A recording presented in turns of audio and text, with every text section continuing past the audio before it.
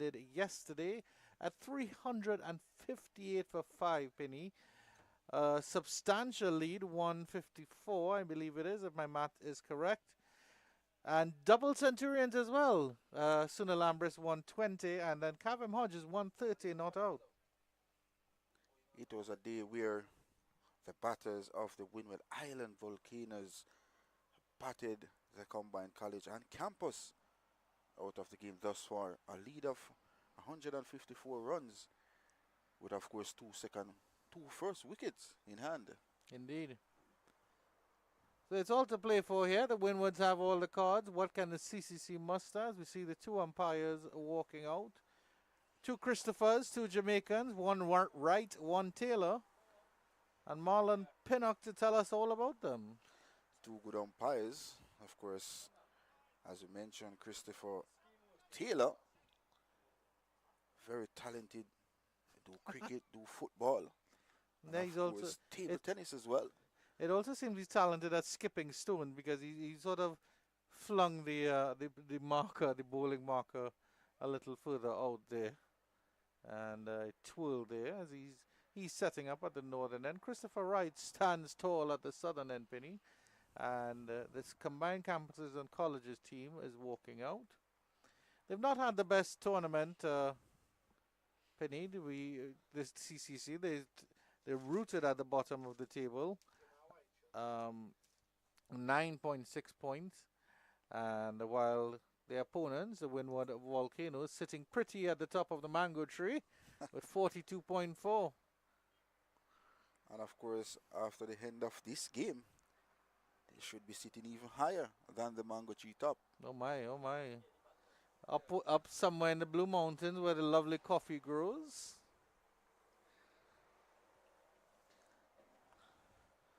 And of course, your beloved Chedwin Park is hosting us today with wonderful weather once again for cricket, Penny. It is absolutely glorious today. It is indeed all blue skies here at Sheridan Park. Wonderful day for cricket as well. With the Windward Island Volcanoes are ahead by 154 runs going into day 3 of this West Indies Regional Round 3 action from Sheridan Park. And of course, Gavaskar Edmond will take up battle this morning from the football end.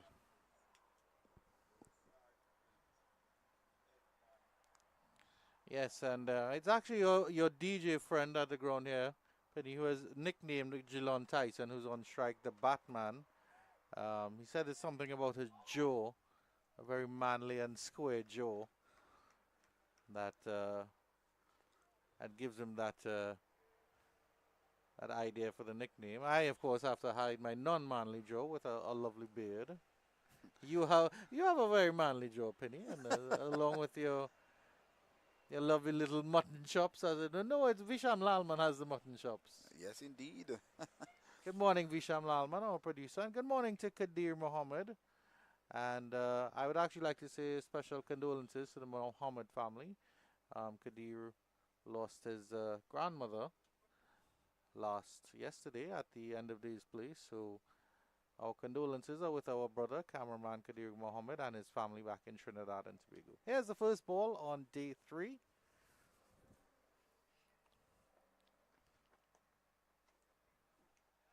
And right on line is Govasta Edmond. Yesterday, Gillan Tyson but 39 deliveries. So that goes to show how disciplined he was with the Centurion at the wicket in Hodge.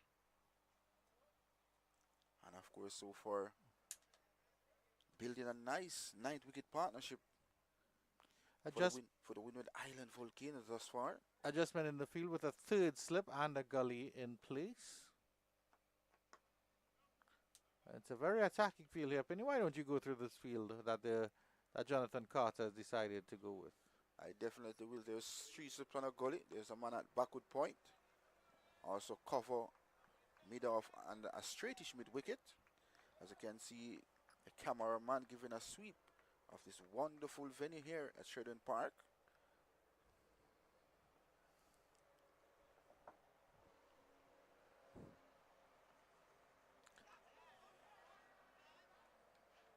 Delivery down the leg side. They were asking the question, but I think that's a thigh pad flick. Good take by Richards. It was indeed a good take. Just train a bit down the leg side. Edmund Gavaska.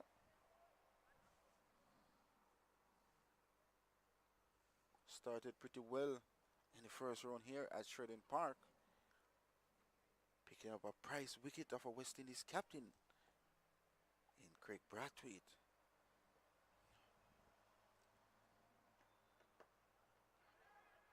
As I mentioned, Craig Brathwaite there. Yesterday he registered, I think, his 33rd first class century. And of course, against the Jamaican Scorpions at Sabina Park, they closed yesterday at 315 for a loss of 6. Oh, flirting with that one outside the stump. I think it fell short of Damari Richards, but he did well to not let it go through.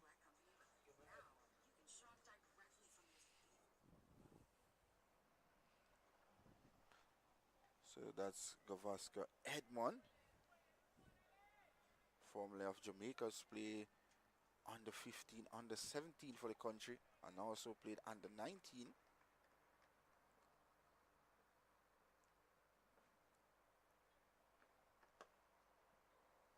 Also a pass, a misfield there, and the first run of the morning to the Windward Island Volcanoes to complete over 100.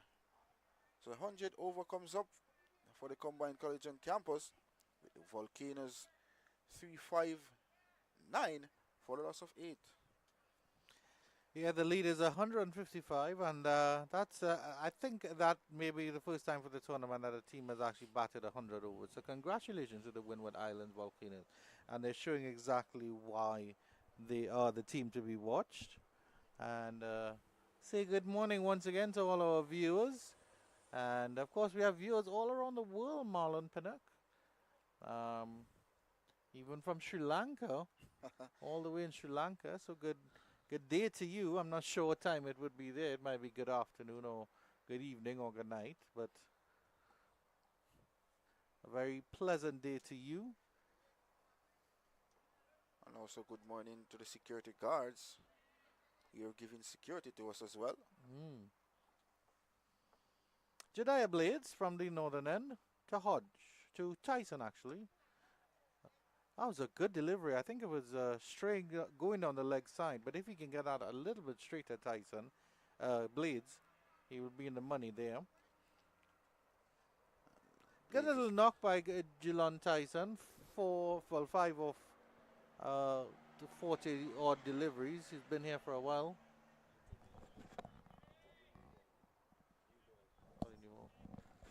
And the new ball has been taken as well.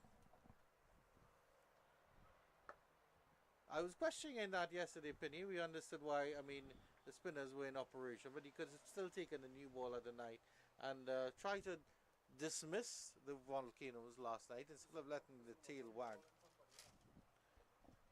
But of course, immediately you see Jediah Blades getting the ball to come back into the right-handed Tyson so far. 2 deliveries so far, getting the ball to shape back into the right-hander. Wild swing there, a wild delivery, and an easy run for Tyson. So Hodge will take his first strike for the morning, the overnight Centurion. And yeah, if you look at the fall of wickets, so the CCC actually had the Volcanoes at 75 for 4. Wickets at 22, 38 and 62. Before that, wonderful partnership between Ambrose and Hodge, which took them up to 267. And then the Windward Island, the CCC I should say, managed to take wickets at 302, 311 and then 330. So at that point, when they were sort of in the ascendancy, when they had the Volcanoes.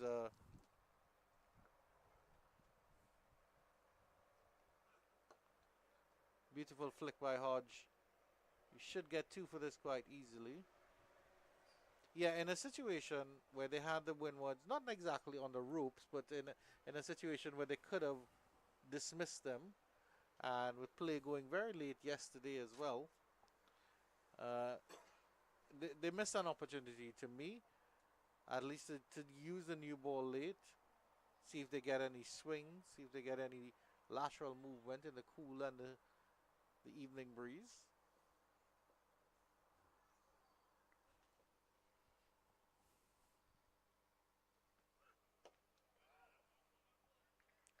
But of course, Captain Jonathan Carter may be thinking he wants to get wicket as early as this Friday morning presents itself. So immediately this morning taking the new ball. This young Zishan Motara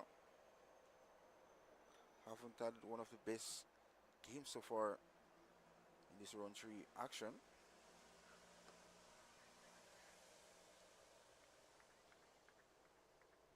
.362 for 8. But yeah, of course, the situation with Carter is that his team is already behind the 8 ball, and they're behind the 8 ball in the region of 158 runs, Penny. So whatever happens, you have to come out and erase that deficit before you even start to think about setting a total. And the less, of course, you have to chase it would be better for them at this stage of the match. And the only way to limit that, of course, is to take wickets. Because if the Volcanoes bat and then Athenas declares, then the Volcanoes will be in a very commanding position, or even more commanding position than they are now. Edmund to continue. Definitely, and as you can see, Gillan Tyson, 48 deliveries so far, spending time at the wicket for the Volcanoes. And that is very good on the part of Tyson.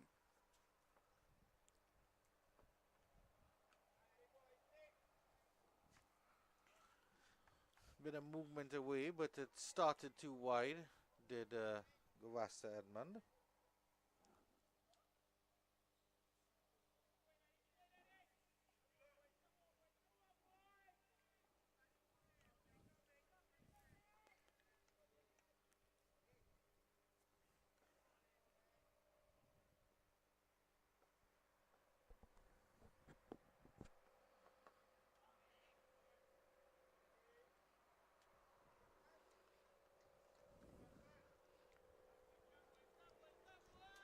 Sunday morning here at Sheridan Park. This Friday morning.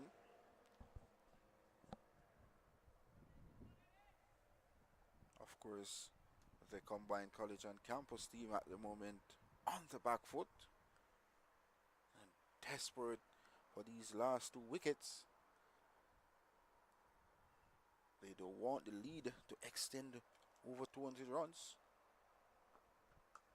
Cracking shot there by Hodge down to the third man boundary. It was shot. It was begging to be hit. And first boundary of the morning goes to the Centurion from yesterday game. Hodge, who moves to 136 with that boundary. That was a beautiful shot by Hodge. It was a wide delivery by Edmund, but he placed the gap well. Of course, used the pace of the bowler, and immediately a fielder goes out to that deep backward point position. Let's see if he goes all the way to the boundary. No, he goes about 3/4 of the way.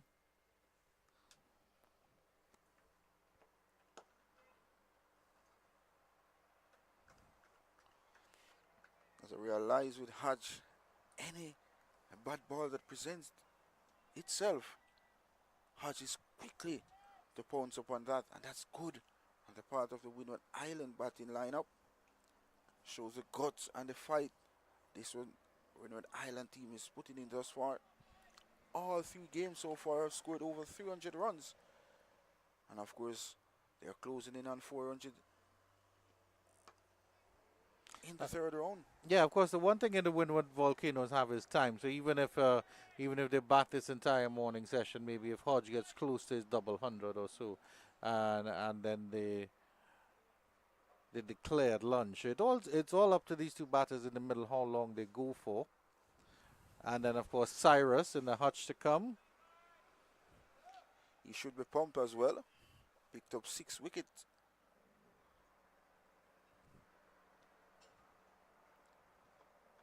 Oh, flirting with that one. Didn't move his feet at all there to Hodge. Little moral victory for Edmund to end the over. 367 for 8.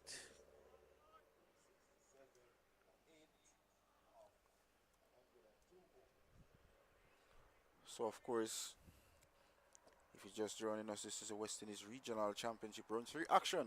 Third day here at Sheridan Park, which is dominated so far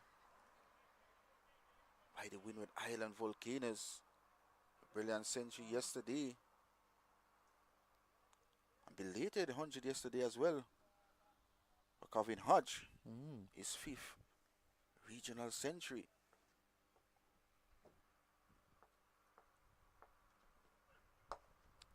Beautiful shot there by Tyson, but good piece of fielding by Mutara, that extra cover region. Stopped a certain 4.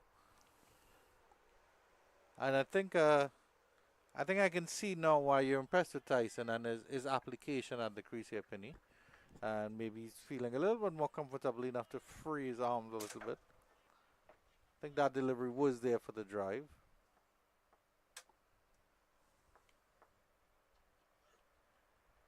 A wayward delivery, and that one is actually called a wide. Jediah Blades apologizes to Demario Richards. And the rest of his slip cordon. And of course, I wanted... As you can see on the replay, very wide delivery. Pitch way outside the off and swing further away. Immediately apologize to his teammates, and that's good team spirit being shown by Jediah Blades. Just picked up the 1 wicket so far in this third round encounter. That one is short. It's up.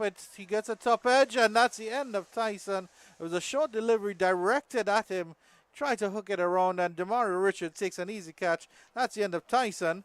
And the Volcanoes lose their 9th wicket at 369. You can see the replay here. Good short delivery. Tyson looking to pull that ball, but got beaten for pace. And hats off to Jediah Blades. He's been bowling pretty well so far in this innings. Picks up his 2nd wicket for 22 runs. Excellent bowling performance thus far by Jediah Blades. I'd just like to say a pleasant good morning to the Caribbean and West Indian diaspora who would live elsewhere. Take another look at the replay here. Hostile delivery from Blades. And a simple of catches to Demario Richards. You won't drop that. And of course, hats off to Jediah Blades for being consistent throughout this inning so far. Picked up his 2nd wicket. New batter making his way is the man who took 6 wickets for the Windward Island Volcanoes in the first innings of the CCC batting, Tyrell Cyrus. Yeah, good, well-directed bouncer by Blades. I think that would have crashed into the Volcanoes badge on the left side of Tyson's chest over his heart had he not gotten the top edge there. Easy catch in the end for Demario Richards, but it could have gone anywhere. There was a fine leg in place. It still is. Another short delivery. Yes, I was saying I would like to say good morning to the Caribbean and West Indian diaspora who would live in various parts of the world, whether it be America, in Atlanta, Georgia, or London, or wherever else it might be. So just like to say good morning to you all. And a good day. I wish we could send some Caribbean sunshine to you. But it was cold in St. Catherine this morning, 17 degrees Celsius. Is he off the mark there? No. Well. He was searching for a run there, Cyrus. Henry swooped in. Throw came in. And it pinged off Henry's bat.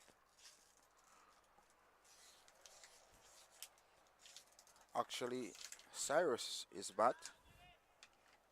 Tyrus's, my apologies.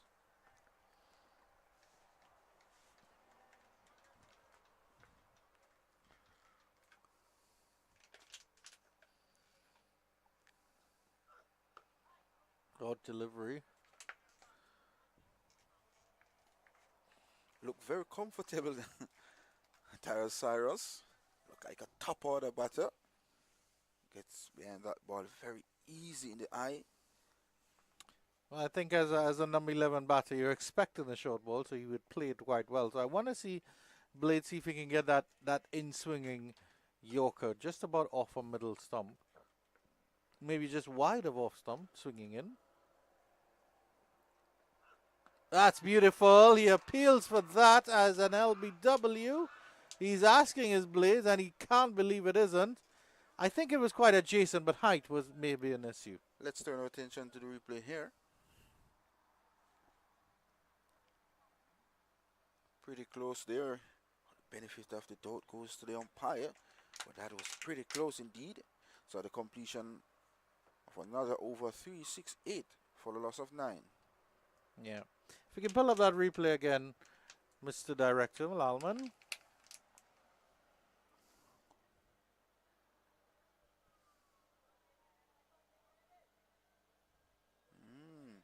I certainly think it pitched in line.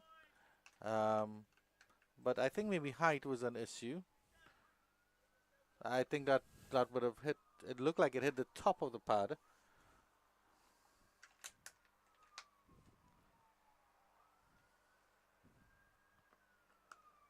Hodge plays this one delicately down to that third man area. Will they come back for 2? Yes, they do indeed. And it's good running. Oh, a clean take by Richards, and Hodge might have been in trouble there. Good work coming in from Sadiq Henry. A better throw, as you mentioned, would see Hodge being run out at 137. As it is, Hodge gets 2 and he's up to 138. Beautiful. It's up in the air, is that? Mid-off is running around and doesn't really attempt that. It was a strange shot there by Hodge. But we just got onto him a little faster than he expected. But the attempt at mid-off, I think, was a bit lackadaisical there. That seemed to be Captain Jonathan Carter. It is. Maybe he misjudged it and it swirled behind him. But clearly had shown his intention with 1 wicket remaining. He's looking to score runs and score them very quickly for the Windward Island Volcanoes. And of course, they'd want to bat just 1 time in this third one fixtures here at Sheridan Park. And we know Combined College on campus at the bottom of the tree so far will definitely want to make a mark. Lovely shot over mid-on. He's going all the way. Let's wait on the signal of the umpire. 4 runs is a signal by umpire Christopher Wright. The top shot there coming in from Hodge. Straight. Yeah, absolutely beautiful. Presented the full face of the bat, and that was over long on, and you can see the signal from the fielder there. That went for 4. But he hit that clean enough there.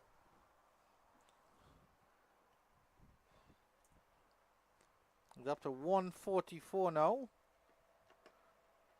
He's going to get the single here, is he? Yes, he does. That's brilliant batting from Hodge. Maintains the strike, and this is excellent stuff. 1 delivery left in the over as well. Sensible cricket been played by Hodge so far. Closing in, and which would be a 150. And that will be a milestone if he gets there for young Hodge.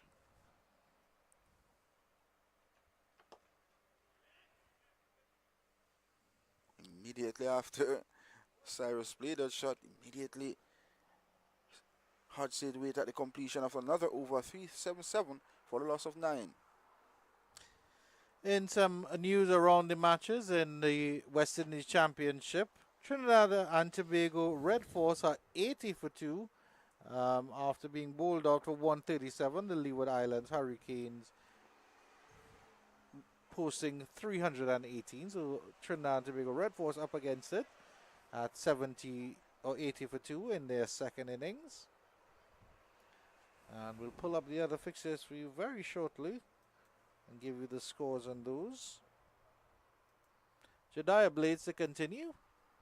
Kavem Hodge on strike. This should be interesting with Blades getting a natural swing and Hodge on the attack.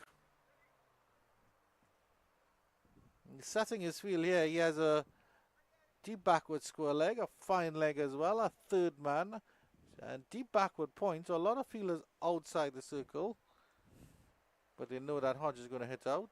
He goes to the pull shot, gets that in front of square, bounces awkwardly, but deep backward square legged as well. And they're screaming back for 2. This could be interesting. And Hodge is so fast between the wickets. That was brilliant. Blades is remonstrating with the fielder, but I don't think he did anything wrong there. Blades may be suggesting that Henry could have thrown the ball to the bowler's end. But I think he did well on the boundary edge there, Henry. But just the aggressive running between the wickets by the Windward Island Volcanoes. That's a commitment these players are showing for the Volcanoes. Attempts the short ball again. This time Hodge isn't interested, even though he wafts some sort of shot at that. Guyana Harpy Eagles, after being bowled out for 175 by the West Indies Academy, who then posted 162. Guyana Harpy Eagles are now 256 for 6. Kevin Sinclair not out on 67. That little firecracker of a player, Penny. Good all-around cricketer is Kevin Sinclair. Yeah, brilliant all-around cricketer. Goes to the pull shot again. Does Hodge doesn't get connection on this one. Sinclair showed that over in Australia. He made an half century on debut. Yeah, I mean, when you first heard about Kevin Sinclair, it was like, okay, he's a bowling all-rounder, but then I think now you just say he's a genuine all-rounder. He's not a batting all-rounder or a bowling all-rounder. He's quite capable in both facets of the game and an excellent fielder as well. Gets the pull this time. Does he get it down between the gap? He does. He picks the gap brilliantly. It's actually 6 there for Kavem Hodge, and that's 150 for the young man who is doing absolutely brilliantly here. Hats off to the young man. And at this point, he's crossed 3,000 runs in his first-class career as well.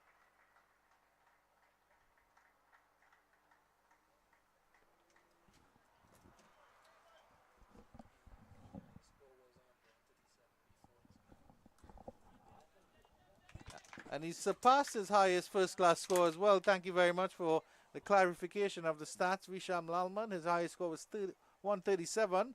It's now 153. Let's see if it goes up more. And he gets a single, so it'll go up to 154, Penny. Showing his class is Hodge.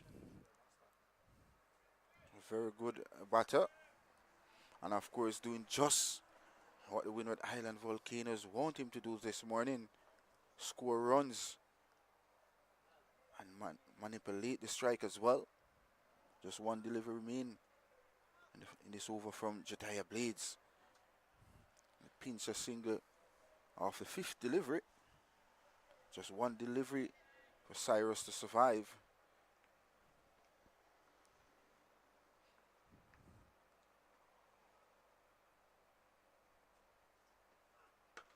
It was big with Cyrus, and he tugs that through the cow corner region, and he will get a 4 to finish.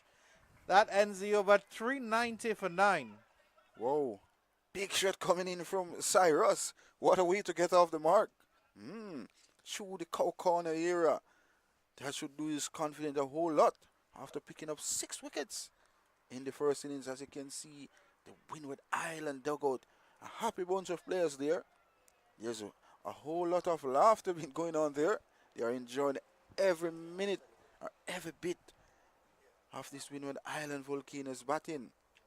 And just to bring Marlon Pinnock back down to earth, it's not so great for his beloved Jamaica Scorpions at Sabina Park.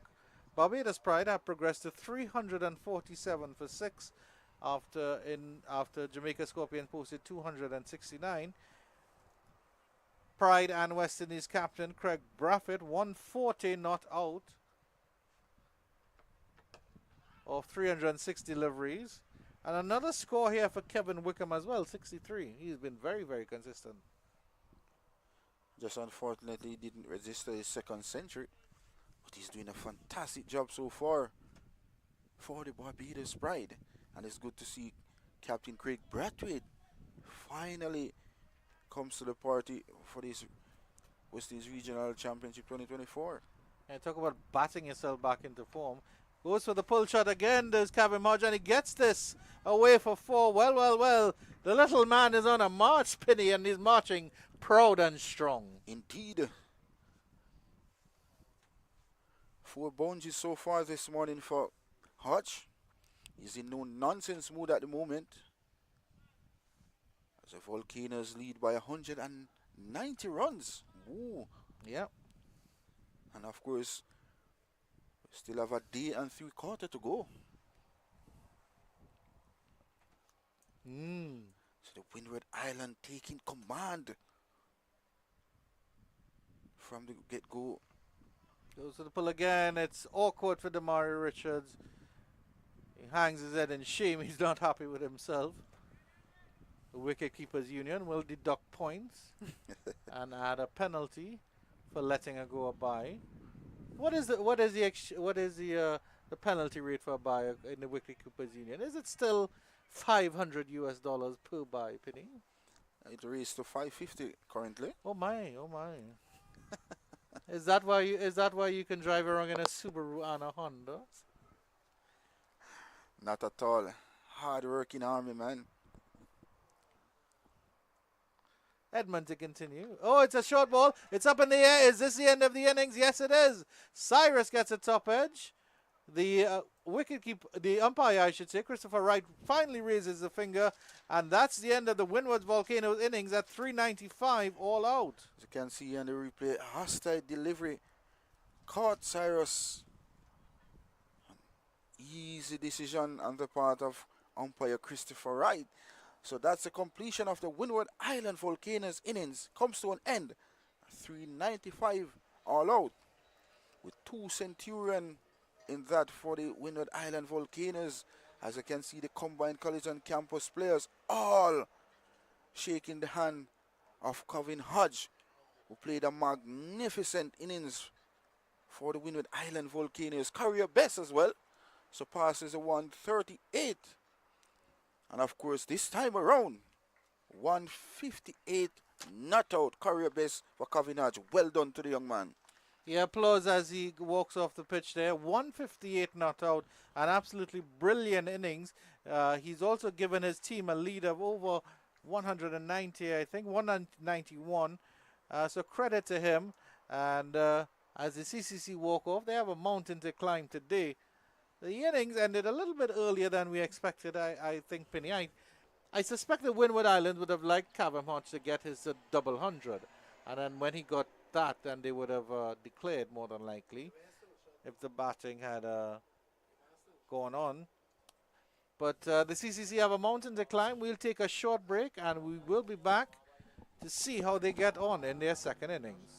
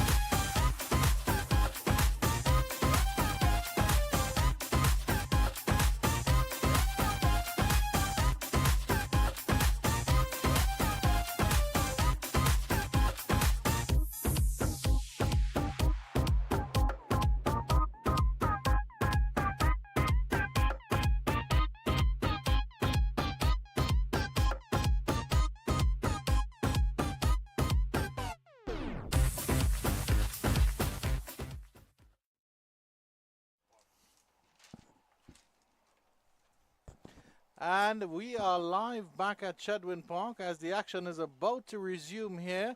The Windward Island Volcanoes have posted a lead of 191. So the combined campuses and colleges have it all to play for. Kirsten Kalicharan and Damel Evelyn will be the two opening batters as the teams and the batters take the field here. As we look across in the middle, the umpires are still supervising the ruling, along with the numerous and excellent groundsmen here at Chedwin Park in St. Catherine, Jamaica. As I say good morning to Mr. Marlon Carlisle Pinnock, once again Pinny, and to disappoint all the ladies out there, he's spoken for. The tears being shed right now, Penny. The fields of Jamaica are being watered in the bright sunshine at Chedwin Park. Good morning to you, Mr. Andrew Tron. Thanks for your fine introduction as well. But of course, it's a combined college and campus at the moment. We'll have to bat. And bat as long as possible. Still a day and 3/4 to go. So occupation of the crease is needed here from this young combined college and campus team. But they have two experienced players as well in that team. Of course, Captain Jonathan Carter and of course Shamar Brooks. They will be very vital if they combine college and campus. Yeah, if we look back at the scores that the CCC have posted, 185 and 193 against Barbados, and then a 307 against Jamaica, but then they folded for 87. And then, of course, in this match here, they managed 204 all out in their first innings.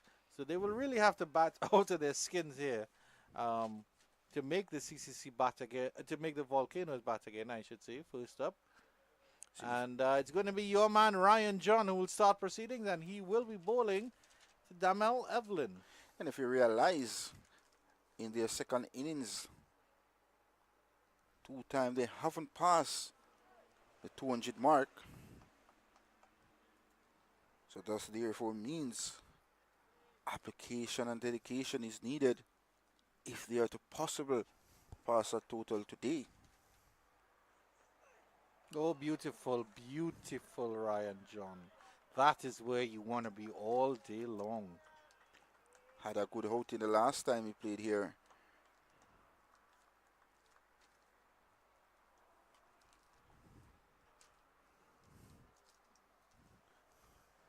Damel Evelyn batted well in the first innings. Got to 41, I think. Yeah, 43 actually of 125. He showed his ability to stay there for the long haul.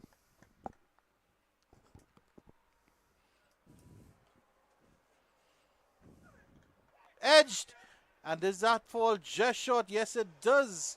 So the Lambers did well to get down. Let's have a look at the replay on that one. Good start here by Ryan John, forcing the big drive. Just chopping short of Sunil Ambris. That was agonizingly short, Penny. I think centimeters or millimeters off. But of course, good start by Ryan John so far. Immediately looking wickets. The Windward Island Volcanoes. And that's the order of the day for them. And now as we speak, wickets is needed.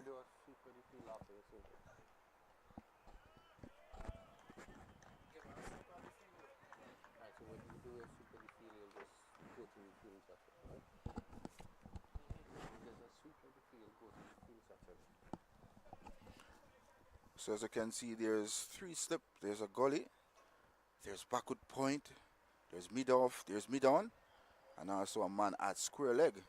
So attacking field been set here by the captain of the Windward Island team. Exaggeratedly by Evelyn. He storms away the square leg. So far, Ryan John getting the ball to go away from the right-hander. But of course, he does get the ball to move in as well. So it could be a plan here to both 4 away and then get that 5th one into the right-hander.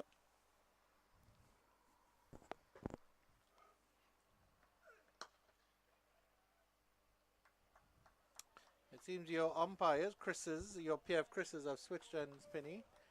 Christopher Taylor is now at the southern end of the ground, while Christopher Wright is at leg slip. And there is a shot of Chris Taylor. Very fit man, a very strong handshake. Wiry fellow, as they say, wiry. Of course, Christopher Wright is at square leg.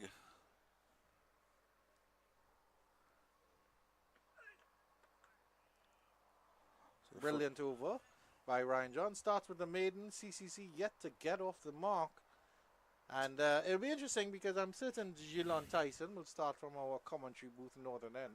And he was bounced out Penny by Jediah Blade. So, you know, when you bounce out a fast bowler, they seem to find an extra yard of pace in their socks. Well, of course, on the first day, bowled with some pace, with some bounce. And of course, he was well rested last night. Had a long rest yesterday as well. So of course, he should be fully pumped and ready to go this morning. The Windward Island Volcanoes just about 33 minutes this morning for the last 2 wickets. But of course, Gillan Tyson will be operating from our commentary box end. And of such, captain allowed him with 3 slip and a gully. And there's a short leg in place as well. He tends to get the ball to punks.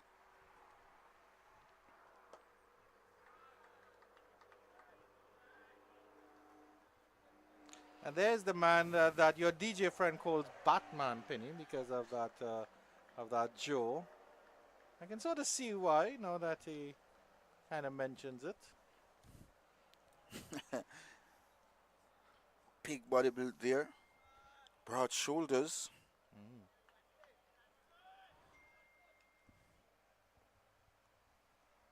Yeah, certainly a very well built man as well. Good to see him in the Windward Island team as well. In for the injured Martin. Oh. And he's taken a page out of the Ryan John book.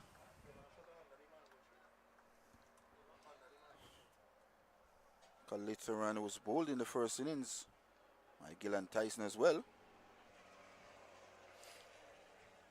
So Kalitharan will be mindful. As you can see, our lunch room, the cameraman just taking a shot of Gillan Tyson. But of course, a young lady is there under the tree just trilling out, as well as Mr. Solomon, past vice principal of the Michael University team. No ball spotted here by umpire Christopher Wright on this occasion. So the first run in the second innings for the combined college on campus, courtesy of a no ball by Gillan Tyson. And that's a man from Dominica, Gillan Tyson. Been playing cricket for some time. He's come through the ranks, playing with the Dominica under-19 in the Windward under-19 cricket title.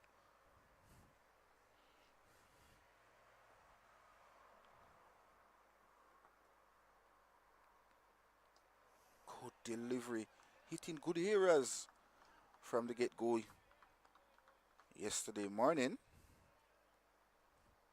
And of such, it's good to see Gillan Tyson being included as well. When you look at the Windward Island Volcanoes team, good fast bowlers. Ryan John, who's doing a fantastic job so far. You have Shamar Springer. And of course the injured Martin. And Gillan Tyson doing a great job thus far.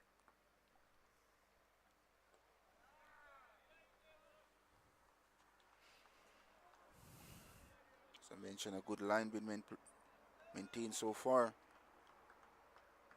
by Tyson. Testing line outside the off stump to the right-handed Kalitharan. And of course, Calitharan was dismissed in the first innings by this man, Tyson. So you can see the three slip having a conversation there.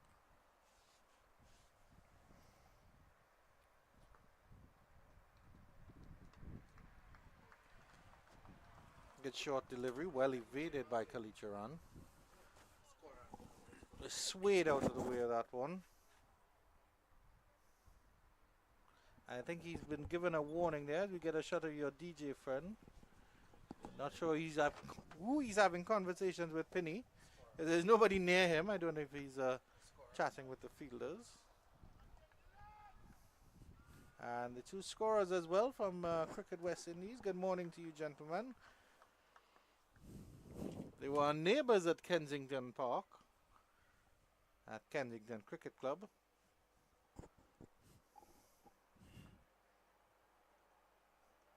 One without loss.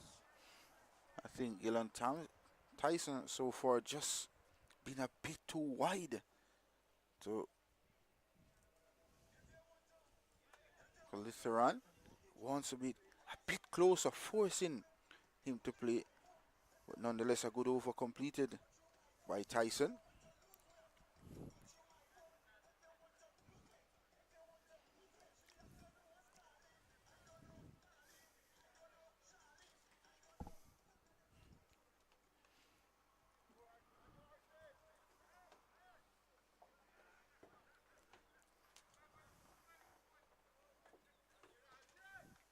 It's really a sunny morning, as we mentioned earlier. All blue skies here at Sheridan Park.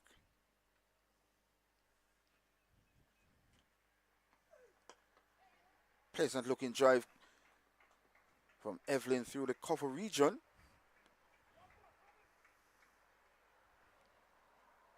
To open his account there, Evelyn.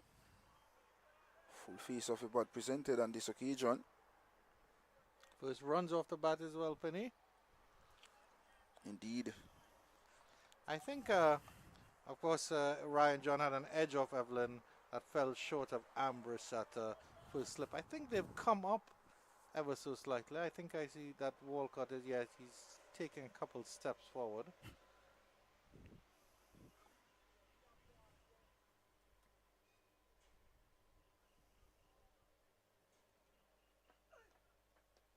Effort ball there from John, but unfortunately just a little too wide. As I mentioned earlier, I think the Windward Island Volcanoes fast bowlers not using the new ball well enough. They're bowling too wide outside the awesome to the right-handers. They are not forcing them to play any at all.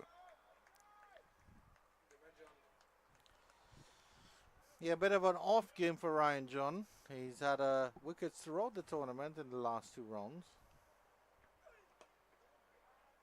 And I'm sure the Volcanoes are depending on him today to come up trumps. That's Cyrus, the man who took 6 wickets in the first innings for the Windward Island Volcanoes. Good to see him urging on his players. Good sportsmanship been shown by the young man. It was an excellent performance by him. 6 for 72.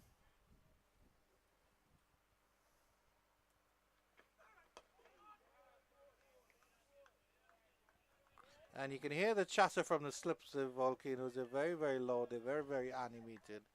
And I've got no reason to not be positive at this stage of the game, of course.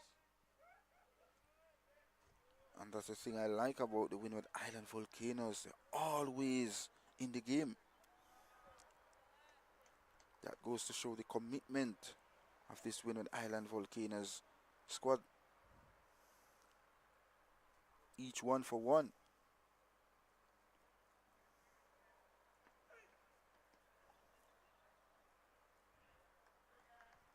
Just a bit too wide here from Ryan John. Wants to come closer to the right-hander with 3 slips and a gully behind the bat, Andrew. Yeah, he was absolutely immaculate in his first over. I don't know if he's just striving too hard. You can hear his grunts as he holds the deliveries down. Maybe he just needs to go back to getting his rhythm right.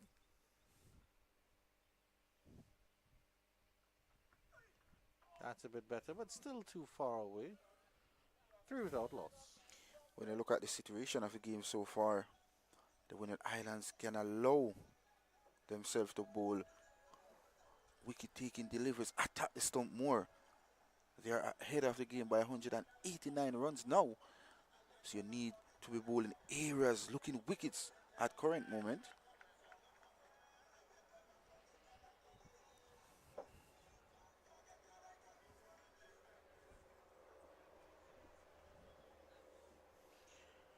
It's approaching 11 o'clock here in St. Catherine, Jamaica.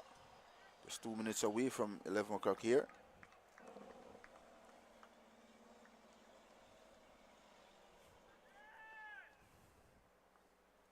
Tyson to continue. Kesan Kalicha was dismissed by Tyson for just 1 in the first innings. Has yet to get off the mark. As you see a shot of Shamar Springer, the valuable all-rounder, fielding at extra cover. Brilliant fielder as well, Penny. He's a brilliant all-around cricketer, if you want to say. Not just a fielder, but an all-around cricketer. Yep.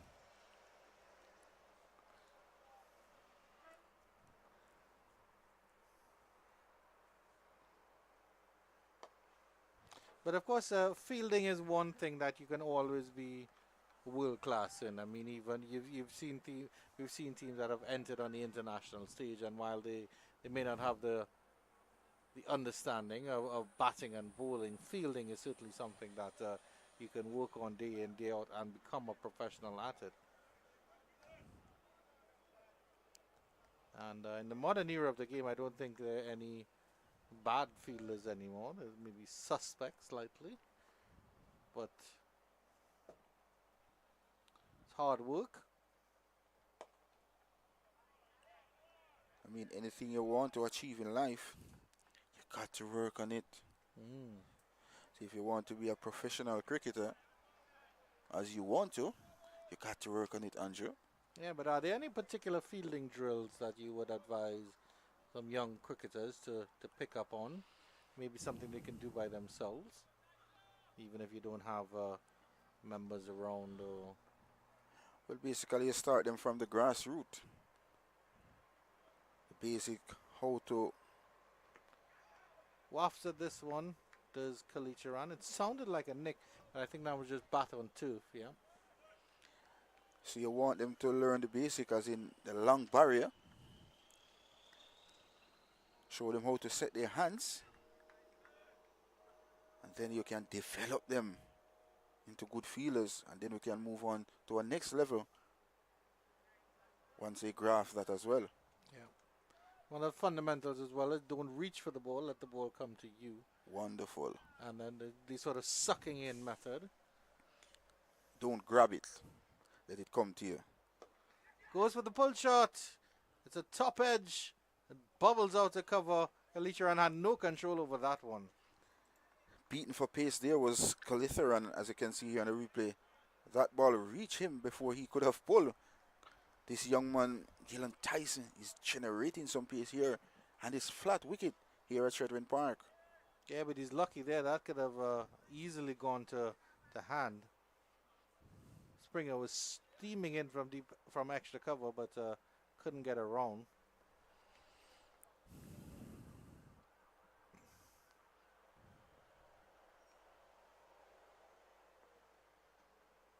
Oh, beautiful, beautiful follow-up delivery from Tyson to end the over.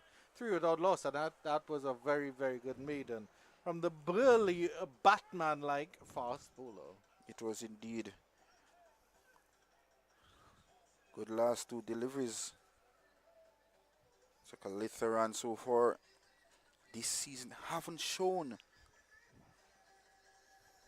any form thus far. Batted in the first game here at Shetland Park.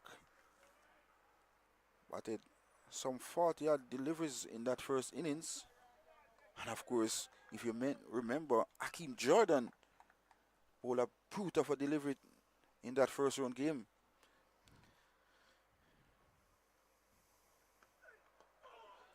Coming back in, he gets the delivery to come in, but Evelyn is up to the task. A bit too straight there from John, I should say. He started wide and a little straight, but he has a chance to bowl at Kalicharan now. And this could be interesting to see how this goes. Batman there, prowling around without his cape. And in white. The difference with Batman is associated with black, Penny. The difference with Kalicharan and Evelyn, Kalicharan don't move his feet close to the deliveries as possible. It's bowled him! Yorker length delivery, and Ryan John gets one on target, and that's the end of Kalicharan. Just one run over 2 innings here. A duck here for Kirsten Kalicharan. Let's look at the replay here. Full delivery, top ball, had me the stump and the leg stump knocked back.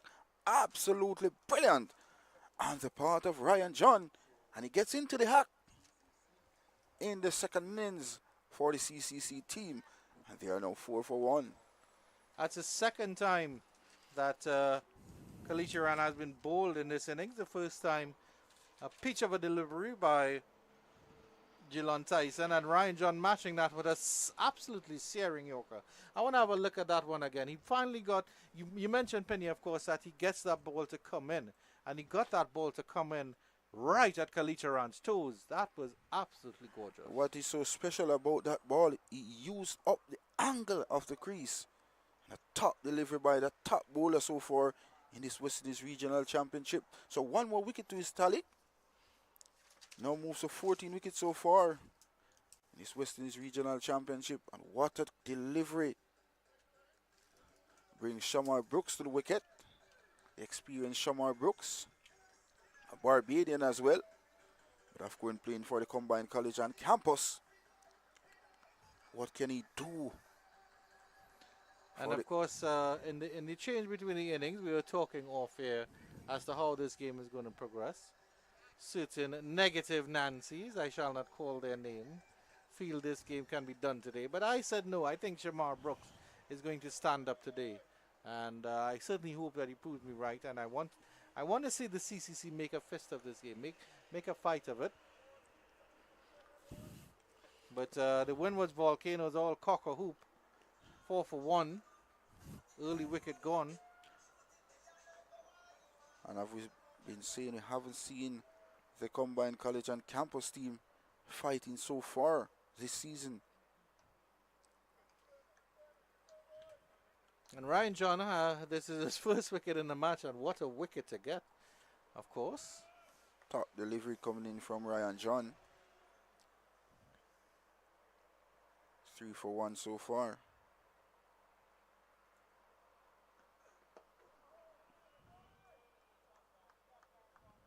Similar delivery, but not as full. Not as too crushing, and Brooks can play it quite easily. He realized Shamar Brooks. Ambrose is coming very, very close to Brooks and having words in his ears. He's smiling and jogging back to his first slip position.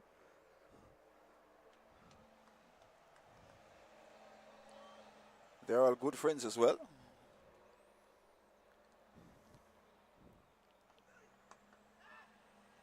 Maybe not at the moment, Penny. As your namesake Marlon Samuel said when he crosses that rope on the boundary head, it's war. And as you would say, it gets brutal. So, yes, I mean, of course, cricket is a game of lovely camaraderie, and it's good to see the different islands and different players having their fun.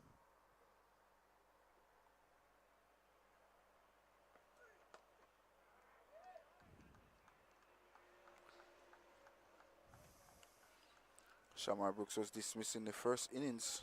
Bowled. Tends to come across his wicket and try to hit the ball towards the onside. And hence why there's a straightish mid-on in place as well. But those couple deliveries that Shamar Brooks has faced it sort of typifies why he's so frustrating, Penny, after this delivery. Because he plays it so easily. That's a classic example. He plays it so easily. Looks like he has all the time in the world at 4-for-1. And then he just gets out. He just gets out. It's a lovely 20, a lovely 30, a good 40, a solid 50. And then it's just out. I remember the great Carl Hooper, he was similar in that regard. He just never looked like he was going to get out. And then he would get out. It's a lack of concentration. Always look easy in the eye, as I mentioned, Shamar Brooks. Even playing for the West Indies, it looks very easy. And then something just happened, and Shamar Brooks is out.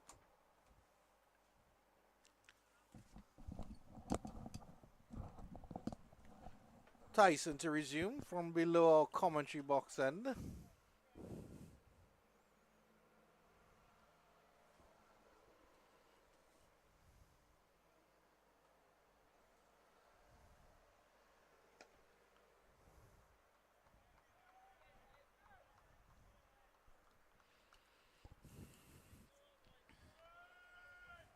Evelyn looked comfortable in the second innings thus far as well. But of course, I think it's a good contest now that Gillan Tyson is bowling to Evelyn with his bounce and pace.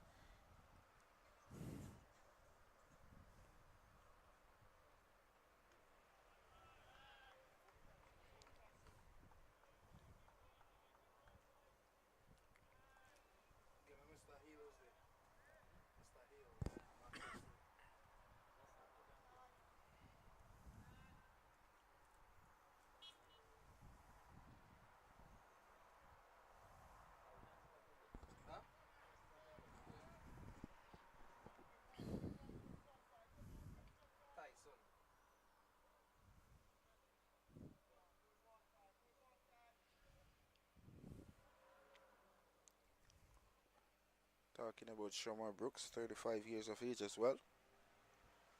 Been around for a long time.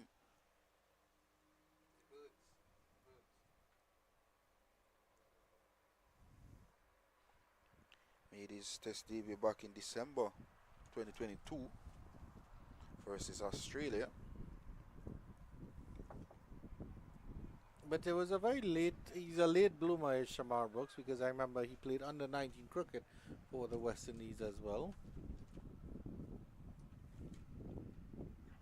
Did you play against him, Penny? Not at all, not at all. As you can hear the breeze in our commentary box. Cool breeze blowing across our commentary box. So look at his first class career. Played 101 first class game. Scored 4,785 runs at an average of 29.9.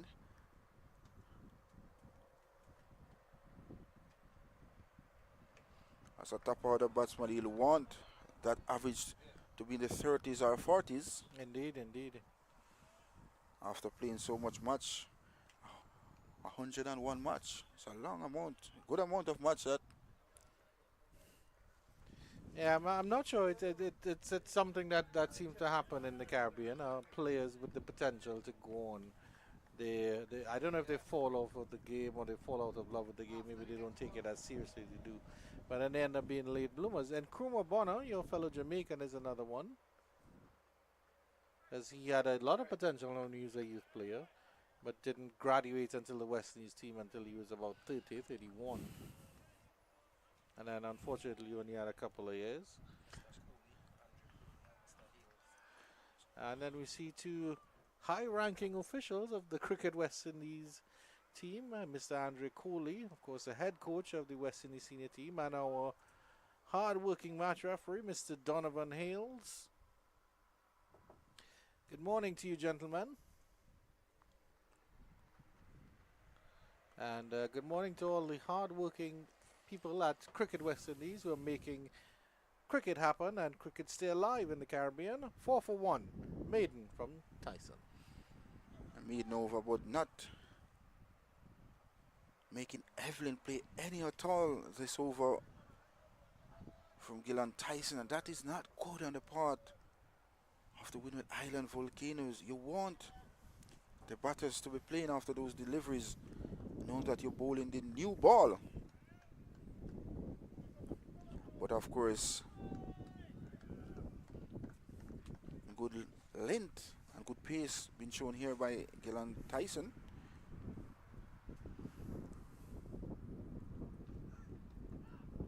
Flicked off the pads, no run there from Brooks.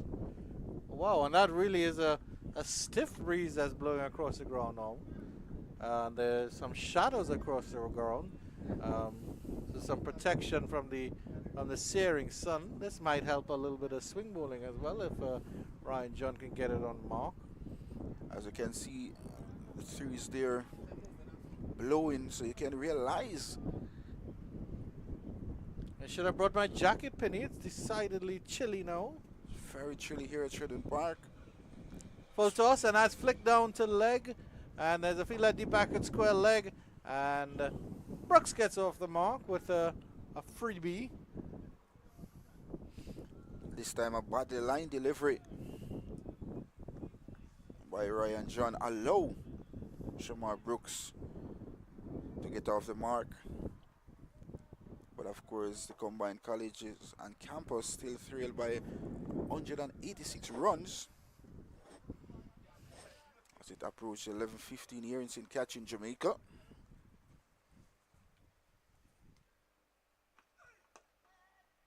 That's where you want Ryan John to be, just outside that fourth stump to the right-handers.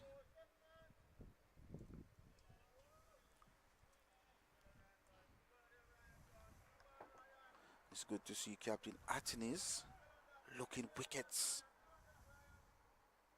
3 slip on a goal in place as well.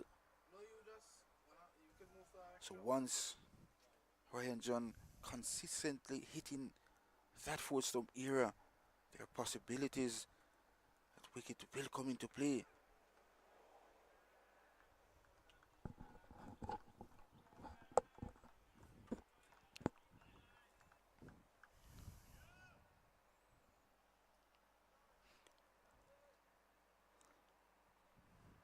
Look at Ryan John so far in the competition. Picked up 5 wickets in the opening game against the Scorpions at Sabina Park. Then, of course, came back at Kensington Cricket Club and picked up 4 wickets against the Barbados Pride. This one is a late in swing to the right-hander. Was shaping up this time around to leave that delivery, but at the last second just got his bat down in time. And this is what Ryan John does best, gets the ball to swing both ways. And of course his wicket so far in this West Indies Regional Championship, setting up the right-handers, setting up the left-handers, out and then in. And that's pays dividend for the tall fast bowler. Flicked nicely into the deep backward square leg. Tyson comes around, slips a bit, but they trot through for the single. And that will be Shamar Brooks pinching the strike at the end of the over, 6 for 1. That's in terms of Ryan John, what pace would you say that he's bowling at, Penny? I would say it's maybe mid-80s, not certainly not near the 90s. not at all. 79-80. 79-80, I think, from Ryan John. Maybe I underestimated them. While Tyson, you think, might be getting up to about 83, 84? 83, 84.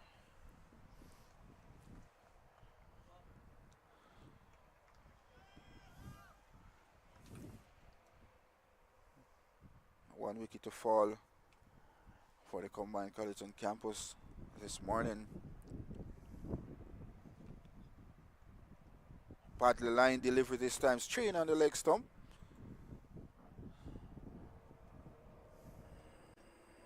See the signal of coming in from the umpire, so that's a leg by the CCC total. Looking for that Yorker was Gillan Tyson. As we mentioned earlier, very cold-built fast bowler.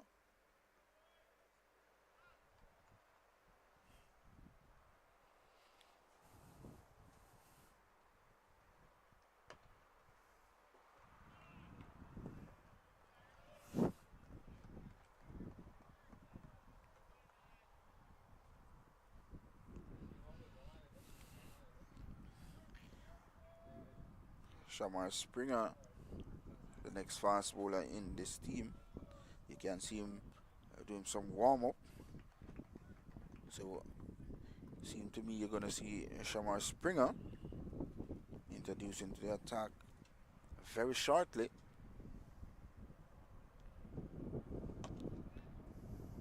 Beautiful drive and well stopped by the gentleman you just spoke about, Shamar Springer.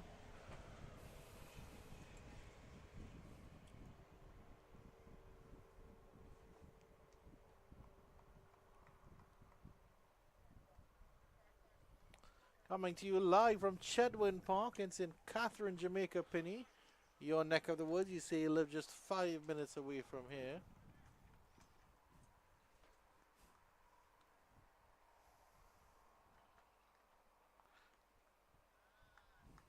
And yet he doesn't know where to get fritters around here.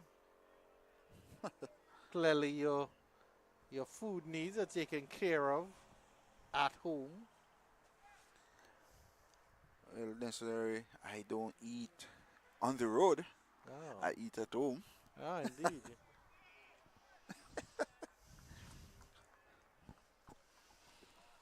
I don't like fast food. Pleasant good day to Mrs. Penny, who's preparing a hot lunch and dinner for Mr. Penny. That's edged, well, that's guided, I should say, down to that third man area, delicately played by Shamar Brooks, and he gets a wonderful boundary there. I don't think Tyson can be too upset with this one because it was a risky shot. Just a bit of width there, an offer to Shamar Brooks. On top of that ball, Shamar Brooks and guide that ball down to the vacant. Third man boundary for 4 welcome runs. And much needed by the combined college and campus. But as you like to say, the class of the man, because that is not an easy shot to play. To get on top of it and then guide it through the appropriate gap.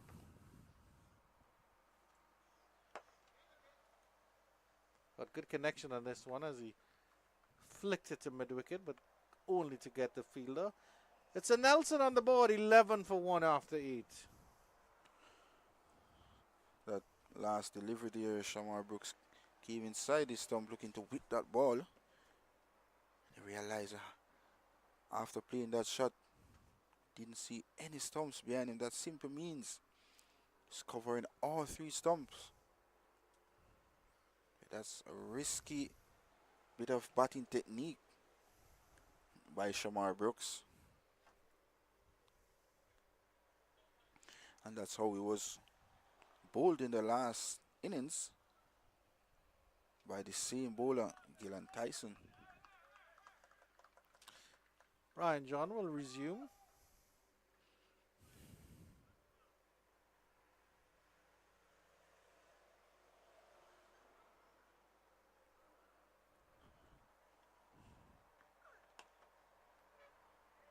Misfield at point there, and Evelyn will get the single.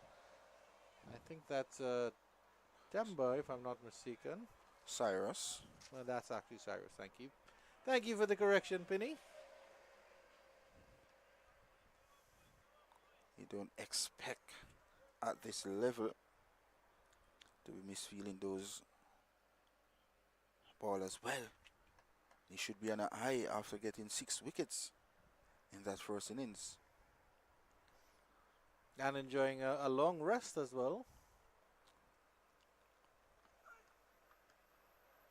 Didn't have to do anything at all yesterday to Mr. Cyrus. Just put his feet up and relax as his batting teammates did the job.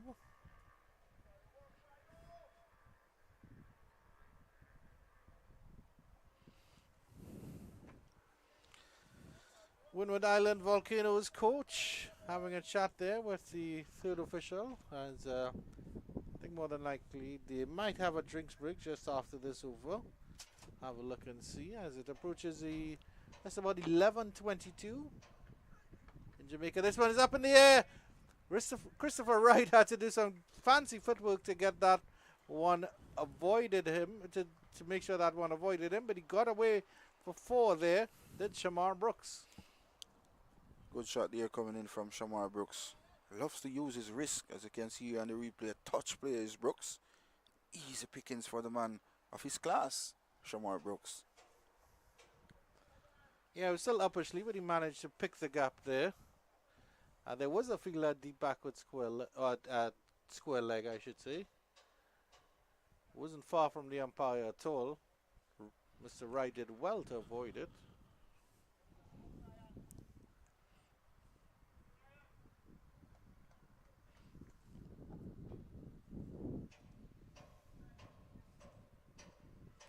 You can see the lovely breeze blowing across the Sheridan Park wicket. Driven nicely through the cover. Didn't hit that too hard, did Brooks. So it will still get very, very close to the rope. Cyrus does the retrieval work. And they come back for an easy 2 here. So despite Ryan John taking the only wicket to fall, I haven't been as duly impressed with his line and length spinning. Normally he's Mr. Top of off stump, Mr. Fourth stump. But he's been a little bit wayward. Other than that scorch of a delivery that dismissed Kirstan Kalicharan. A Yorker on middle and leg that took middle and leg. It was a top delivery indeed. That's a bit better from John. You can see one of the slip has been taken out. And of course Captain Atanez taking himself out of the slip corner. So there's 2 slip now in a gully. It's good to see the effort that Ryan John is putting in the second inning so far.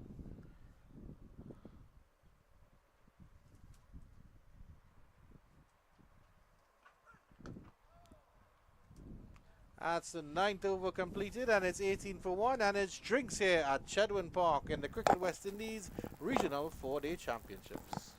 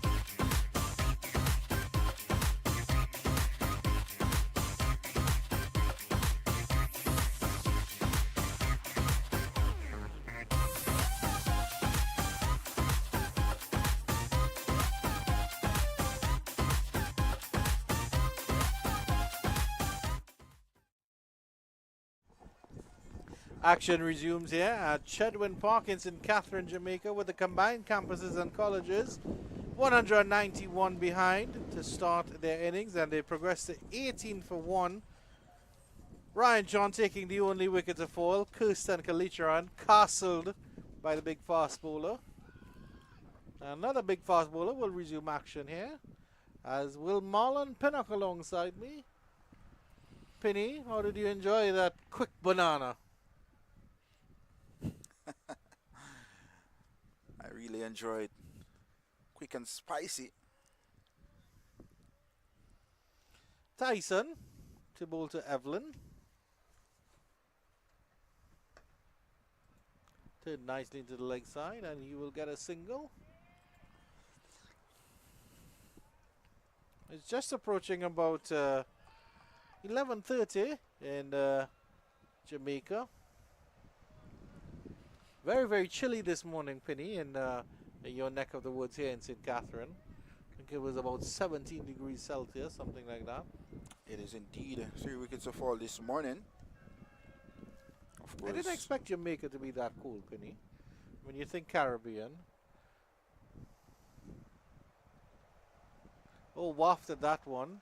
And Brooks hangs his head in shame because he knows he shouldn't have wafted at that one. Of course, when it comes to the summer in Jamaica, it's very hot.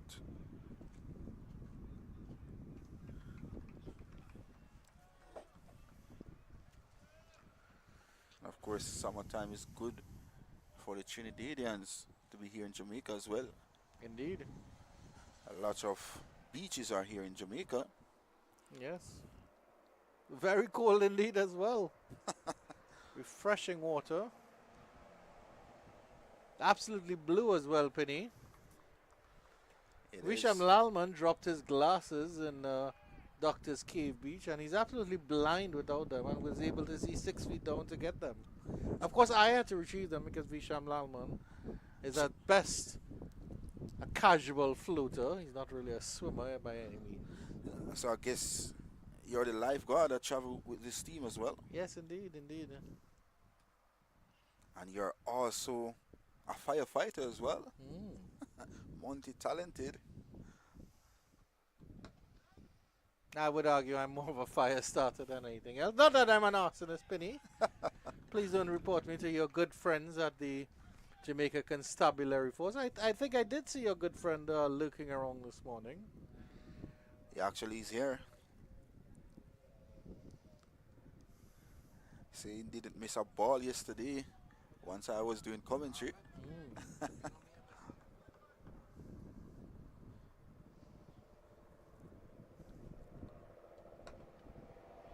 It's a quick single here, and that's well run by Shamar Brooks. A bit lazy off the mark there was Jeremiah at mid-on.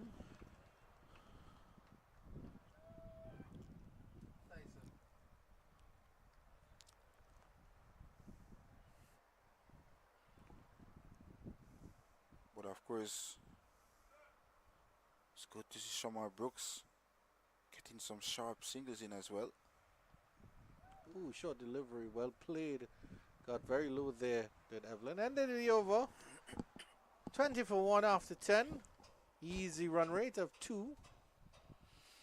And if we look at Instagram here, Penny, I see that the Marlon Pinnock fan club has over 50 million followers. And you don't follow anyone. While the Visham Lalman fan club just has 2 members. Himself and his mom, I believe. Well, I definitely will follow him as we speak now. Oh my. You probably give him some advice on how to raise his followers. I know he has some very, very close followers indeed. Well, at the lunch break, we'll definitely have to sit and discuss that as well.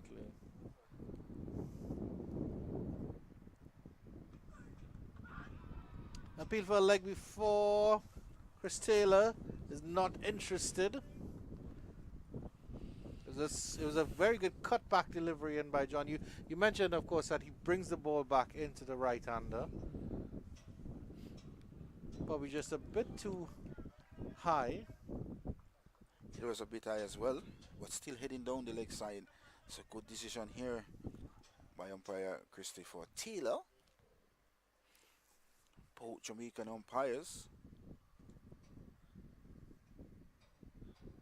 Jamar Springer doing a little shimmy there Well, at second slip. Good delivery. Animated behind the slips there. They know that was the good one there from Ryan John.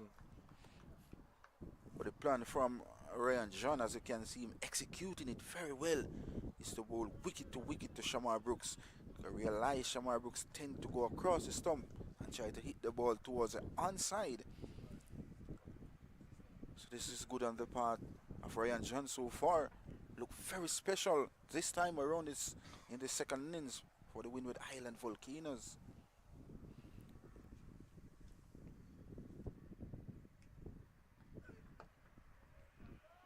He's taking his guard on a middle stump, I would surmise there, from Shamar Brooks. His back toe is on middle stump, is on leg stump. So that off stump is almost in view of the bat of the bowler as he's coming in, and then he comes across to cover it.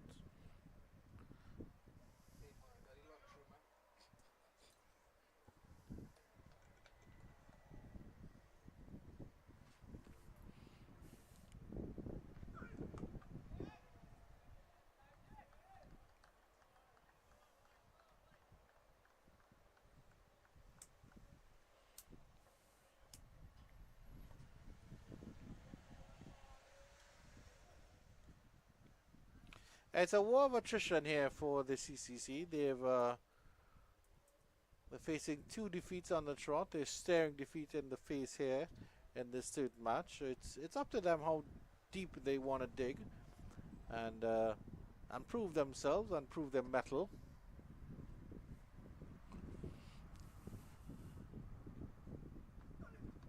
Down the leg side, Damari Richards won't get anything on that.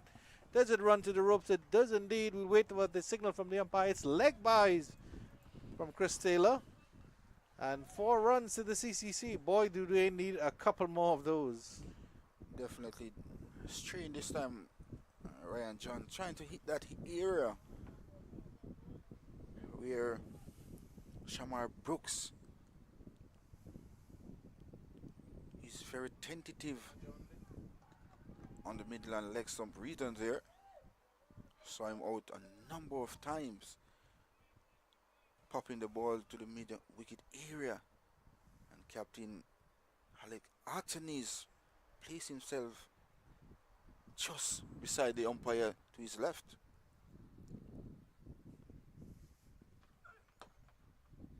Lovely push there by Evelyn.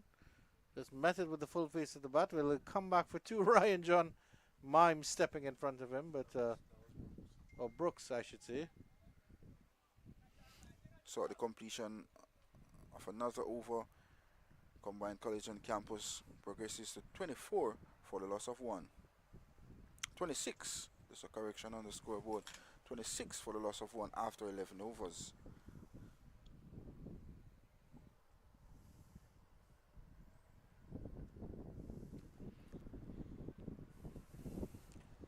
One thing for sure is getting really chilly here at Shredden Park.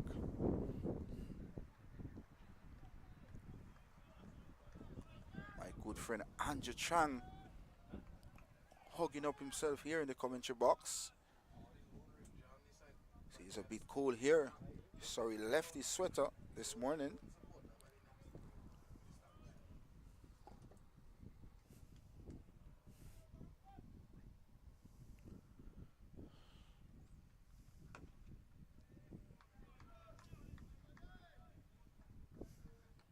Looking wickets is the Windward Island Volcanoes. As you can see, a leg, seem to be a leg gully in place there. As you can see, Cameron gets it right on the camera, and also a short leg in place. So it seems the aim will be to target the leg stump region or the rib cage of Evelyn. Tyson is getting the ball to bounce as well.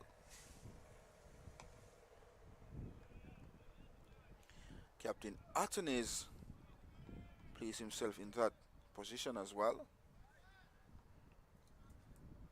So it's good to see the captains analyzing the cricket as well. A lone spectator there over by that net session, or that net's there.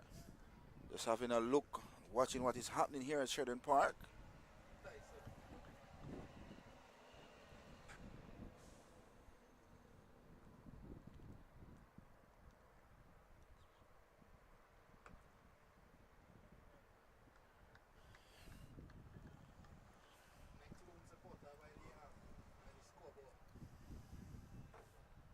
Evan looks so comfortable this morning as well. Faced 30 deliveries for his 6 runs so far, and then there's another lone spectator. Seem to be the groundsman as well. Rastaman having his bottle of water and also on his phone watching. Seem to be the game as well. Indeed.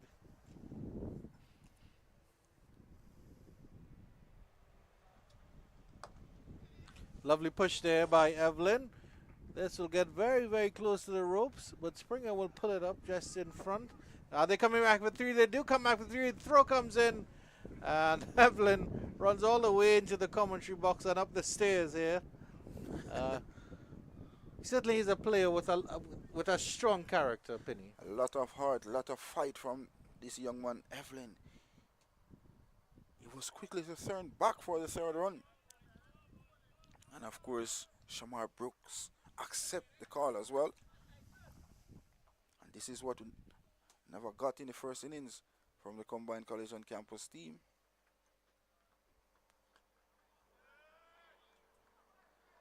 Had some pace there. Not threatening Shamar Brooks any at all. Partnership 25 from 45 deliveries so far, Andrew. Indeed. Good partnership building so far.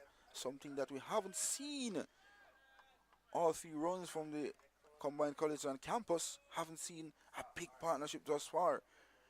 Yeah, but of course it needs to be a big partnership. It's a start of a partnership. They build something to build on. They have something to build on.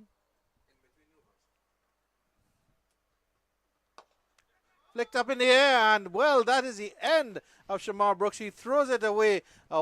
My co-commentator was just talking about a partnership. Shamar Brooks falls 29 for 2 now. That was a tame dismissal. It was indeed. He tends to flick the ball aerial to the onside when the ball pitch on middle and leg stump, and that is his downfall once more. And the CCC is in a spot of bother here on day 3 of the West Indies Regional Championship game being played here at Sheridan Park. They are 29 for the loss of 2. Well, I guess our producer and statistician Visham Lalman was called it right on this one, because I said Shamar Brooks would stand up, and he said Shamar Brooks would stand up at the wicket, and he certainly has done that. That was a stand-up catch to Johan Jeremiah. And Shamar Brooks will stand and walk alone as he trots off. And another wicket to the impressive Tyson so far in this 3rd round fixtures here at Sheridan Park. New batter is Sadiq Henry. Looked very promising in the first innings was Sadiq Henry. Then played a loose shot and was caught at long off the bowling of the leg spinner. I think it was Cyrus for 16. Yeah, it certainly was, and that was when the spinner came on and he got a bit bogged down. Seems to handle pace quite well, Henry.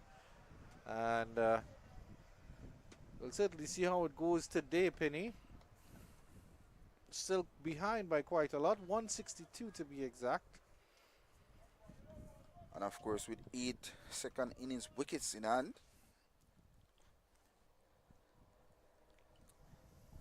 Ryan John will continue, hasn't had the best of mornings despite a wicket in the column, 1 for 14 off 6. But he has bowled better in the past.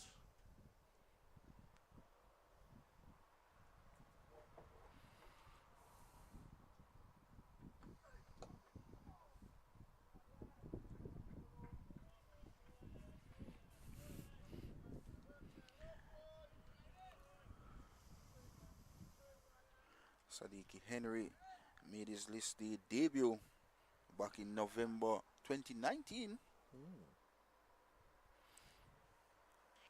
And of course, for the very own team now, he's playing for the combined college and campus. Still a young cricketer, 29 years of age as well. Uppersley by Evelyn. Well fielded by Athanas. That short mid-wicket region. Just the 7 List A games, 153 runs at an average of 21.9.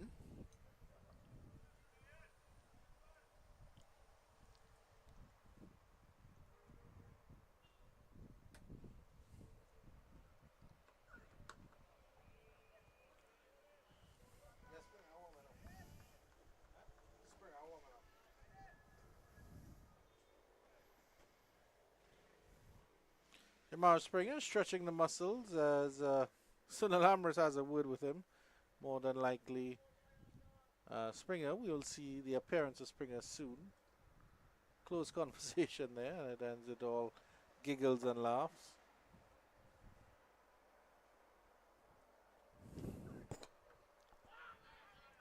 Well fielded at point there by Cyrus. It's good to see the Windward Island Volcanoes fielders diving around in the field as well. Showing a lot of guts, a lot of heart, and more so commitment. And that is what you want to be a champion as well.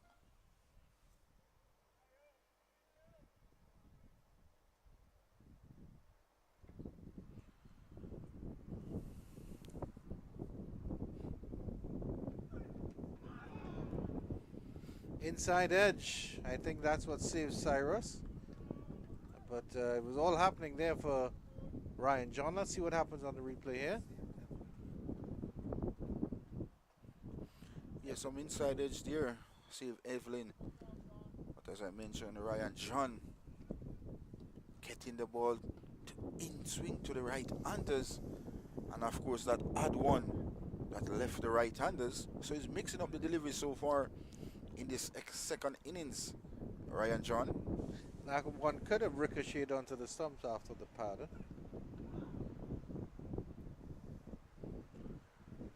29 for 2. It is approach quarter to 12 here, St. Catherine, Jamaica. If you're just joining us, this is the West Indies Regional Championship Round 3 action, day 3 here at Sheridan Park. And of course, the Windward Island Volcanoes started on the front foot from day 1, and of course on day 3 they are further on the front foot with the combined college and campus thus far on the back foot. But now we're going to see a change of bowling from our commentary box end. Shamar Springer has replaced Dylan Tyson.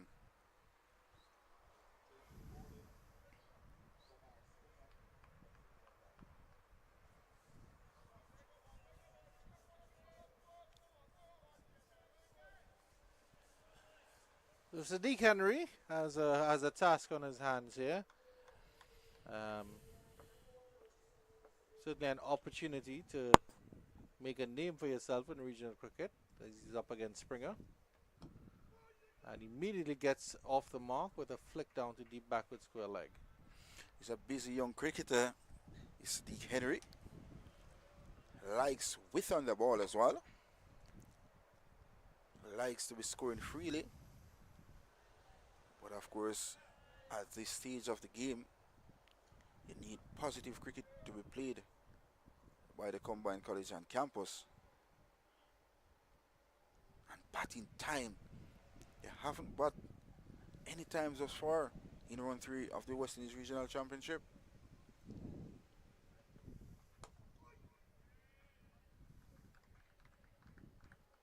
Well fielded at the mid-wicket region.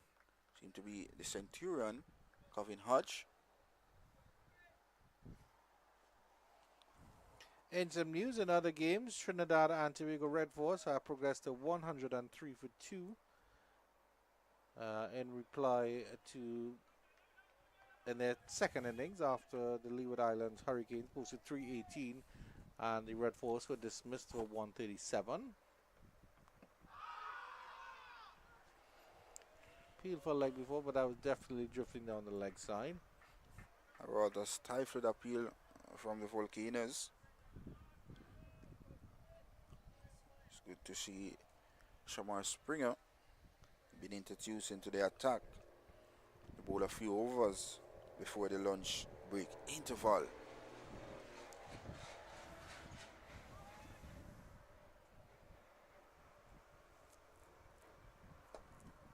Across at Sabina Park, Barbados Pride have ended their first innings at 389 in reply to the Jamaica Scorpions 269. Craig Braffett eventually going to Pete Salmon for 142.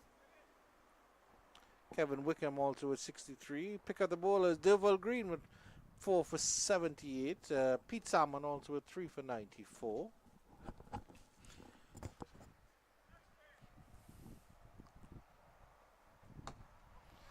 And then the Guyana Harper Eagles have moved on to 315 for 7.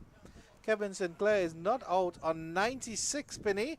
So that brilliant all-rounder from Guyana is closing in on what would be a wonderful century there. A shot of the security guard enjoying cricket next to the ambulance. Folding his arms as well. And the rumors are abounding that our lunch has reached. Vishal Mohammed has the nose of a bloodhound, and you can smell it out from here. Lalman, my apologies. Vishal Lalman. So at the completion of another over, 30 for loss of 2. And Marlon Chan and Andrew Pinnock in the commentary booth. Vishal Mohammed and Kadir Lalman, our production team. I'm mixing up names everywhere. Marlon Chan doesn't sound bad, Penny. I do have a son. It would be interesting to name him Marlon. 2 groundsmen there wandering around. As you can see, Biggs. That's a man who provided the lunch here at Sheridan Park. And of course, there's a change of bowling from the football end this time around. The man who took 6 wickets in the first innings, Cyrus, has replaced Ryan John. Yeah, well, it was going to happen here. Athanas would be turning to his strike bowler. And we saw that Sadiq Henry got a little bit impetuous against John, so we'll see what happens now. There is a long off out in place. I think that's where he got caught in the first innings. Athanas himself is at slip. There's a forward short leg in Kimani Melius. Mid-on is going about 3/4 of the way back. That looks like Shamar Springer out there as well. No, he's in a conventional mid-on. My apologies. Up a skip and a jump, and Cyrus is off the way, and so is Henry. That's good cricket there. Just taking a single and getting off the mark. And, well, actually, just second run. But he doesn't want to have to deal with Cyrus just before lunch. And of course, yesterday, Cyrus picked up the wicket of Sadiq Henry at that long off area. And immediately, the captain, before Henry faced that delivery, placed that long off fielder back as well.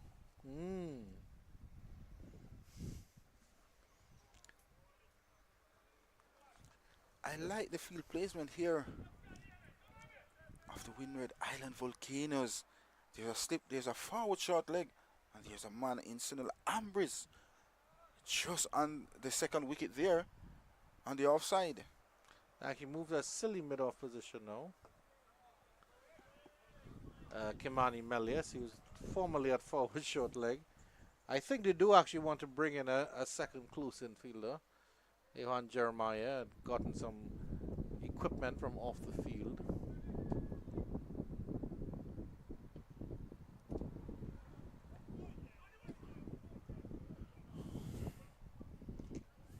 Damel Evelyn again here, 9 or 43.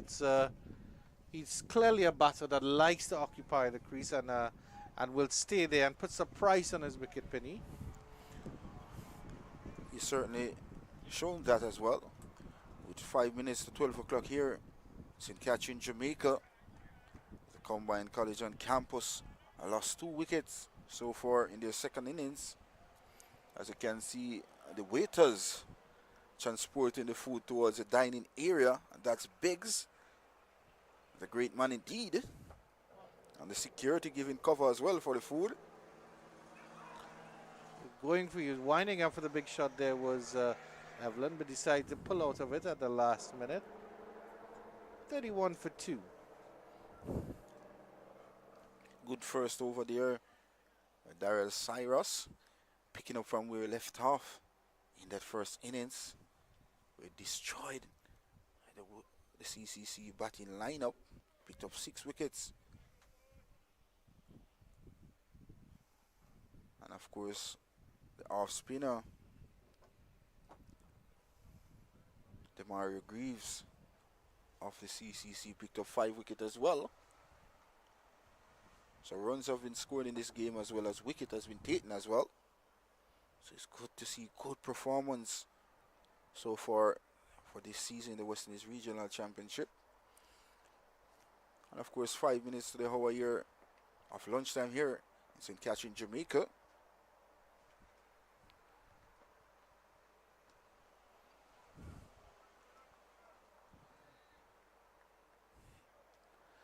Sadiq Henry played for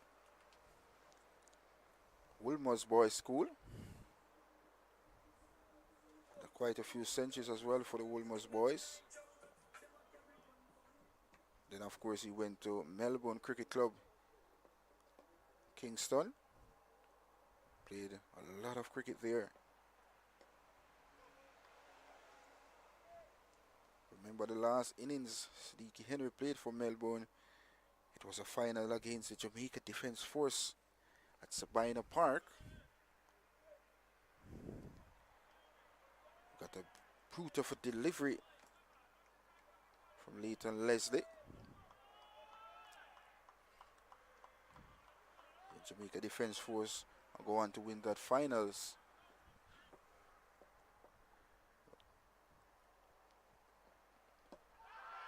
A loud appeal this time, just handling down the leg side.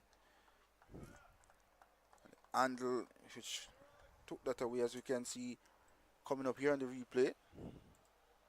Handling down leg side, good decision by umpire Christopher Wright. Springer so far into his second over, and none for 1.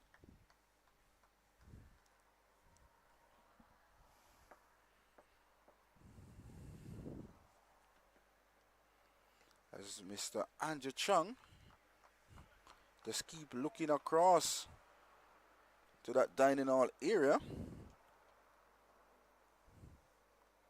See him, he lost all focus for the game now. Just paying keen attention to that dining hall area, Mr. Lalman.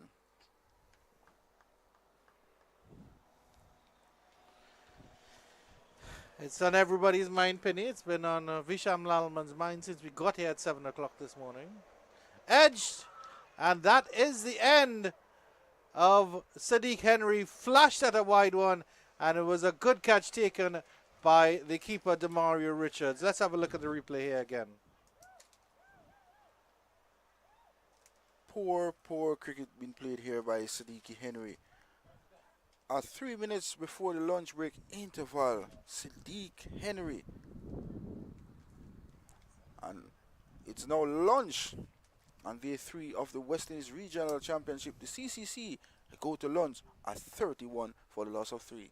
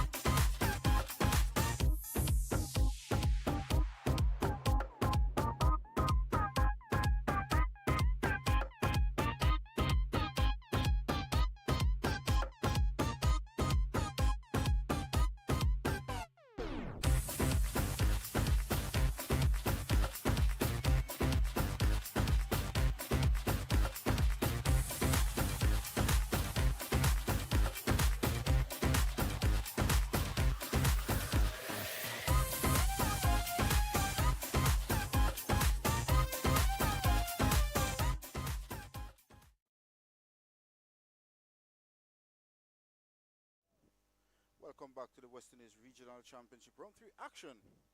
Coming to you from Sheridan Park in St. Catherine, Jamaica. Well, of course, the combined college and campus in their second innings. They're 31 for loss of 3. Still thrill in the second innings as well. The last delivery before the lunch interval. The man Sadiki Henry caught behind off the bowling of Shamar Springer. Poor judge shot coming in from Henry.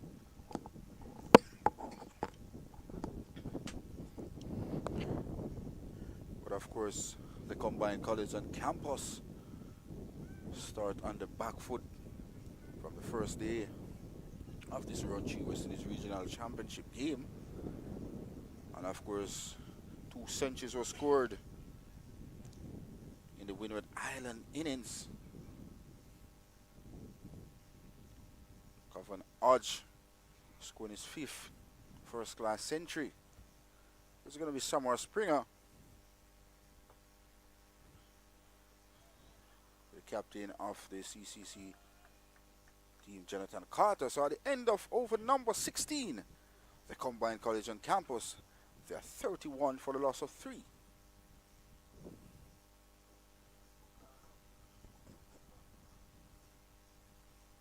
Beautiful sunny afternoon session here at Sheridan Park.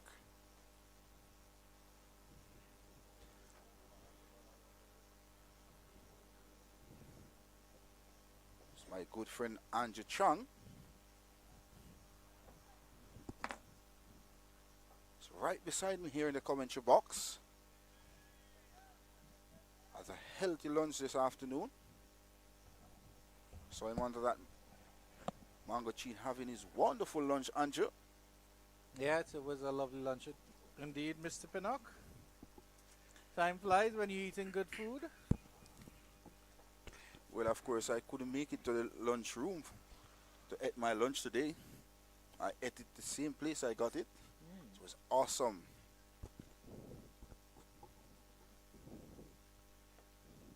Cyrus finishes his wicket taking over.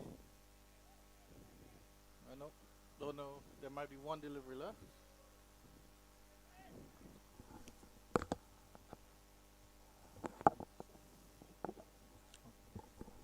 My apologies, it was Springer who had finished his wicket taking over.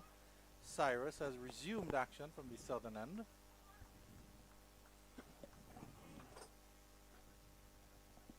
Hey, look at Sadiki Henry. Last over before lunch, playing a loose shot outside the off stump with the team trail behind. Yes, poor cricket from Henry.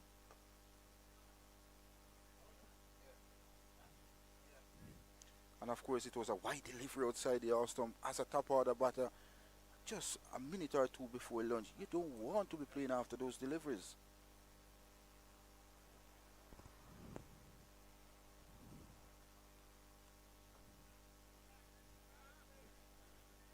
There's Cyrus on the money so far. Must be pumped. 6 wickets in that first innings. And of course, 1.5 overs so far. Just a run from his bowling thus far.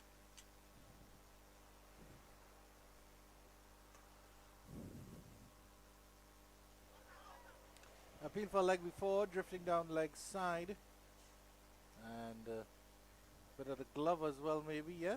The signal from the umpire is that there was something of the batter connected to it. So he gets a run. There's Evelyn. That's the first runs after lunch as well, Penny. Captain Jonathan Carter. With a whole lot on his shoulders if the combined college and campus are to come back in this game.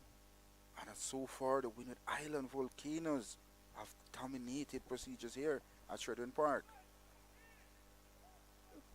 Good first delivery up there from Cyrus. He continues to ask questions. 32 for 3.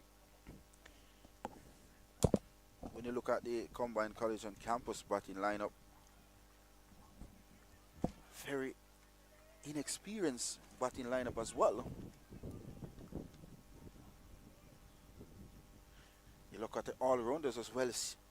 Cyan Akit so far haven't come to the podium thus far from the combined college and campus team.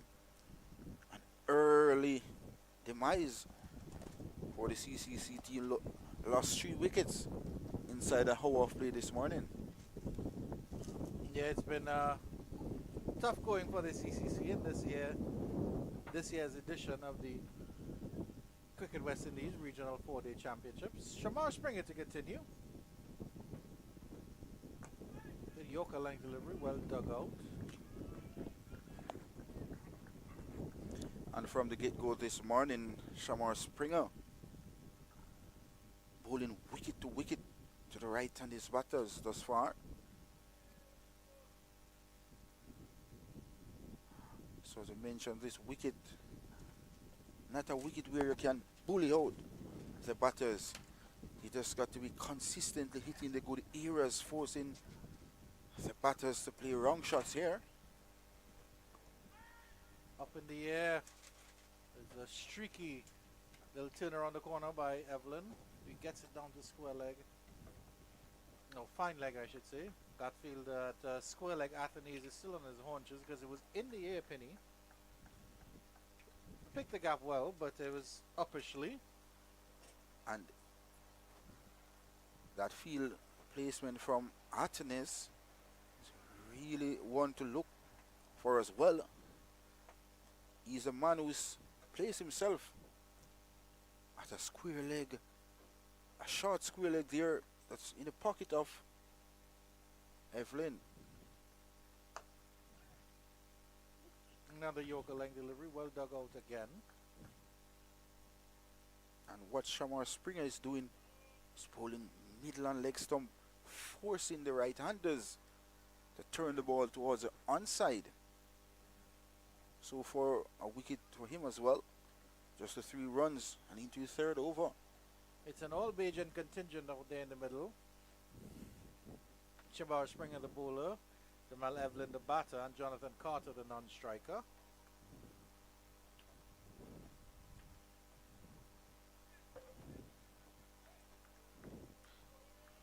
As if he's saying to Evelyn this time around, I am the man in charge out here. Don't you peep on the front foot. A short delivery this time to Evelyn. He was equal to the task. Didn't offer a shot.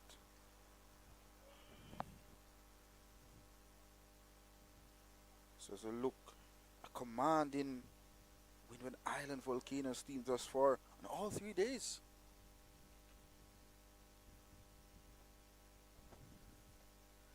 So we could certainly say 3-0 up to Windward Island Volcanoes. Yeah, and they've won their games by good margin, 9 wickets on both occasions, and then they've also won it well inside the 4-day allotment.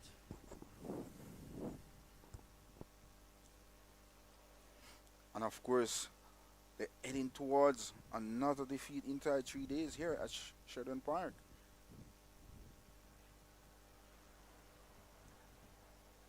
Oh, that was a wonderful bouncer there. The end of the over, 34 for 3. I would like to see the short delivery on the replay here. That ball had kicked off the wicket. It's good to see Shamar Springer generating some pace here out of this flat wicket here at Sheridan Park.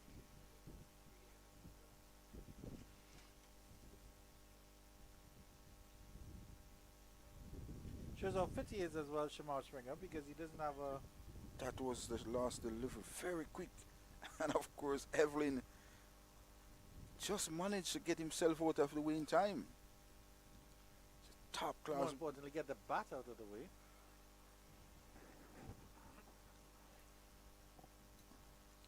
Jonathan Carter has a century this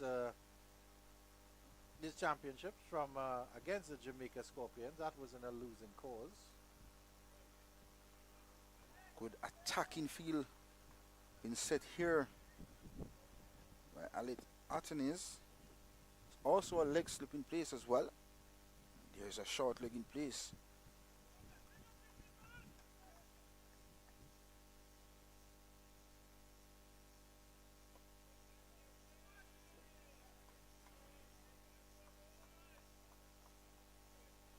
This will be a good contest between Cyrus and Jonathan Carter. The first innings, he was caught at mid-off by that same man at mid-off in Shamar Springer off the same bowler as well.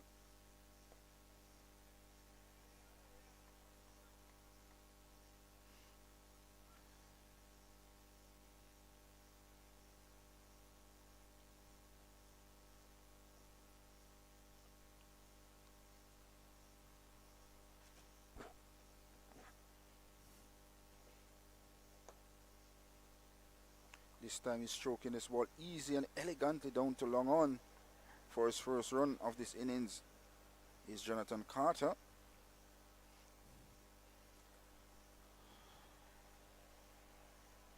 Immediately as a right-hander came in strike. The mid-off comes to a normal mid-off. Closing in field for this one is cutting. Excellent feeling by Centurion. Hodge diving away to his left to prevent any chance whatsoever of a single. Such a wonderful venue here in Sheridan Park. Not much spectators here.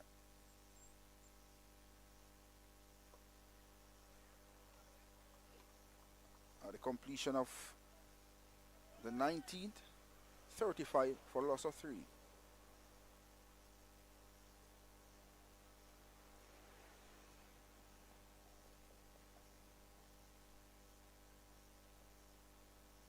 Look at the Windward Island in the field. They look real pumped. They look like a team that is pumped and ready for this title for 2024 Regional Championship. And of course they start on the money from the first game against the Scorpion at Sabina Park. Now they are on the third round. Still doing a fantastic job, the Windward Island team.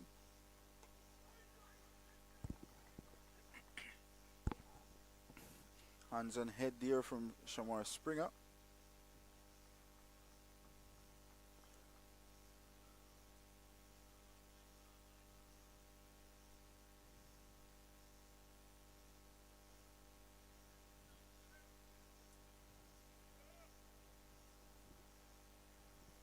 You can see the tall Chaplin fast bowler all around the camera now. Shamar Springer. He's from Barbados as well, representing the Windward Island Volcanoes at the moment.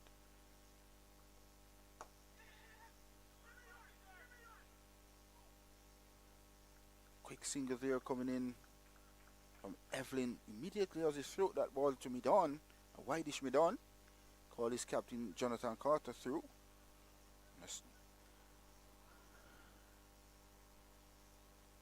No harm done.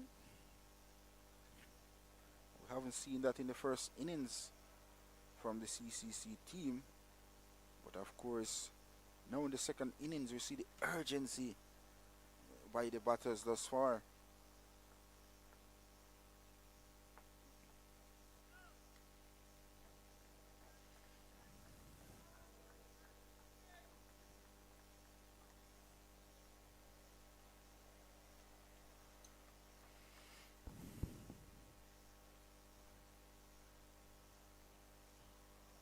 As our great commentator friend Andrew Chung. I think it's an important partnership for the CCC here. Jamal Evelyn has shown that he likes to stick around. They already faced 60 deliveries. Jonathan Carter beat New Orleans up by that one. But he needs to stick around for sure as well. He's an important player. As there's some discussions there between Suna Lambers and Jonathan Carter. Kevin Walcott still having a stare down at the CCC captain. Seemed to be some confusion there between the two batters. See, Jonathan Carter heard a yes and took off down the wicket. Having a laughter now. It's Windward Island Volcanoes team. But it's all good fun here at Shedrin Park as well. Exaggerated lead this time.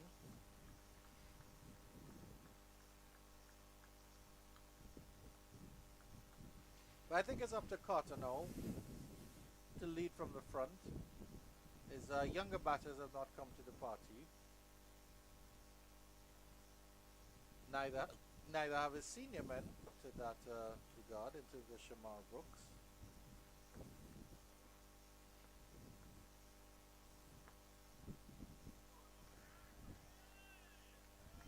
.37 for 3. Very good last delivery there from Shamar Springer. Had some pace and had some bunks as well. My good friend was saying earlier, it seemed that this game will be wrapped up this afternoon. But definitely if we get some fight here from these two batters in the middle, maybe this game could go into tomorrow, the final day of the third round action.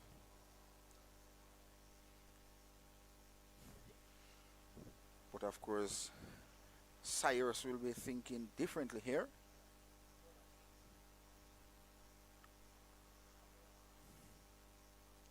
Three overs, none for three so far is Cyrus.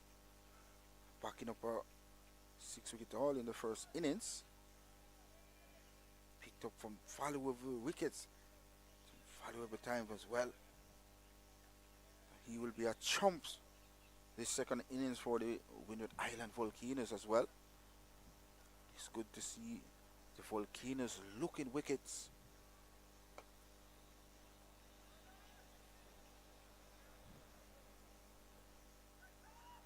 And of course, wicket is the order of the day.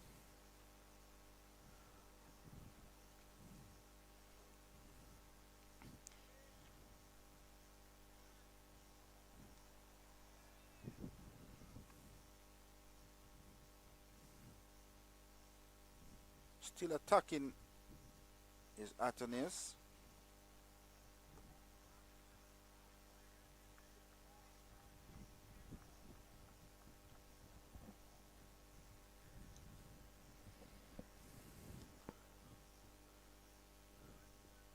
Very beautiful sunshine blowing across our commentary box as well.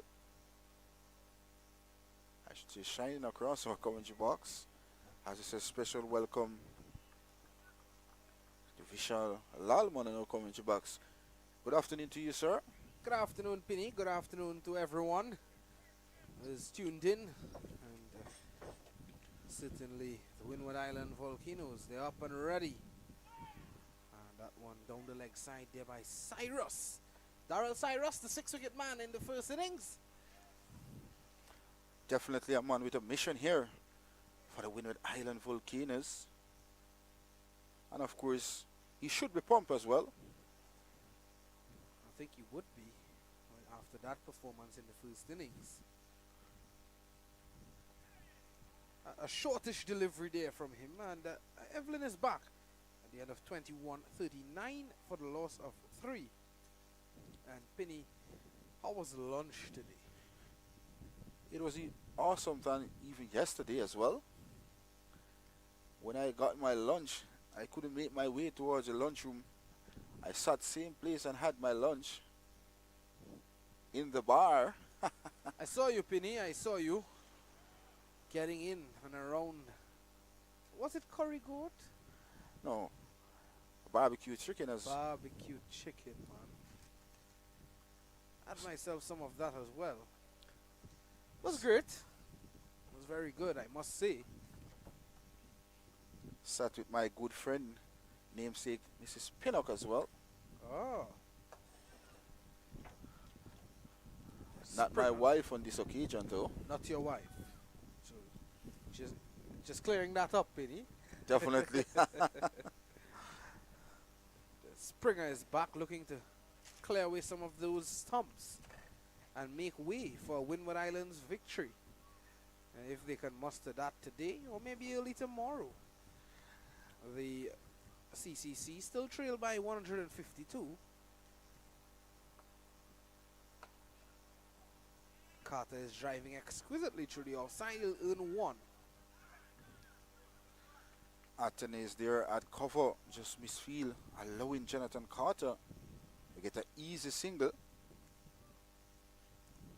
Score progresses to 40 for the loss of 3. If you're just joining us, so the third day of the third round West Indies Regional Championship game being played here at St. Catherine, St. Sheridan Park, Jamaica.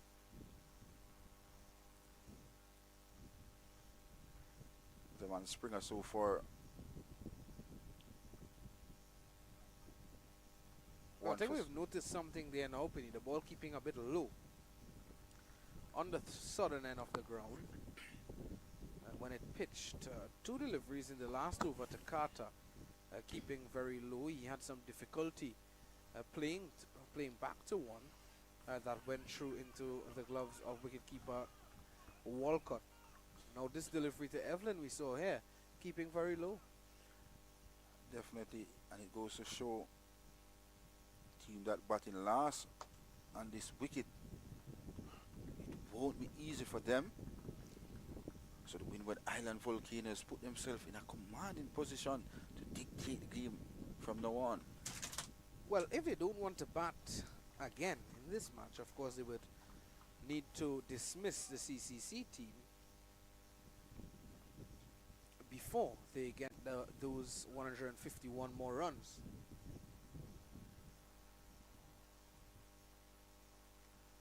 I saw Evelyn in last over rehearsing a couple lofted shots over mid-wicket. But since coming to the crease, he's faced 69 deliveries, only 15 to his name, which tells me that he has looked to stick it out. But he's seen 3 wickets falling around him as well. Yes, he does, and he has great temperament so far. Batted very well in the first innings. Must have been disappointed the way we got out, playing across the delivery. At the completion of the 22nd, 40 it is for 3 here at Sheridan Park. Yeah, 40 for 3, and it's a case here now, the CCC coming into this game already losing 2 matches, the first 2 rounds of the Cricket West Indies Championship, and they're playing against the table toppers, that is the Windward Island Volcanoes.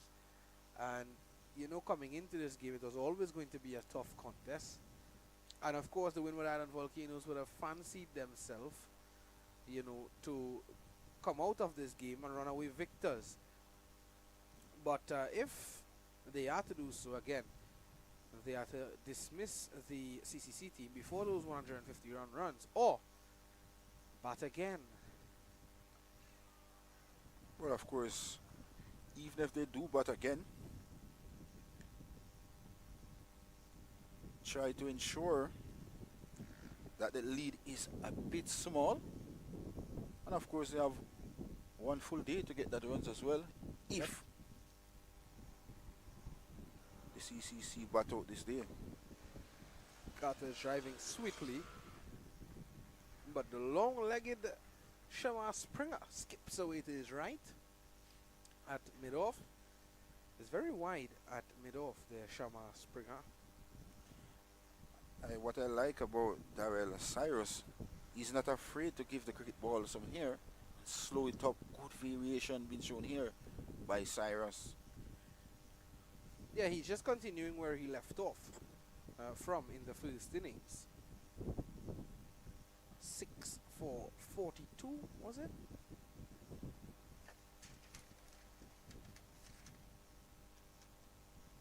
Six for 72. This one swept away by Evelyn. Or at least it's an attempt to sweep it away. We'll have to wait and see. Actually got some batter on it. So that's 4 runs to the total of the CCC and 4 runs to Damel Evelyn. I would like to see this on the replay here.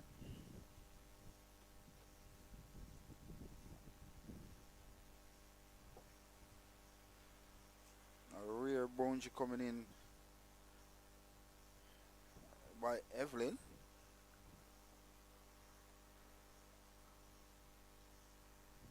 It's good to see Evelyn showing some fight here for the Combined College and Campus team at the moment.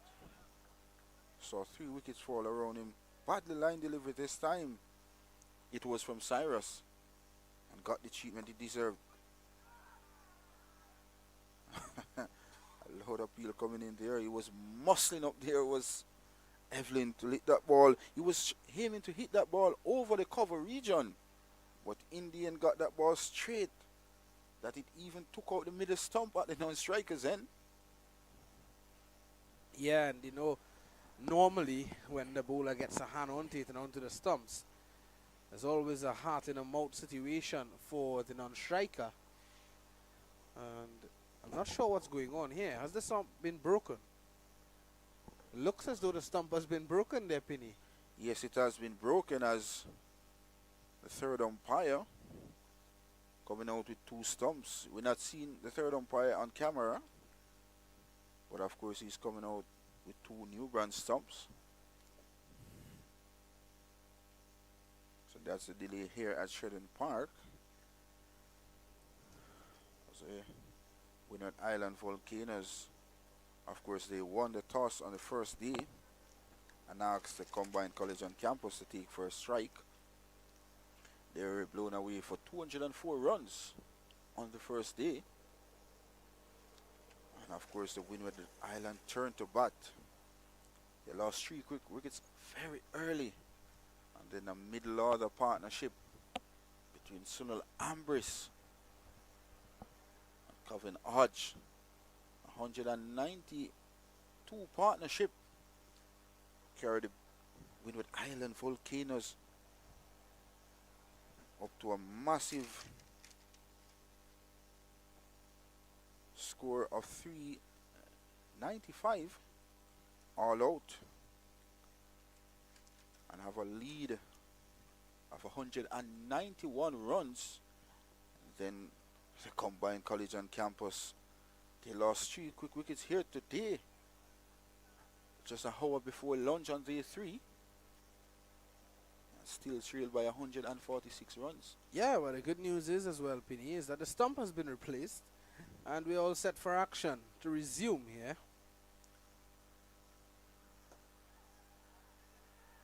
Springer attacking that one at mid-on. I don't think there was a single on there. It was shot straight to the fielder. It has indeed. It's good to see Evan looking positive, looking to score. And that is the order of the day for the Combined College and Campus team. At the completion of the 23rd is 45 for a loss of 3. Damel Evelyn, 19 of 74. And, but you know, as a coach and being the coach of the combined campuses and colleges, would your message to Damel Evelyn be, you know, hey, let's get on with things. Let's look to play positively. When I say get on with things, I don't mean to go guns blazing. Of course, you have a lot of time to bat. But at the same time, when you're batting for a long period of time, you still want to accumulate runs. Well, of course, you want to rotate the strike as possible as well. You don't want a bowler to get set bowling to you. As a look at the innings of Calvin Hodge. Calvin Hodge, when Sunil Ambris was getting the boundaries, he was just rotating the strike, getting his ones and twos, and they really add up for the Windward Island Volcanoes. That's why they mass 395 in their first innings as well. Yeah, in and between, you know, the belligerent stroke play we saw from Sulambris. We saw his ability to find the gaps, rotate the strike, which was important. Springer. Carter has always been someone who has impressed on the regional circuit, and he's been a good all-rounder, more so a batsman than a bowler. And he would, I think if you ask him, he may tell you that he considers himself a better batter than a bowler, but he is very capable with the ball as well.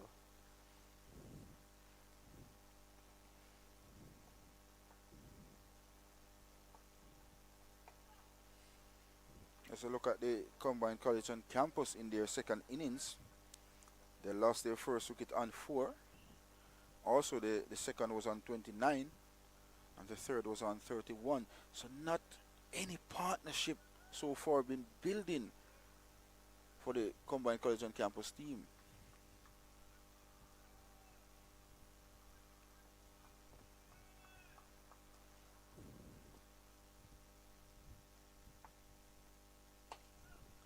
Looks solid since coming to the crease, Jonathan Carter.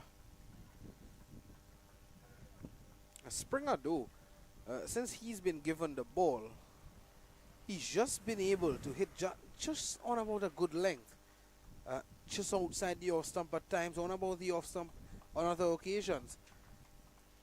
And he varied his length nicely as well. We saw some sharp short deliveries.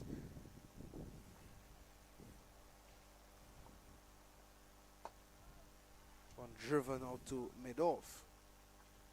As I mentioned earlier, he's been consistently hitting those good areas, and hence why, see, as his bowling chart so far, 5.5 overs, 1 for 6.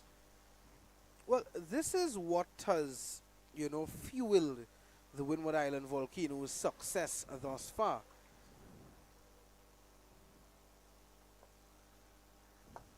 The ability to be consistent with the ball in hand, the likes of Ryan John, Darius Martin, as the over comes to an end. 24 overs bowled, 45 for the loss of 3. But yes, the likes of Darius Martin, who in the second round we saw a couple no balls delivered from him. He didn't play this game. One would hope that he is okay. Gillon Tyson would have come into this match, and he would have looked good as well. He was very consistent. Ryan John spearheading the bowling attack of the Windward Island Volcanoes. And I think someone like a Ryan John, it's safe to say that he has set the example for all of the other bowlers, the youngsters like Gillon Tyson, Darius Martin, and even Shamar Springer to follow. You're definitely right. But of course, just the 1 wicket so far in this match for Ryan John. They came back very strong in the second innings for the Windward Island Volcanoes and bowled a decent spell this morning. Of course, we cannot forget the expertise of Darrell Cyrus. Kieran Kotoy would have been in around the Windward Island Volcanoes team in the first 2 rounds. He didn't play though. But with Darrell Cyrus doing well, I think it's very difficult for Kieran Kotoy to come in. But definitely Kieran Kotoy has been a regional cricket standout as well. Leg spinner who can also bat a bit. It's time, an appeal, and not out, says the umpire Christopher Taylor. Safe to say that ball just pitch outside the line of the leg stump. So good decision here on the part of umpire Christopher Taylor. But a nagging line here by Darius Cyrus so far. Driven down to long off, and that's 1. Kieran Julius Kotoy, his bowling effort in first class cricket, he's played 16 matches, 13 wickets. In list A cricket, he's played 40 matches, 39 wickets. He has a first class high score of 103 not out, 715 runs in 16 matches. Wow. at an average of 32.5. Not a bad average by no means. Yep, the man from Richland Park, St. Vincent and the Grenadines. Good afternoon to everyone tuned in from St. Vincent and the Grenadines, and by extension the entire world as well.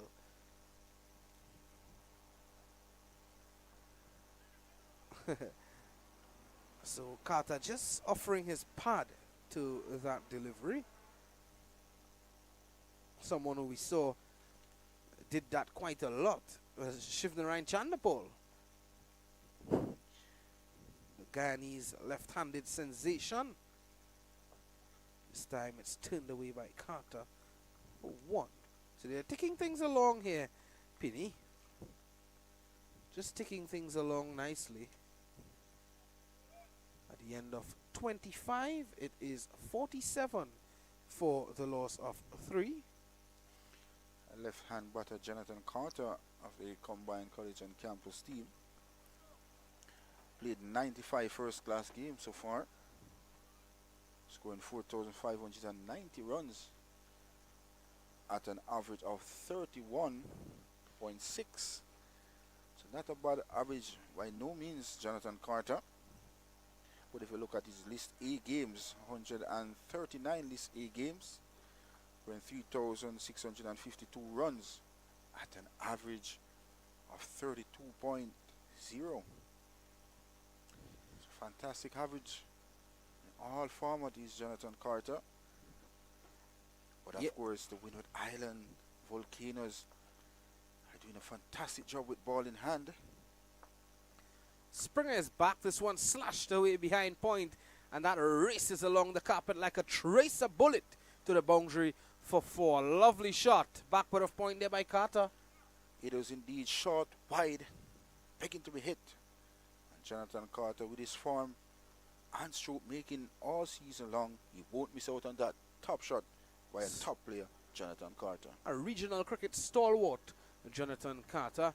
Someone who I think is a good leader. He has a good calm head on his shoulders as well. And I think he's a great example for the youngsters in the CCC team, you know, to follow.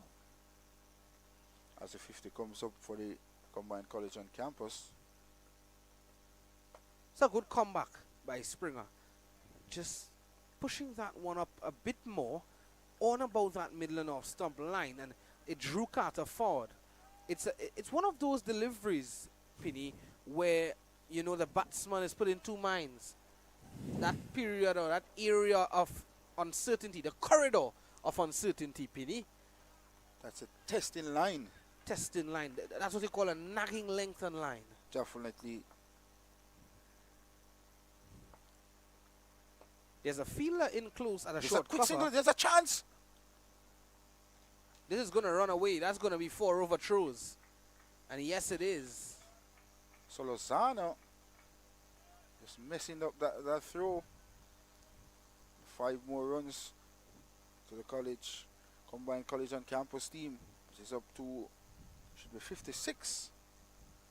56 for the loss of 3 here at Sheridan Park. Yeah, so Shamar Springer won't be too happy with that at all there, Penny. I mean, there was a chance for a run out at the end of the day, so he won't be too unhappy, but the backing up was not there for the fielder. So Lozano was the man backing up there. The Windward Island Volcanoes, they are such a disciplined unit.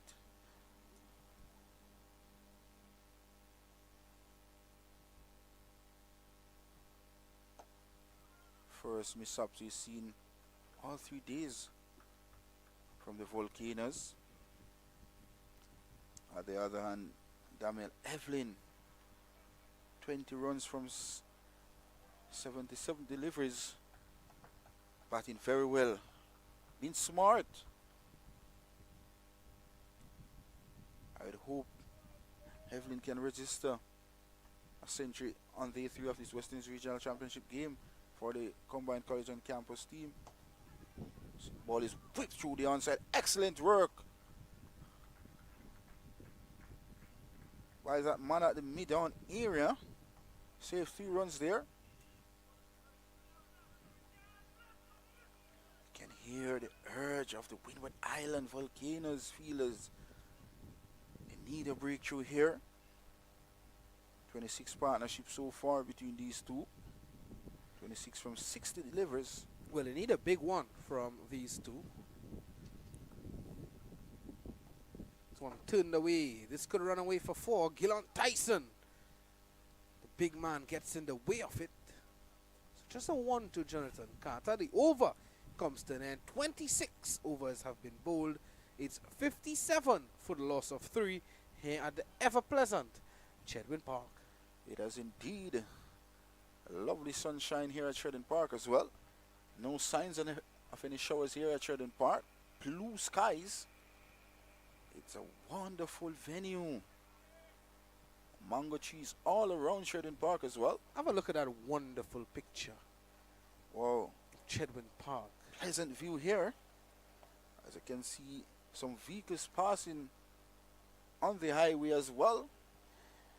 We're actually seeing the Inwood housing scheme here in St. Catherine. Yep. Beautiful parish of St. Catherine as well. A wonderful country of Jamaica.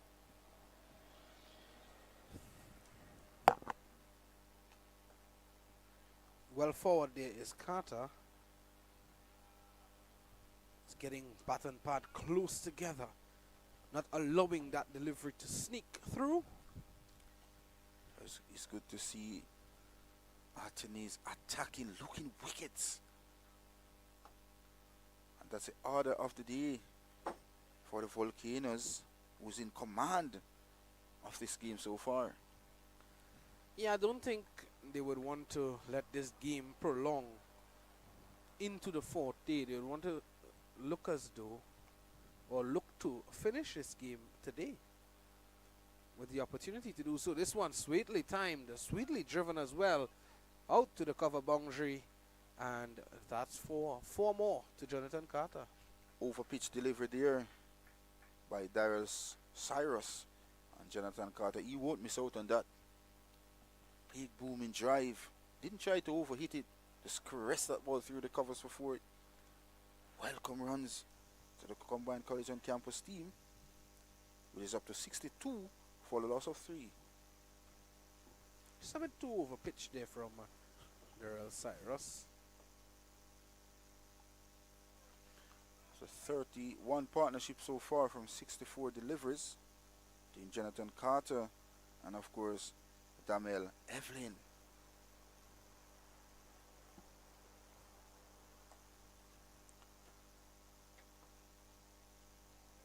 Sir Cyrus has been ever so economical, ever so consistent. It's a weird bad delivery there.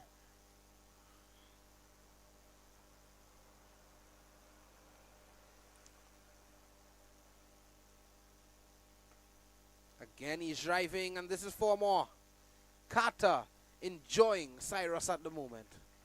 And of course the 2 deliveries that was crunched through the offside. All flighted delivery outside the awesome, giving Jonathan Carter every time in the world to play that shot, and he won't miss out. The score is up to 66 at the completion of over number 27 here at Chedwin Park. Yeah, a lovely day for cricket, a lovely cricket on show, bat and ball, and a good contest against each other. The likes of Sunil Lambris, Kavim Hodge, Alec Athanaz, Shamar Springer, Gillon Tyson, Ryan John, just to name a few, on the Windward Island Volcanoes unit. And the likes of Kirsten Kalicharan, Damel Evelyn, Shamar Brooks, Jonathan Jono Carter, and likes of the youngsters like Satruhan Rambaran, Jediah Blades, Govasta Edmond, Sadiq Henry. Those are some of the guys on show here at Chedwin Park today, and they were on show as well 2 days ago. Tyson will be back into the attack from our commentary box end. Gillon Tyson, the man nicknamed Batman.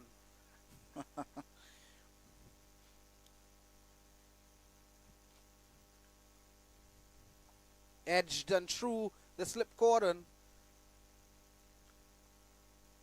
Ryan John, I got a hand to that. Certainly saved 3 runs there. But good start here. In his second spell by Gillan Tyson. Pick up the 1 wicket so far for 11 runs.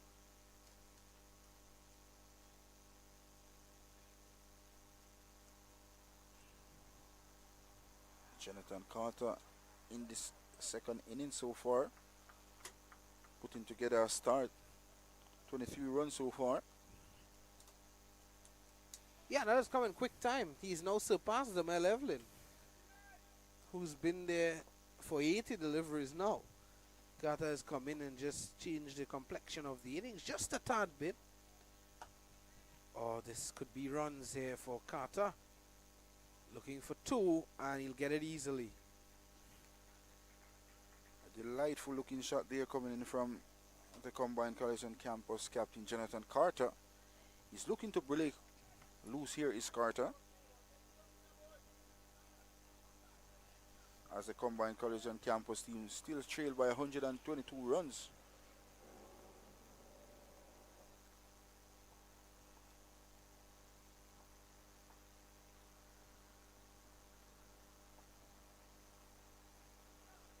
You know these exaggerated leaves, Penny, that we're seeing from Carter? You know, it has only just came about in recent times. The likes of Steve Smith, Manus Labuschagne, all of these guys bringing that to the forefront as their style being a bit unorthodox themselves. And of course you see West Indies Test captain Craig Brathwaite as well. And now when you see Jonathan Carter. I don't know if you ever saw Andrew Chan do it as well. 69 for 3. Oh, this one taking the inner half. Lucky there is Jonathan Carter. Yeah, Andrew Chan has an exaggerated leave as well. Especially yesterday when he left us here at the venue. It was an exaggerated leave. It was indeed. Tires were spinning in the mud furiously as the car left the venue, through the gate and onto the roadway. Here at the back and another end of the ground. Great firefighter as well. Yeah, I saw good commitment from good old Andrew Chan yesterday. The mere fact, the manner in which he treated his vehicle yesterday, it went through all of that mud, that dirt, to reach down to that area where that smoke was taking place, that fire was taking place. And tell you what, within minutes that fire was out. Hats off to that man, Andrew Chang. Well done, Continues sir. to do a fantastic job here in Jamaica. Seem to love here in Jamaica as well. Oh, bat Just- first there, I'm sure. Just got the bat down in time. Yeah. That's what saved him there. Mr. Vishal Alalman. I thought I heard 2 sounds there. It was a loud appeal though. And just have a look at the replay. At the end of 28. 69 for 3.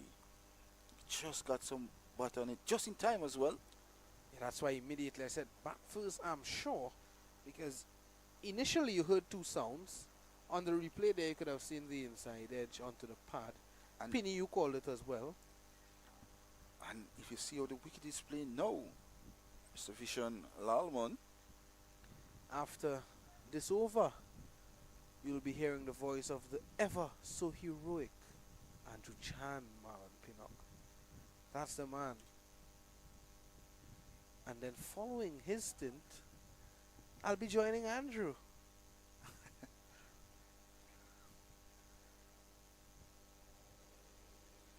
Oh, looking to cut. Evan hasn't looked troubled, but he hasn't been able to, pierce the gaps as successfully as he would have liked.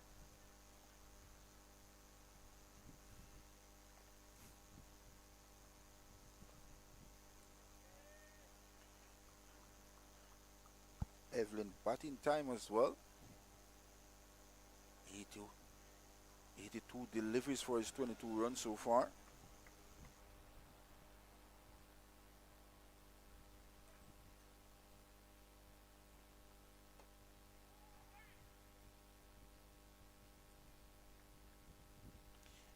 If you realize the batting stand of Evelyn is very low, and at the delivery strive of the bowler tends to get up.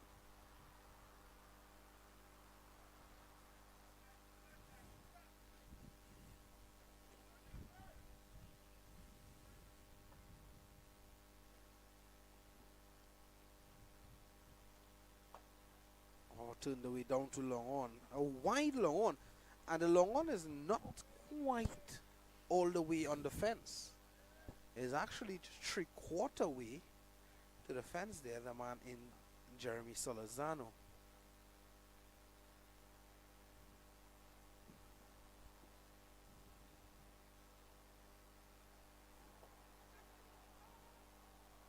It's a good delivery, but a quick single taken. Good urgency shown here by Carter and Evelyn. Definitely, this is something we didn't got on the first innings of the CCC team. But of course, now in the second innings, you see the urgency being applied by the CCC team. Nicely flicked off the legs there by Carter. The over comes to an end. 29 has been bowled. 72 for the loss of 3. Windward Island Volcanoes in a healthy position at the moment. Andrew Chan will be taking up commentary alongside Marlon Pinnock. It's good to see Jonathan Carter showing all his experience in the middle of this afternoon session for the Combined College and Campus team. Really and truly rotating the strike, and as the bat ball presents itself, he's quickly to score. As we say, good afternoon to you, Mr. Chang. Yeah, good afternoon once again, Penny, and good afternoon to all our viewers watching this game. And it's building up to be a good game here, Penny. Trailed by 118, a partnership starting to build here. Don't want to speak too soon.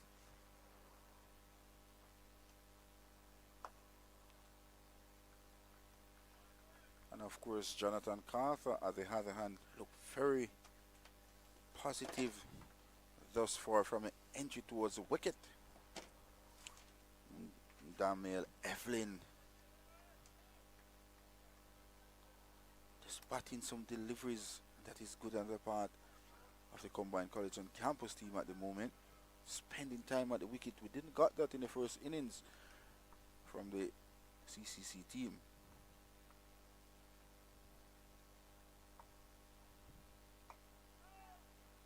He's bowling well, Tyson. Got a couple deliveries that ask some good questions there. Doing a proper examination of the CCC. Credit to Carter and Evelyn, who were put on just about 42 runs together.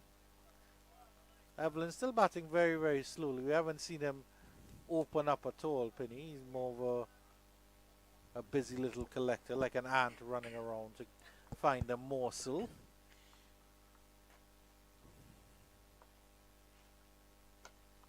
Flailed through the extra cover region, and that is a wonderful shot by Jonathan Carter, 4 all the way. Great dexterity there being shown by Jonathan Carter. Good use of the hands there. And it was delightful to watch here at Sheridan Park as Jonathan Carter is up to 27, 31. And of course the total is up to 77 for the loss of 3 here at Sheridan Park as Jonathan Carter plays that shot. Immediately the suns come out bright here at Sheridan Park. Yeah, he had a bit of width to work with as Tyson comes over the wicket to the left-hander.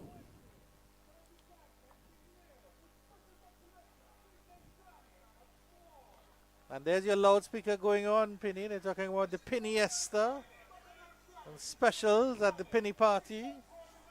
I'm definitely a party animal here in Jamaica as well. Indeed. Loves to work at the events as well. Yep.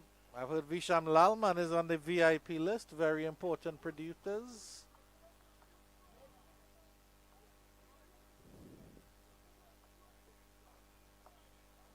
I'm yet to get my invite though, Penny. Where is my invite? Is it delayed by the Jamaica mail system? You'll get it by this afternoon as well. Oh my. So actually, Sunday will be an event. I thought every day is an event for you, Penny, when you're a legend in Jamaica. You wake up good morning and smile to the sun, the fans. But of course, I'll be going to church this Sunday as well.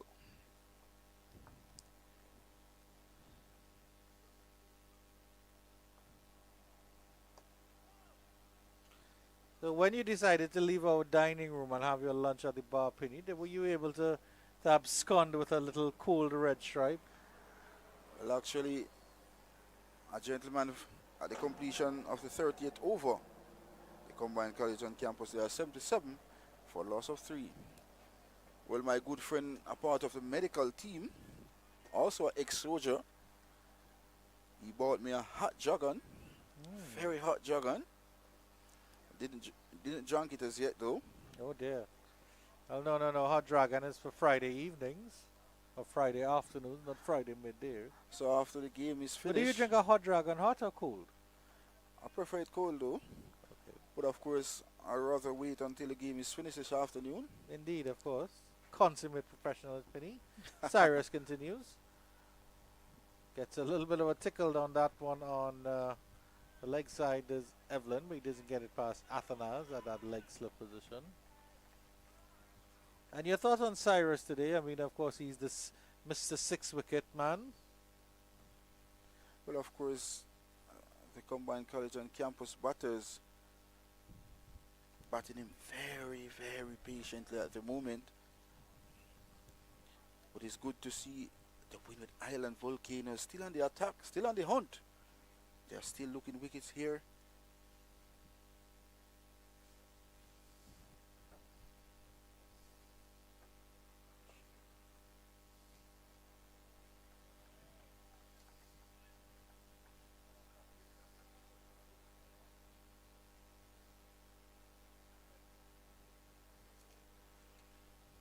Yeah, very attacking field. Conventional slip, even though he's a little bit wide. Forward short leg as well as that leg slip fielder. Gets this one into the gap down to deep backward square leg. There's Evelyn and he gets another single. The busy little accumulator is Damal Evelyn. He accumulates time at the crease. He accumulates runs. I can't think of a boundary I've actually seen him hit. Intentionally actually, Penny. I think he got an edge down to third man. But an actual intentional boundary from Evelyn. He broke a middle stump at the non-striker's end. A powerful baseball-esque push. But one thing for sure, is good to see Captain Jonathan Carter playing so positive at the moment. And this is good on the part of the combined college on campus team. They need Carter to bat as long as possible. At the completion of the 31st over, CCC progresses to 78 for a loss of 3. As I say, special good afternoon to Mr. Andrew Chang. Good afternoon to you again, Mr. Andrew Chang. Yes, Penny. It's always delightful to work with the commentary. Really a wonderful afternoon here at Sheridan Park as well.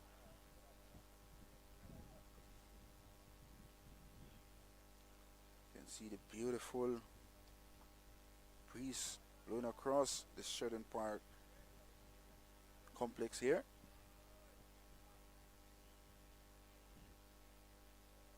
Not much spectators here today for this third day of round 3 action from Sheridan Park. But of course, the players are here.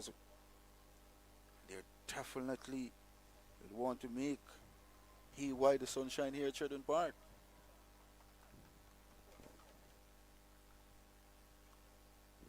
Tyson to continue.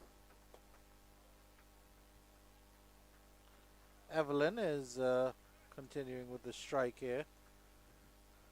He showed this sort of character in the first innings, but it's excellent to see him come out in the second innings and try to hold this innings together of the CCC. Of course, he's been there since the beginning.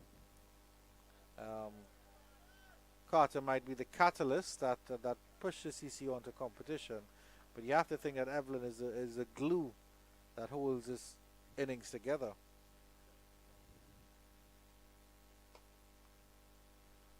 Well, actually, he's doing that at the moment.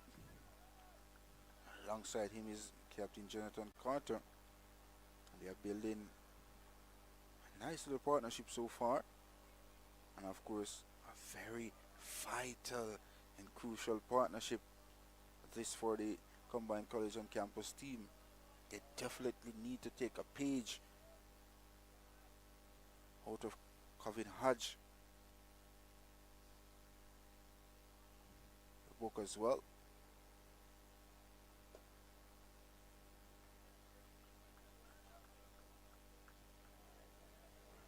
And of course, Sonal Ambrose. He was a spectacular in this innings for the Windward Island Volcanoes, and it goes to show how the Windward Island Volcanoes are working as a team. They lost 4 wickets early yesterday, and the 2 middle order batters both scored centuries as well. Really stood tall for the Volcanoes, and of course this is needed here by these 2 batters in the middle for the CC's team. And of course a platform is set so far.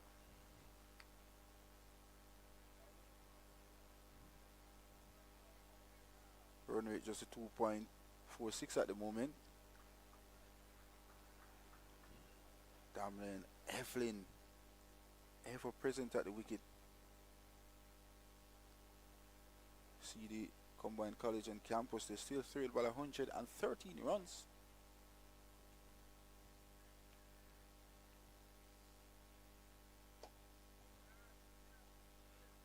Gillan Tyson continues to impress us here in the commentary box as well, Andrew. Yep, certainly. It's been a good effort by the Burley fast bowler.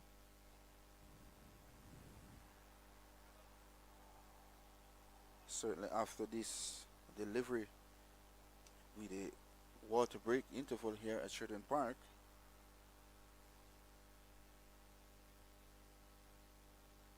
so it's good to see that the combined college and campus team what a next hour without losing a wicket. So at the end of the 32nd over, the score is 78 for the loss of 3 rings here at Sheridan Park.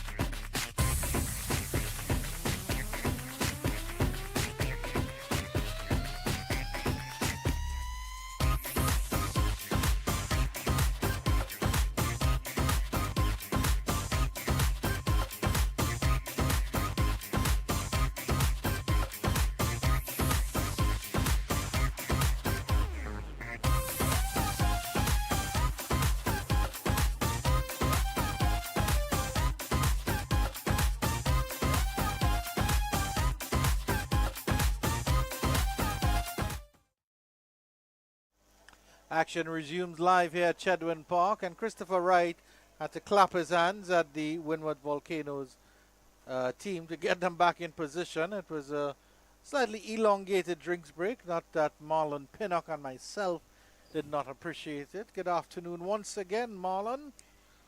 Good afternoon to you, the great one, Mr. Andrew Chang.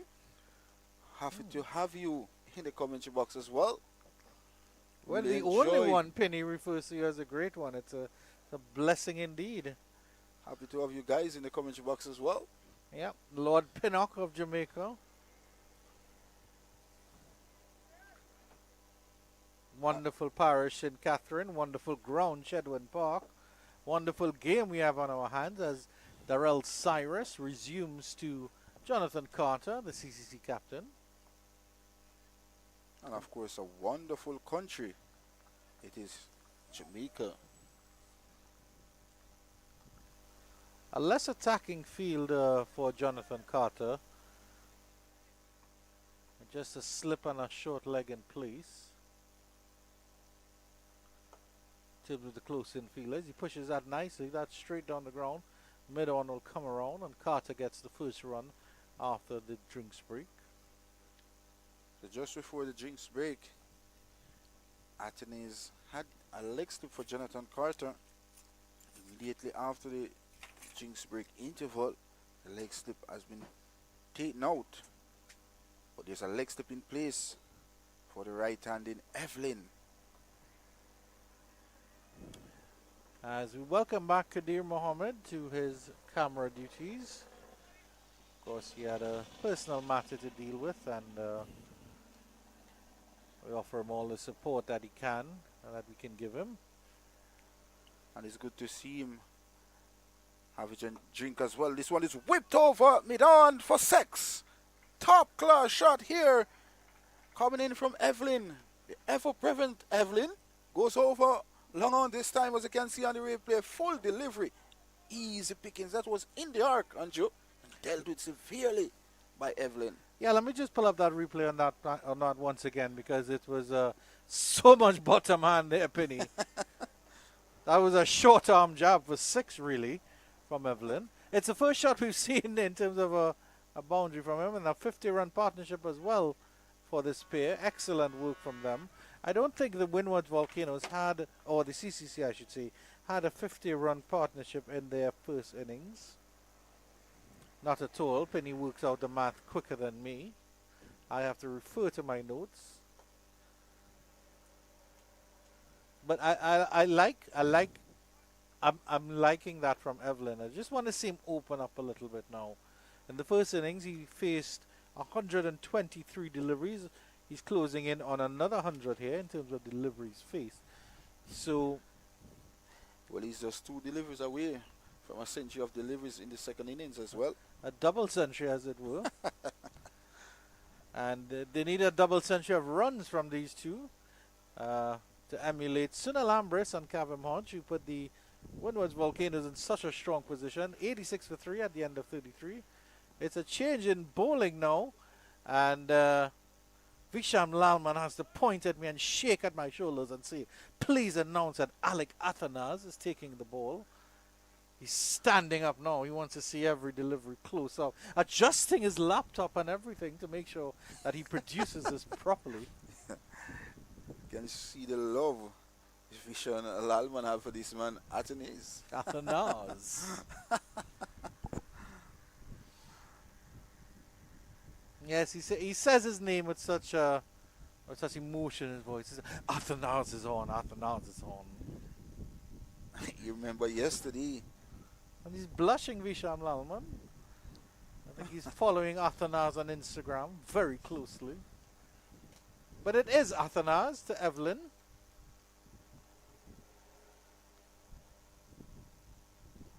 Starts down the leg side and well stopped by Walcott.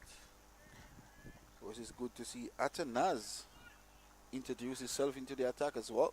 Yeah. Let's see what he's have to offer up his sleeve as well.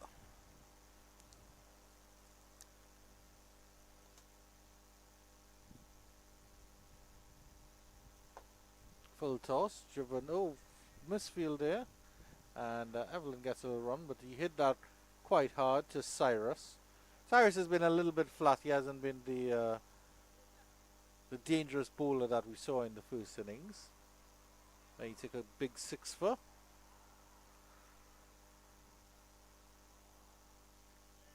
Athanaz. It's captain versus captain here, Penny. The showdown of the captains.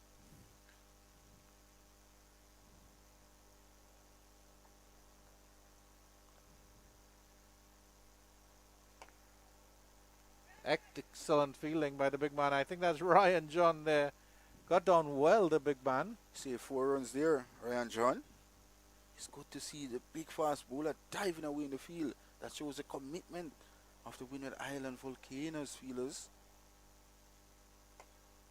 This time he gets it past John, and this should run close to the ropes. No, the fielder coming around from long off does the work there. And Carter gets 2. Athanaz not finding his radar yet. And your thoughts on him as a bowler? On Athanaz as a bowler? Well, this is my first time seeing Athanaz bowl.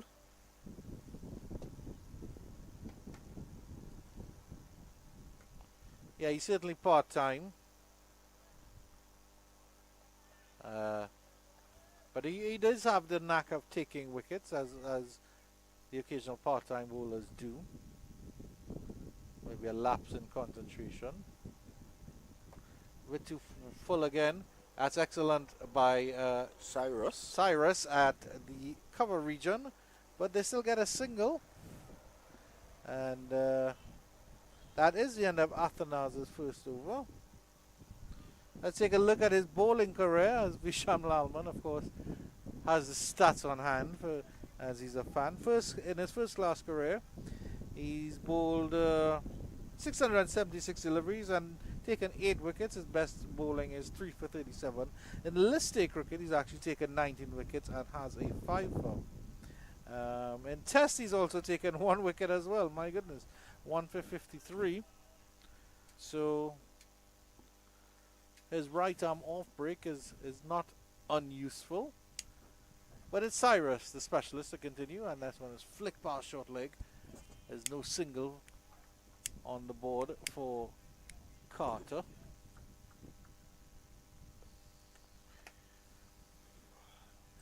Windward Island Volcanoes will want these 2 batters to really muster a big partnership here. We're at over 50 odd runs just now. Yeah. And of course, the biggest partnership we've seen so far in this game for the combined college and campus team.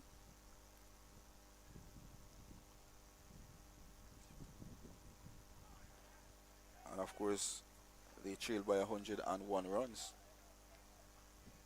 So if these 2 batters can bat up to T and beyond, this game will go into tomorrow as well.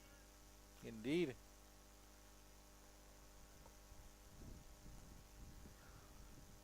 Remember going to school or playing senior cup cricket here in Jamaica, your coach would say bat session by session, and that's what they are doing at the moment for the combined college and campus, led by the experienced Jonathan Carter.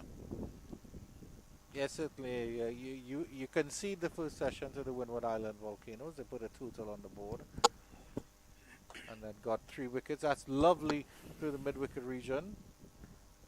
Fielder comes around. He had picked that gap slightly better, Carter. He could have bisected those fielders at long on and at that deep mid-wicket region. Hodge doing the work on the boundary. Quickly to his right to prevent any chance of a second run there. Excellent work by that character of yours.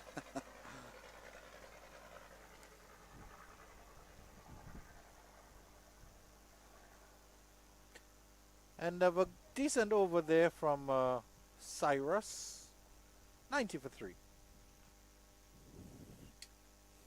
Excellent work so far by these 2 batters in the middle for the combined college and campus team. And the Windward Island Volcanoes desperate for a breakthrough here in the second innings as this partnership motor along. 90 for the loss of 3 here. Still thrilled by 101 though, the CCC team. And of course, a day and a half remaining in this game here at Sheridan Park. Athenas to continue.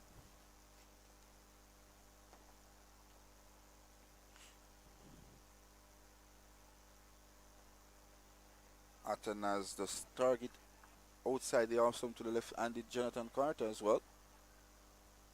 Still a little wide. Needs a pitcher on about that off stump.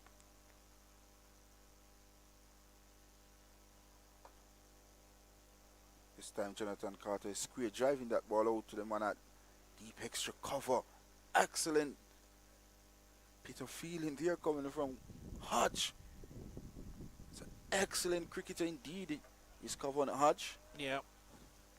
Quickly onto the ball, and then the throw was spectacular to wicketkeeper Walcott. Errant plastic bag rolling across the field. Hodge tried to stop it, but the Carter, I should say, tried to stop it, but the wind got the better of him. It's loafing at a wide mid-on position. And there is that bag. Excellent job, Kadir Mohammed, catching that bag. Kadir Mohammed doing a fantastic job in the camera roll. He's also quite an excellent commentator. But his needs are much more required. When you have a man like Penny in the commentary booth, you know. I spoke with him yesterday and he was showing me some tips as well. Yes, indeed, this morning as well. Oh. But I've heard in Jamaica there's a saying, there ain't no party like a penny party because a penny party don't stop. Continue partying, Penny. Of course, very shortly I'll be in my church as well. No, indeed. Goes a time in life when you have to make changes. So at the end of the 36th over, 92 for loss of 3. Yeah, Athenas, I should say, is starting to find his radar a little bit. A bit full, a bit wide to Carter, the left-handed batter. But a couple of good deliveries there to Evelyn to end his over. And enjoying the shade there while his team is out there in the sun. He's in the shade of the bar, Penny, but I'm certain he isn't indulging in any alcoholic beverages. Is that Windward Island's senior manager? Just to the left of that training net here at Sheridan Park. So it's all spin as Cyrus continues.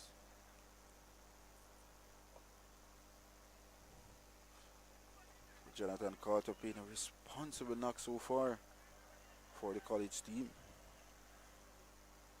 In terms of the bowling, Athenas also has, of course, the ever-exuberant Kavim Hodge at his disposal, who's not a bad bowler at all. Might try him against Evelyn. And that would be a good option as well. And everything that you call from the one of this third run game has become reality thus far. I'd also expect to see Ryan John come back into the attack at some point because I haven't seen him since this morning. Bit wayward, but still took a wicket. That of Kirsten Kalicharan, who was clean bowled. Well, of course, Ryan John came back in his second innings, pitching good areas, and picked up a wicket, so he could be a factor here in the second innings for the Volcanoes as well. And Visham Lalman, ever the journalist at heart, did catch snatches of a discussion between Evelyn and Kalicharan on Kalicharan's dismissal. Appeal for a leg before. There's more from behind the stumps there. Chris Taylor not interested at all. Let's have a look at the replay here. One thing for sure, Ryan John was wondering if there was pad first. Worth a shot there, Andrew. Yeah, certainly. I don't know if he just managed to maybe get his foot out of the line of the stump, so it struck outside the line, but it was an interesting call from umpire Chris Taylor. 92 for 3. A very testing over there coming from Cyrus. Haven't picked up a wicket in the second inning so far. Picked up 6 in the first. But as we mentioned, brilliant batting performance thus far by these two batters in the middle for the combined college and campus team. Jonathan Carter, the captain, and of course, young opening batsman Demel Evelyn, doing a wonderful job for the CCC team thus far. Athanas continues to Evelyn. Live here at Chedwin Park. The wonderful country parish of St. Catherine, Jamaica. That one is swept fine. Did he get it fine enough? It does. That runs down to fine leg. And is it a fine 4? It is indeed a fine 4 by the fine Damel Evelyn. Let's look at the replay. Badly line delivery and swept away fine by Damel Evelyn. Ever present at the wicket for the CCC team.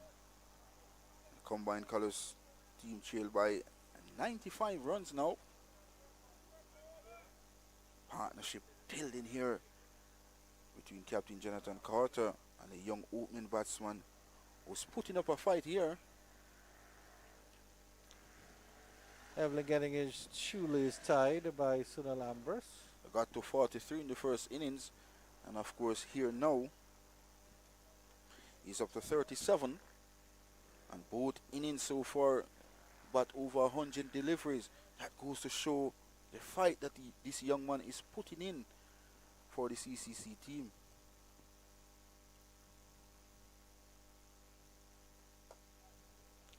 Just to give you an update as what's going on around the region, Trinidad and Tobago Red Force have moved to 186 for 3. Jid Gooley a half century there. Jason Mohammed 49 for his LBW to Raheem Cornwall. Another sweep and another half stop by Richards and another trickled single by Damel Evelyn, who continues to accumulate wherever they can. That's a bye signal by umpire Christopher Wright. Umpire Christopher Wright is of Jamaica.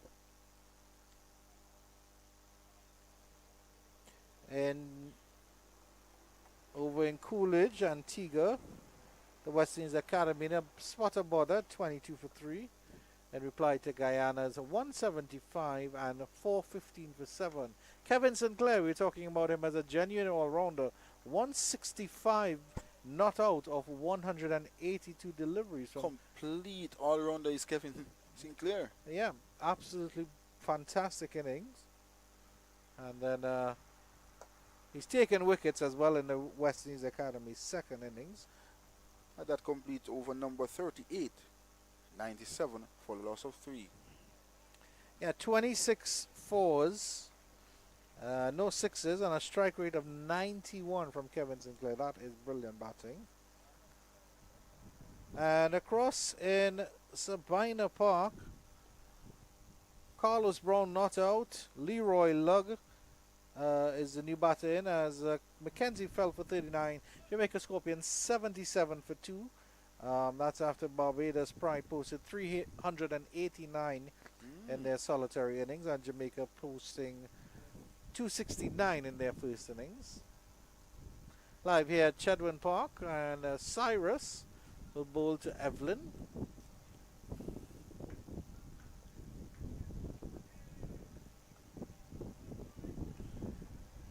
.205 here in St. Catherine, Jamaica. So as I mentioned, these two batters batting very well. Batting session, batting balls by ball here. And it's good to see Evelyn growing confident as well, Andrew. Looking to score, looking very positive at the moment. Yeah, and of course, in other news around Cricket West Indies, 100 days to go until the T20 World Cup 2024, Penny. I know you've gotten your complimentary tickets already, all inclusive, no less. Us mere mortals, we have to purchase them.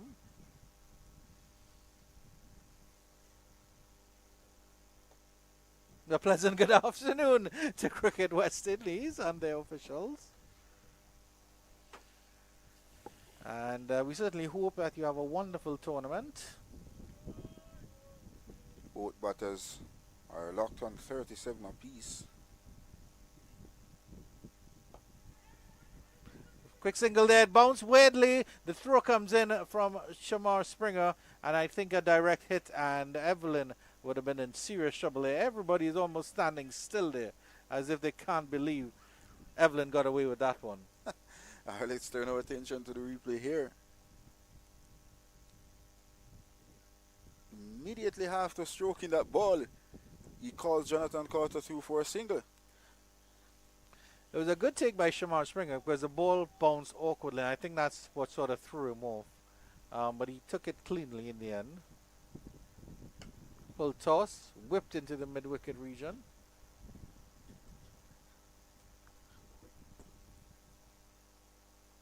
So the 39th over was completed. 99 for loss of 3. Carter looked like he's ready for the fight though, Penny. Evelyn, we always know that he's a character, wears his heart on his sleeve. But I like how Carter's looking, that he sort of set himself for the long haul. And it's been so far so good after lunch. As I mentioned, Kavem Hodge, I think he's coming on to bowl now, Penny. 68. And Bisham Lalman confirms it for me with a delightful little whisper to Kadir Mohammed, Kavem. So there's a 68 run partnership so far between these two batters. They came to the wicket at 31 for 3. Since then they added 68 for the 4th wicket. The best so far in round 3 for them as well. I can guarantee they would want to put triple figures with this partnership as well. Well, as you said, session by session, Penny, and it's just about 32 minutes before the tea interval. So that's, I think that would be their first goal for these two batters, to bat through the entire session. If they do, they will have the Windward Islands just scratching their heads a little bit as to how to get them separated. Starts on the line immediately. Kavem Hodge, that was gentle. Jonathan Carter settling into his work quite easily this afternoon. Unbothered thus far. Yeah, there is a long on in play should Carter decide to heave Hodge up to our commentary position.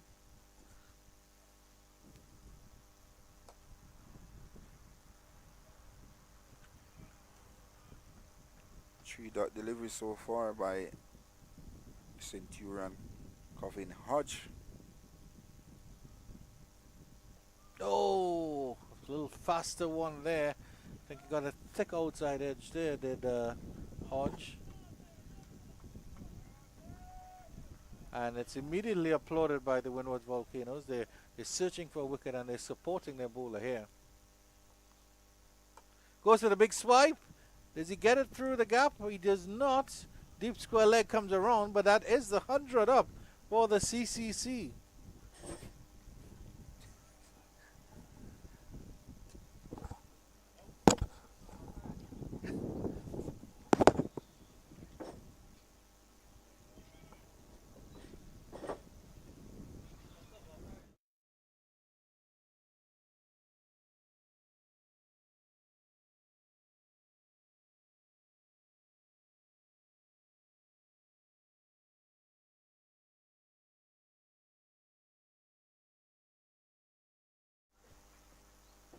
And that is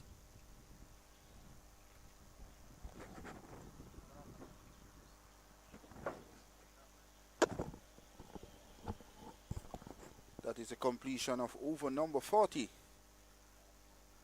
100 for the loss of 3 here at Shredden Park. This is a West Indies Regional 4-day championship. Third round action. And third day at Shredden Park between the Volcanoes and of course the Combined College on campus. Brilliant partnership so far between these two batters. Opening batsman Damel Evelyn, 38, and of course Jonathan Carter, the more aggressive of the two batters, who's not out, 39 from 77 deliveries. Yeah, they're almost matching each other run for run here at this stage. Evelyn has been in there for some time now.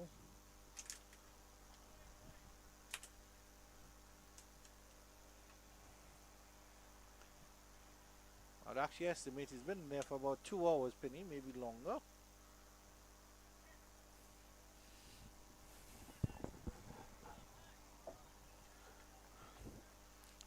But of course, the Windward Island Volcanoes in search of a wicket here, Andrew.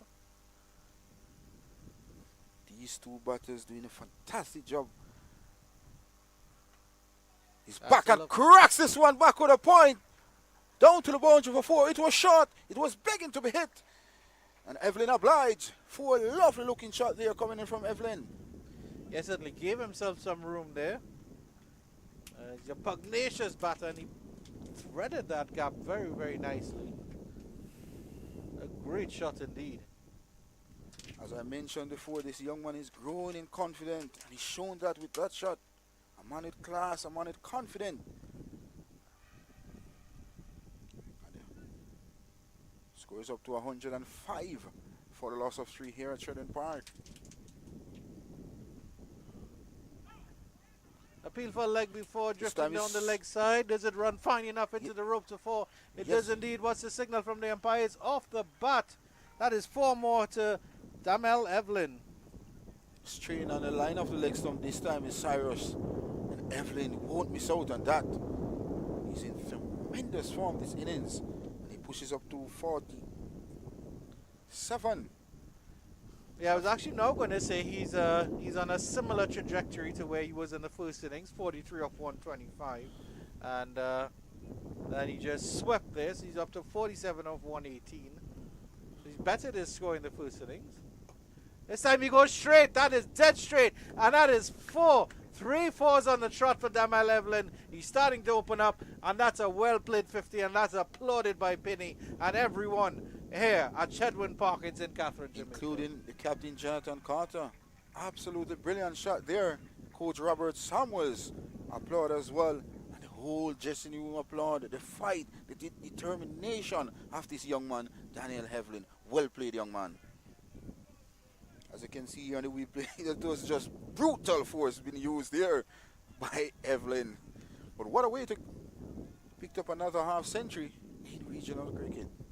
Brutal indeed. 3 4s in a row. What does he do now? And it's almost popped up there. Oh, well, well, well. Don't get carried away, Damel Evelyn. You have a lot more batting to do. Still trailed by 78 runs. The Combined College on campus team. Just about 26 minutes before the tea break interval as well. You want to bat session by session, Andrew. Yeah. Don't get carried away, young man. Sweeps again. Does he get this fine again? He does indeed. And that is 4 more to Damel Evelyn. That is brilliant batting. Really good counter-attacking stuff at the end of the over. 117 for 3. Taking out the broom is Damel. 4 more runs to his credit. And of course, 4 boundaries coming from this over. Wow. Well, there was actually no wind, Penny, and then the wind started to pick up almost as if it said, hey, Damel Evelyn is on charge. Let me come and hang around Chedwin Park and see what's going on. But that is brilliant. I had mentioned earlier I'd wanted to see that that side of his batting. We've seen the side where he shows that character and that grit and that determination to hang around. And I wanted to see his more attacking side, and he immediately tongued a 6 over long on. And now we saw in that over against Cyrus. I think Cyrus is tiring as well. He's bowled a lot of overs. 14 overs on the trot. Hodge to continue to Carter. Brilliant partnership building. And this is good for the combined college team. Jonathan Carter. Very special character, very special player. Very experienced player. Showing all his experience thus far in this innings. Pleasant looking drive this time through the covers by Jonathan Carter. Will it have the wings to get to the boundary? Just pulled back in time. But he's Jeremiah does well on the ropes there. Carter just gets 2. And the big man Ryan John sprawling at extra cover. But with offer from Hodge, so you'll have to be careful of that. Anything other than anything with width, and Carter will certainly slap him through the covers. He's very good at that, is Jonathan Carter.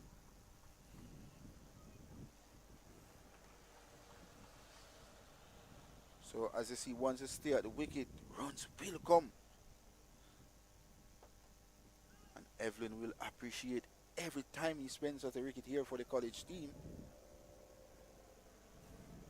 Be interesting to see how Evelyn approaches the rest of his time at the crease. Does he go back into his shell, or does he continue to remain attacking? At the end of the over, 119 for 3. Last 2 overs, 18 runs coming from the last 2 overs. That means 9 runs been scored per over, if the maths is right. Maybe the calculator is left in my car though. But can you check it for me, Mr. Chang? Yes, and what would Darrell Cyrus do to go back to the first inning? 6 for 72 versus none for 52. Cricket is such an odd little game here, Penny. It is indeed, as the CCC batters look to pat themselves in this West Indies Regional Championship game here at Sheridan Park. It's round 3 action, and day 3 action coming to you live from Sheridan Park. Cyrus to resume battle with Evelyn. Oh, he gets the edge there. Maybe opened the face well enough, did Evelyn, to just stare it down past the slip fielder, and gets a single. He's been doing a great job, is Evelyn. I really want to see Evelyn get to his century simply for the celebration, because he's such an energetic little character. He might run all the way down to Sabina Park and back. We saw the difference in the 2 celebrations. Sunil Ambrose was very calm, composed, just took off his helmet. Kevin Hodge, of course, Mr. Hyperactive himself, leapt into the air. And shake like there was an earthquake here in Sheridan Park. Yeah. You certainly see when Evelyn is bowling, it's what he stomps up to his mark.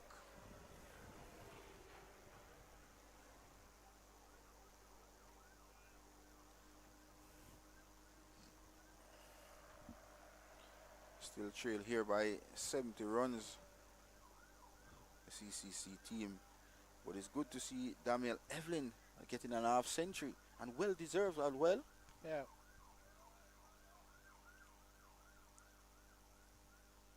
Showing good fight, good commitment as well. Goes high in the air. How far does this one reach? Mid-on settles. Takes the catch, and unfortunately, that's the end of Daniel Evelyn. He tried to force CSU. Cyrus strikes and gets the last laugh. 121 for 4. Poor decision. Shot selection by Daniel Evelyn. Looked very good at the wicket, and then this. Whoa. Must be annoying and kicking itself.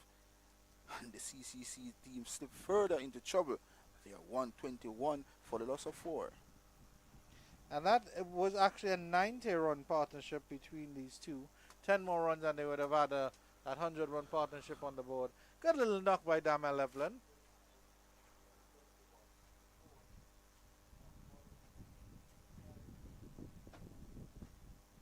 I think it was also, the timing was ill-advised as well, Penny. It's just 20 minutes, I think, until the tea break.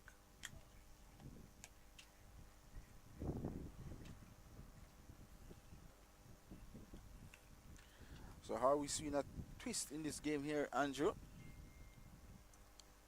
We're saying this game will end today in partnership bill, and then it seems like we're gonna have an early end tomorrow if this game goes into tomorrow.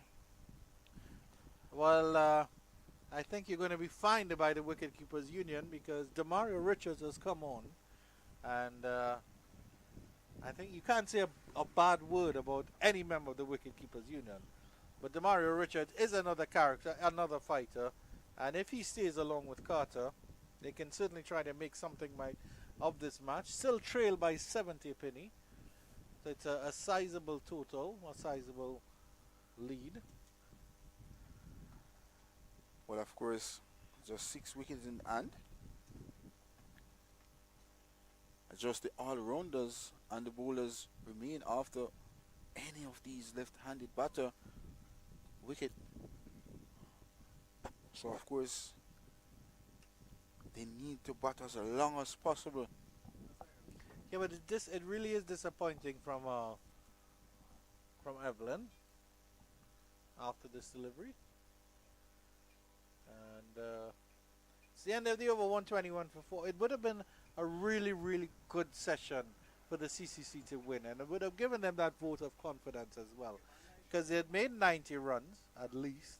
They hadn't lost any wickets, so at the end of that session, they could have had at least maybe 100, 110 runs on the board in a session, and won a session, actually won a complete session. But once again, the importance of that wicket there. And does it open up the lower order for a collapse now? As I was mentioning, just 18 minutes before the tea break interval, you don't want to get out like that. And it goes to show they're not thinking the cricket, Andrew.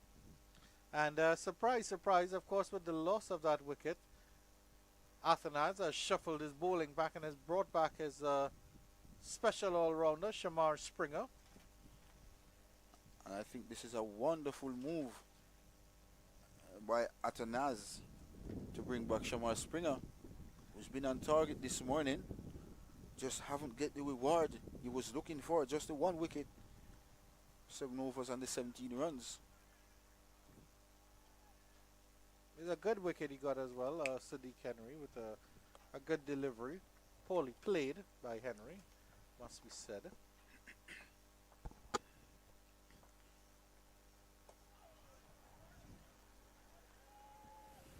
I think he had you wincing with that first delivery, Penny. You're probably glad you didn't have to play that one. Keep them a bit low there to Jonathan Carter. But the key thing about it, keep his eyes on that delivery. Jonathan Carter so far putting up a fight. 42 not out so far.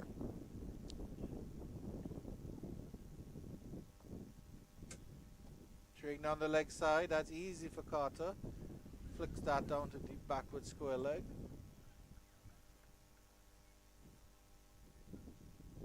Brings Damari Richards facing his first delivery this time around from Shamar Springer. Wonderful breeze blowing across our commentary box, Andrew. Yeah, one adjustment in the field for Demario Richards. Feel that deep backward point has come into the circle. Conventional point position. Late swing there from Shamar Springer.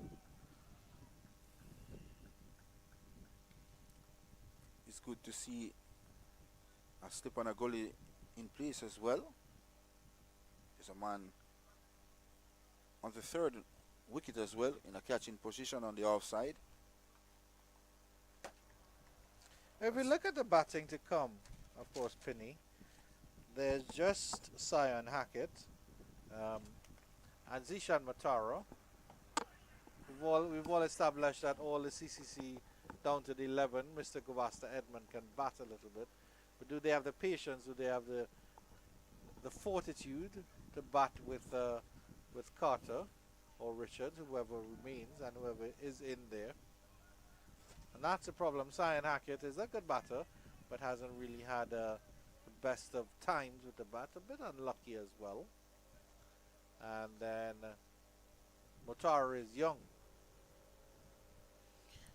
And inexperienced as well. Appeal for a leg before, and well, Shamar Springer strikes. It will have to be Jonathan Carter who saved this match because it's 122 for 5, and Demario Richards is out for a duck.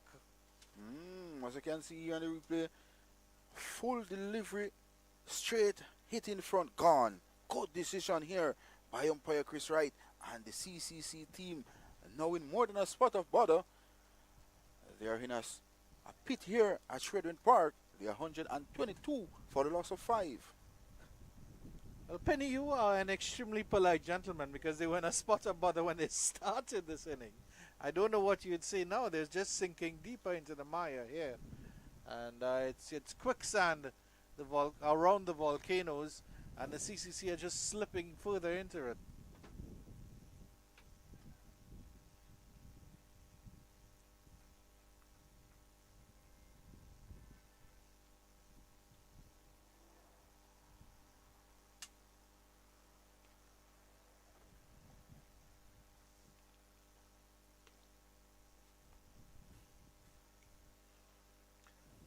New batter coming out actually doesn't look like Sion Hackett. I can't. It might be Motara that's coming out, interestingly enough. Oh, it's actually Romario Greaves. My apologies. Shamar Springer so far back into his second spell. Very first over in his second spell, picking up the wicket of the young wicket keeper Richards. 2 for 18 so far. One delivery remaining in his 8th over. And my, the Windward Island Volcanoes are doing a fantastic job so far in this year's Regional Championship 2024. Yeah, it's 4 bowlers sharing the 5 wickets. Shamar Springer has 2. Gillon Tyson has 1. John has 1, as well as Cyrus. And you were just saying, Penny, that Springer was bowling without luck, and then his figures all of a sudden look so much better with that second wicket in the column. Indeed. I think you're channeling a bit of Visham Lalman into your commentary. Immediately, as Richard makes his way towards the wicket, there's a change of bowling, and immediately make an impact for the captain, Atanaz. Well, I shall pat you on the back, Penny, and you can pat me on mine. Not a problem. That's my shoulder, Penny. Springer to continue. Romario Greaves on strike. Striving very hard there. Tevin Walcott is very alive. The Windward Volcanoes are so alive. It's 122 for 5. Good comeback over there by Springer. Picking up a very important wicket there of Demario Richards. He didn't trouble the scorer's book. As you can see, Miss Janet, West Indies test coach, Mr. Andre Coley, and of course, Denavon Hales, just having a conversation there. Must be to select the West Indies team. Indeed.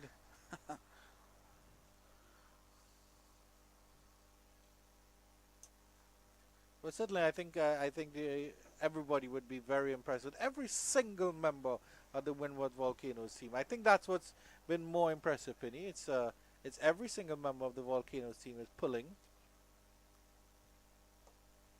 and they're pulling in the right direction as well. Carter gets off the mark after, Carter gets a run, I should say, after a tumble by Ryan John. Big fellow still on the floor. Drop hard on his tummy. But it's good to see him diving around as well.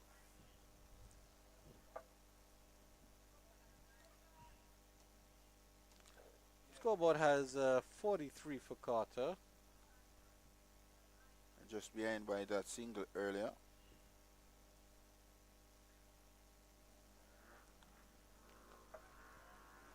Two slip now in place for Darrell Cyrus.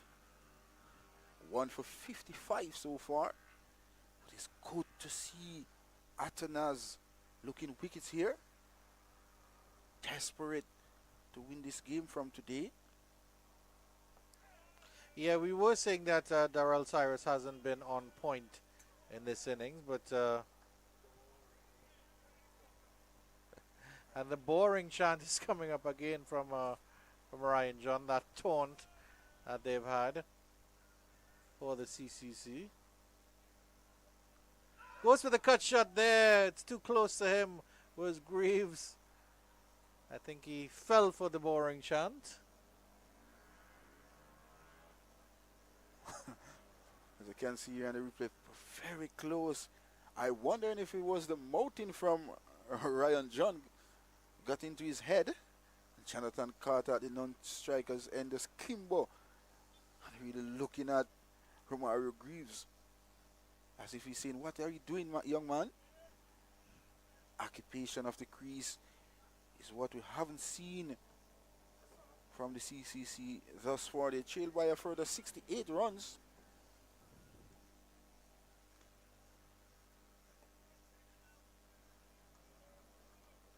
Yeah, but I think it's a good opportunity here for Cyrus to get some more wickets. Even if he can possibly get a 10-wicket haul, he's on 7 for the innings, for the match, I should say. And at the end of the over, it's 123 for 5. Jonathan Carter on 44.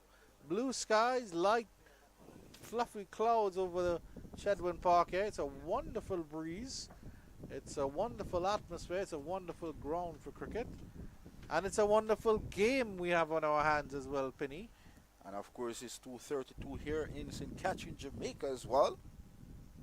Shamar Springer will be continuing as well from our commentary box end.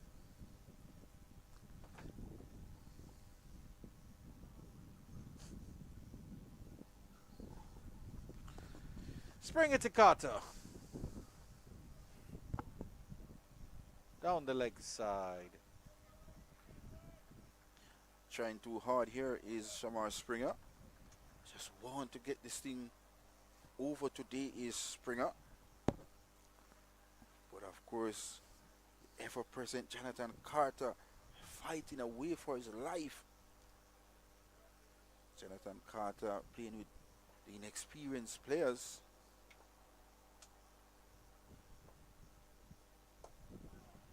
But certainly, if he can pull anything out of the bag here for the combined campuses and colleges, I'm certain Jonathan Carter will get tenure at whatever university he attends.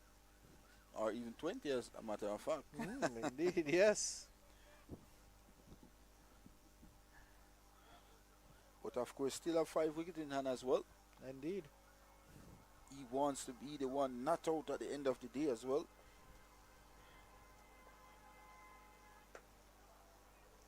If I can use an analogy, if he gets the 50, that will be his bachelor's.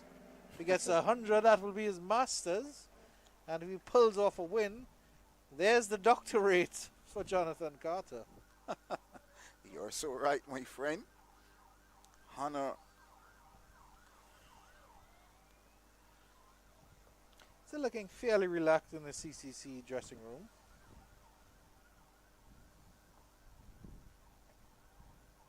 It's well played, open the face of the bat. Are they pushing for 2? No, they're not. The fielder is very, very quick around there. Might be Darrell Cyrus, it looks like, actually. Good to see that he still has the energy to pound about.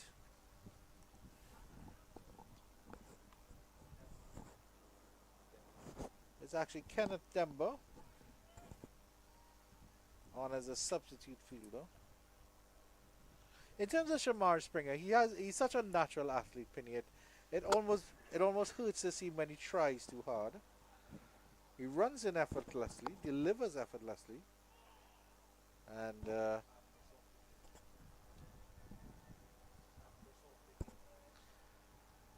our information coming into hand is that Sunil Ambrose is off the field, probably just for a little bit of a rest, to use the facilities. Thank you very much to Visham Lalman for letting us know. Our erstwhile producer, statistician, mediocre leg delivery. Maybe still a little bit towards leg stump. Well dug out there to complete over number 46. 124 for the loss of 5. Not a happy looking CCC dressing room at the moment. As you can see, the wonderful housing scheme here in Windward. It's in St. Catherine. Beautiful place here in St. Catherine, Jamaica. Of course, Jamaica is a beautiful parish as well. Indeed. A lot of beach and rivers.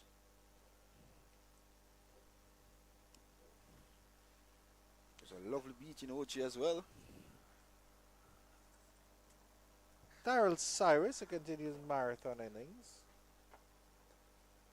And that is slapped through the covers by Carter, but there's a fielder at that deep extra cover position, so it's just a signal. And rumor has it, Penny, according to your statistics, you live 5 to 10 minutes away. And rumor has it we can see your house. So enormous it is from here at Chedwin Park. 85 bedrooms. 103 bathrooms. What are you talking about? A full gym. A second full gym. An indoor swimming pool that can also be outdoor if you so require.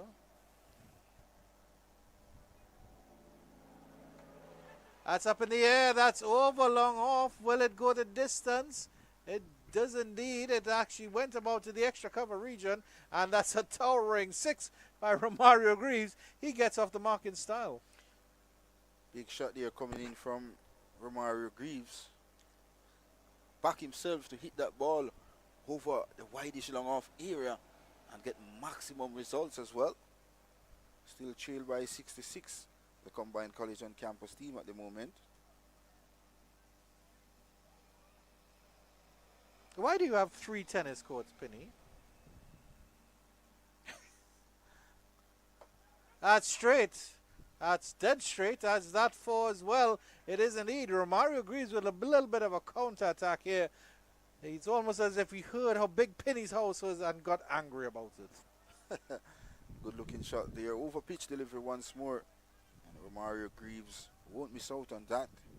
Knowing that his team is in a lot of bother here at Sheridan Park. First 2 scoring shot. 10 runs to Romario Greaves.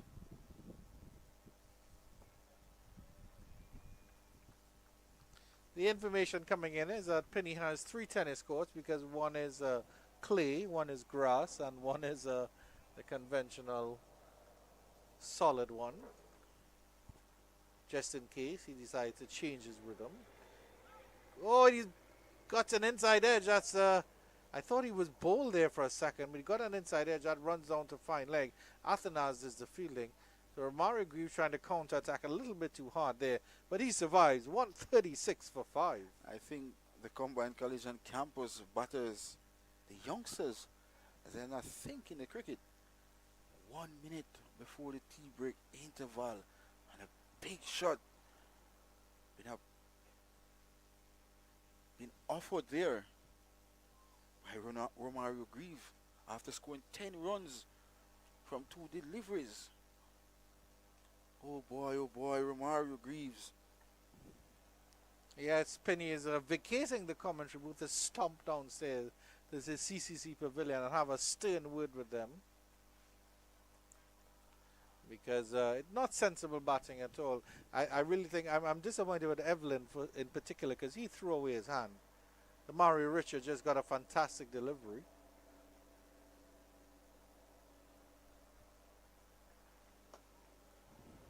And that's much more sensible from Romario Greaves. Well, of course, this should be the final over before tea on day 3 of the West Indies Regional Championship Run-Tree action here at Sheridan Park. We certainly are at Chedwin Park, named after the original owner, Charlie Edwin. Sugar Estate ground. This was a former sugar estate, so it's one of the few sugar estate grounds still in existence in Jamaica. St. Catherine, of course, the regional. Well, that is unnecessary from Shamar Springer. I'm sure Christopher Wright will have a word with him. Romario Greaves wasn't even phased by it, didn't even look, didn't move.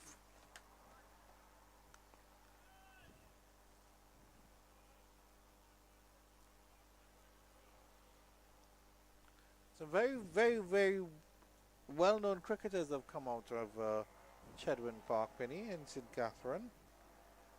Most notably, Andre Russell, J. Russ, Jermaine Lawson, Tamara Lambert, and the current West Indies white ball captain, who we certainly hope can lead West Indies to victory in the ICC T20 World Cup 2024, Mr. Ravi Powell, Rovman Powell.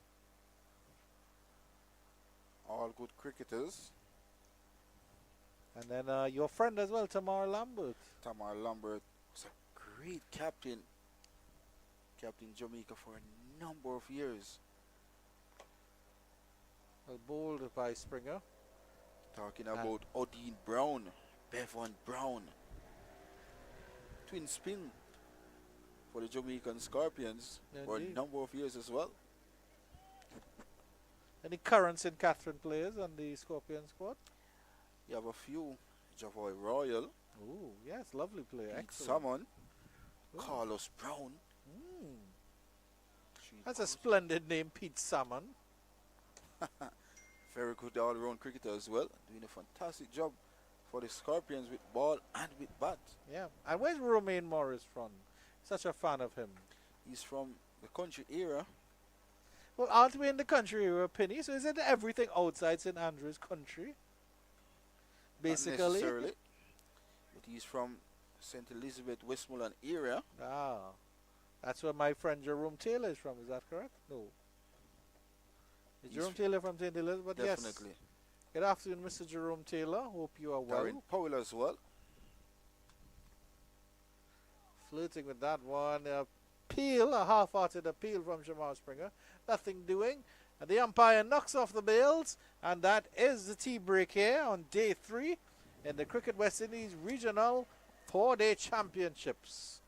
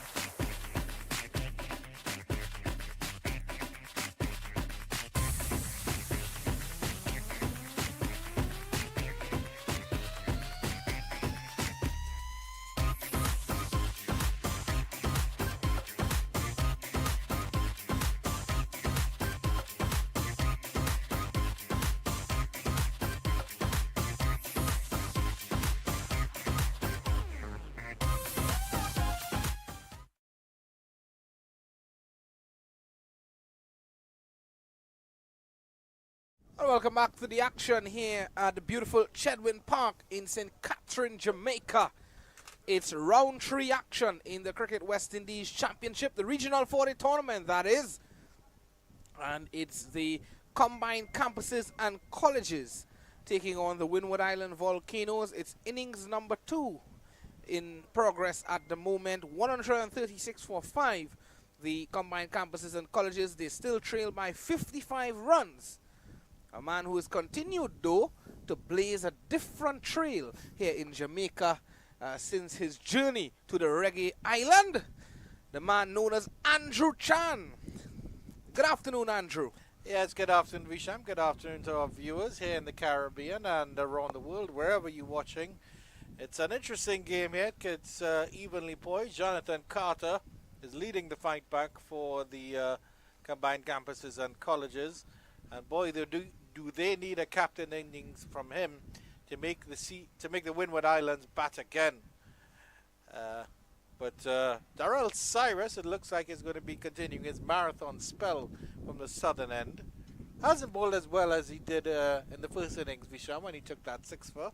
But he's still there and he's still twirling it down and causing the CCC all sorts of bother.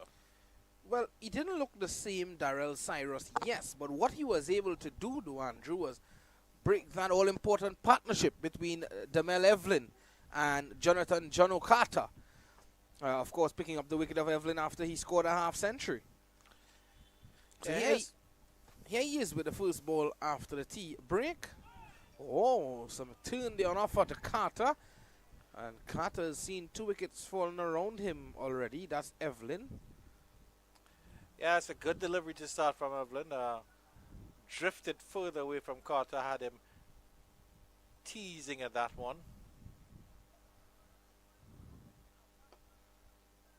Right up there.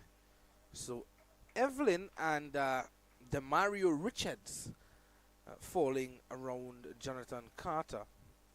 And Carter has looked good. He's on 46. He's already had a half-century, well, a century, I should say, in the tournament against the Jamaica Scorpions in the last round. That match saw him scoring a century, and also Chadwick Walton. In the meantime, we hope everyone is okay on the northern end of the ground, just on the roadway where an accident just happened. We hope everyone is okay out there. Yeah, the Windward Islands, or the CCC's reply, they slipped for 31 for 3 for a 90-run partnership between Evelyn and Carter, took them up to 121. Evelyn then departed, and Mario Richards was LBW to Shamar Springer soon after. Good delivery from Cyrus. He started on the money immediately after the drinks break. Must have had some Roots tonic or whatever in addition to the water and Powerade. Well, I think it's a spice bread. I was told that Cyrus had a spice bun. Yeah, it was a spice bun. Marlon Pinnock reporting that to me just a short while ago. This one swept away by that man Graves, and that seems to go into the boundary for 4. Yes, it does. Yeah, it's a slug sweep, straight out of Farmers Weekly, very agricultural, but effective from Mario Graves. He's stand and deliver so far this innings. It's a 6 of 4 and another 4 here. That's his batting so far. Here he is. How will Cyrus respond to Graves? And he does well. He does well. Just pulling back the length a bit. That last delivery now was struck for 4. He gave it a lot of air. Couple birds flying around the venue as well. Everyone wants to be here at Chedwin Park. Sammy's driving through the offside, and that's going to be 6. Well, well, well. Mario Graves turning up the heat here at Chedwin Park. 147 for 5 at the end of that over. And that was about the flattest 6 you will ever see. Just opened up and carved Cyrus through that, over that extra cover region. Didn't get much height on it, but certainly got the distance. Good counter-attack here by Romario Graves. However, he will he should take a note from Damel Evelyn, because Damel Evelyn tried that same sort of similar slug sweep against Cyrus and it popped up to mid-on. And that was the end of a very good little knock of 56 from the opener, from the CCC opener. Shamar Springer to continue on the northern end of the ground. Perhaps the pick of the bowlers, 2 for 19 of, I think, about 8 or 9 overs, which represents good returns indeed. The man known as Kamal as well, Shamar Kamal Springer from St. Michael in Barbados. 26-year-old Springer.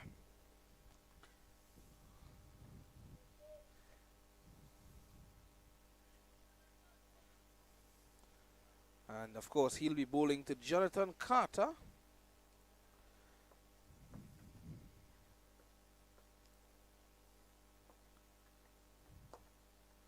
So it flicked away and he'll get 1. Do you remember when cricket and cricket fans all over the globe would have learnt of the Gangnam Style? Andrew Chan? Well, I think the Gangnam Style came into cricket, so it was there around, and I actually had a friend who told me about it before it became world famous, and then of course it was popularized by the West Indies cricket team of 2016, I believe. He did the dance on their way to the World Cup, T20 World Cup title. A lovely stroke out to cover. But I think what I like about that dance, as you mentioned at Visham, is that you can do it in your own style. You don't have to do it exactly how Tsai of South Korea Well, envisioned it. it seemed as though the West Indians bring that vibe, that energy to international cricket, to all cricket that they play, franchise cricket as well. And we'll elaborate on that after this delivery. Yes, so cricket learned of the Gangnam Style when the West Indies would have won the T20 World Cup, as you said, in 2012. But 4 years later, Andrew Chan, it was a time of the chess roll. Not the sushi roll, but the chess roll, Andrew. Indeed. The chess roll, as remember the under-19s would have became World Cup winners. It's a fairly self-explanatory jig. You tuck in your elbows, thrust your chest out, and get to all the rolling. And it was this man, Shamar Springer, his preferred celebration, Andrew Chan. Dead ball signal by the umpire. Yeah, he's a World Cup winner in his own right, and under the captaincy of Shimron Hetmeyer, if I remember correctly. Tevin Imlach was also in that squad as well.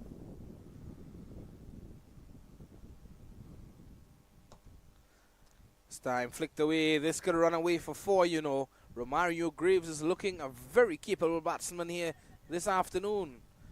Hauled in by Cyrus. And it's 2 runs to Graves. I remember reading Chris Gale's autobiography when he was talking about that semi-final against Australia. I think there's a bit of chatter from the Australians that the West Indies weren't going to win it. And then Gale said when they ran out in celebrations, the Australians were angry. The Australians said they've never seen the West Indians so angry. But they were really focused in that tournament.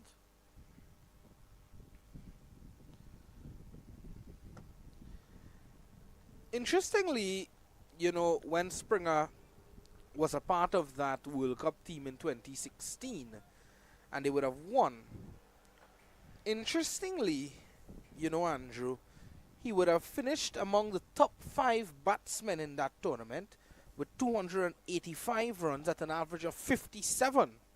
Scores of 62 of 88 against Bangladesh, the hosts, and a 74-ball century against Fiji in that tourney.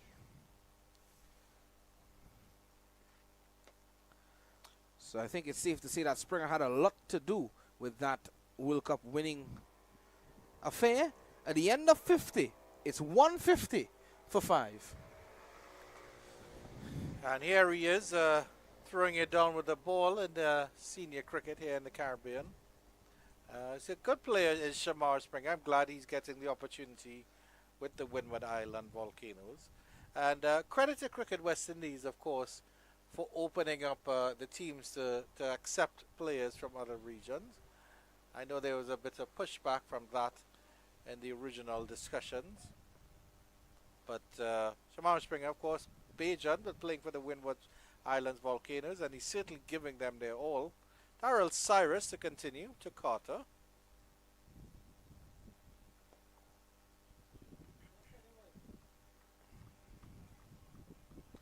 Some of the birds just flying around the facility.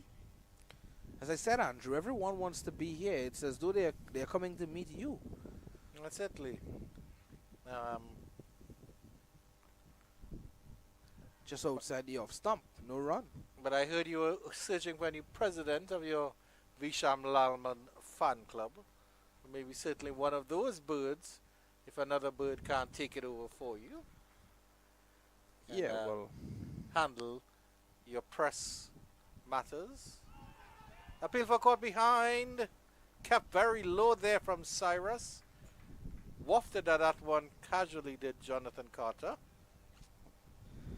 the umpire Taylor immediately nodding in denial of that appeal there by wicketkeeper Walcott and bowler Cyrus.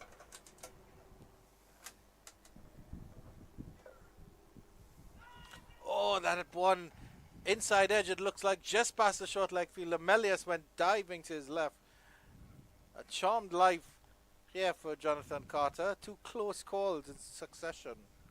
It actually wasn't an inside edge. The umpire signals leg by. At the moment, Marlon Pinnock seems to be enjoying some commentary. Well, actually, of his own. Yes, indeed. A clip of his is going viral, as you'd expect with a fellow Penny's stature. So pulled away by Graves. Springer is in the way. Yes, certainly, Marlon Pinnock, a good man here in Jamaica, all the way from St. Catherine. And the video he's watching has 5,000 views, of which 4,999 are him. So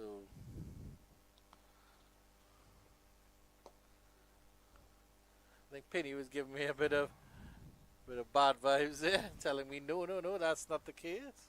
Word coming to hand is that Marlon Pinnock at the end of 51 is 152 for 5.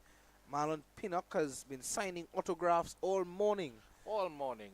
And I think yesterday afternoon as well, he had a big line, a long line coming in to the venue to meet him. He had to sit in his car, wear on a cap and a wig before though, and leave the facility. Well, that's why he didn't join us in our dining room today, because he was met at the bar by a bevy of beautiful ladies. Okay. And signing all over. And he's just shaking his hand there because he says his wrist is hurting from signing so many autographs. Yes, definitely. That's a tough task, especially 4,999 autographs. When you reach on 4,998, to sign the next one is very difficult. Indeed. And that's just for the day. I think he's already crossed 5,000 not out. Well, I just checked the records, Andrew Chan, and the last number I'm seeing here is 5,004. Oh dear. So that's a situation at Chedwin Park as well. While this wonderful game of cricket is taking place, Marlon Pinnock has it all to do on the outskirts. Yes, indeed. Springer is back. 52nd over is up here. Turned away nicely by Graves. I heard Darrell Cyrus celebrated his 6th wicket by asking Penny for an autograph. Oh, wow. Yes, indeed. What better way to celebrate? I heard Kavim Hodge celebrated his birthday by asking Penny for his #1 gift on his birthday. Indeed.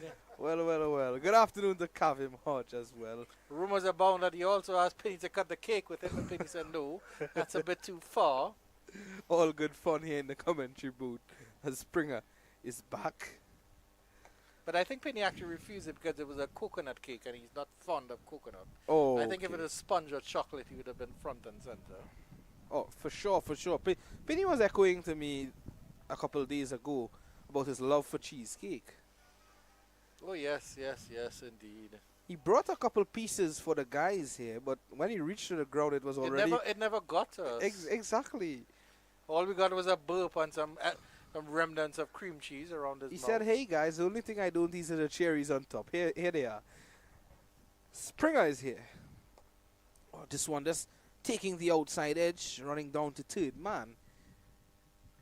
Looks to be Cyrus, is it?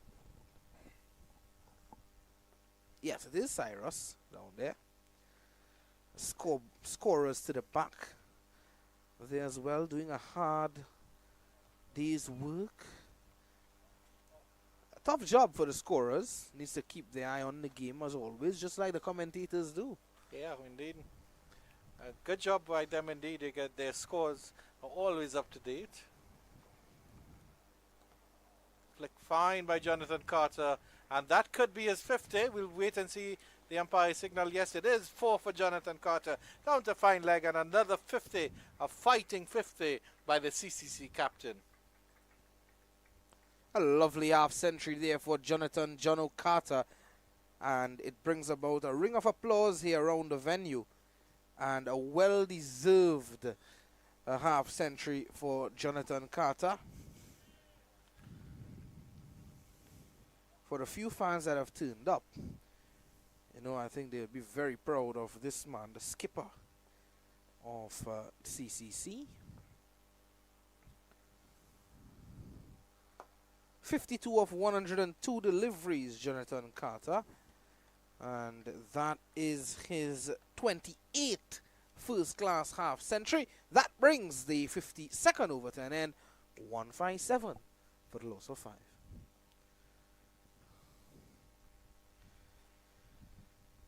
So it's a strange situation in the game, of course. They're still behind by 34 runs. My math is correct. So it's a situation where it can go either way at this stage, I think, Wisham. I think if the Windward Island Volcanoes can whittle out a wicket or two, then the CCC will be in all sorts of trouble in terms of making them bat again. But if the CCC just bat for another hour or so, then that lead should be erased by then. Mario Greaves has looked intent on taking the attack to the spinners. The faces up to Cyrus.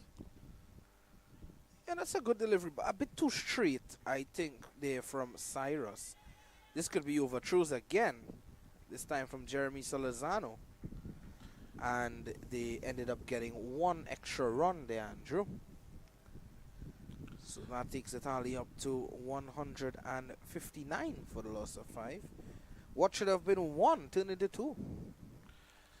Well, it was a bit of a wild throw, and Tevin Walcott behind the stumps, feeling his fingers tenderly.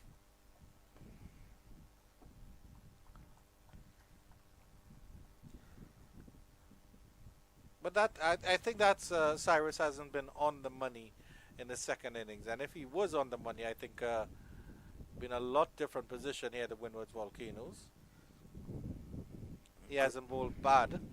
Thus, he hasn't been as on point as we would expect him to be.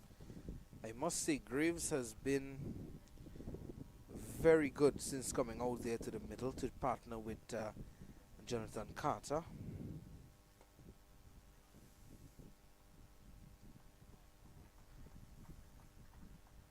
He's looked very capable with the bat in hand, as I said earlier, and he has shown us a bit of everything, really.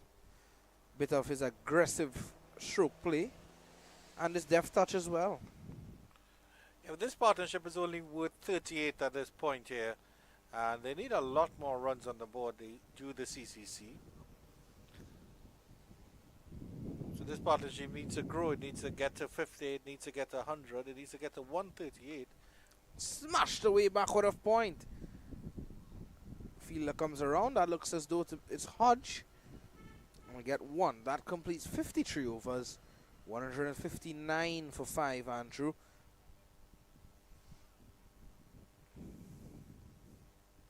Actually 160 with that single of the last delivery of the over. Greaves will take strike against Shamar Springer now.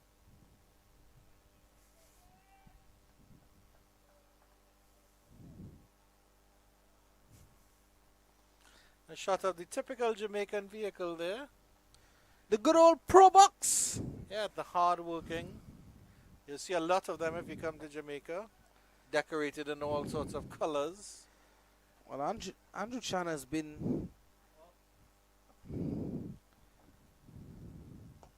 so nicely guided backward of point, racing away.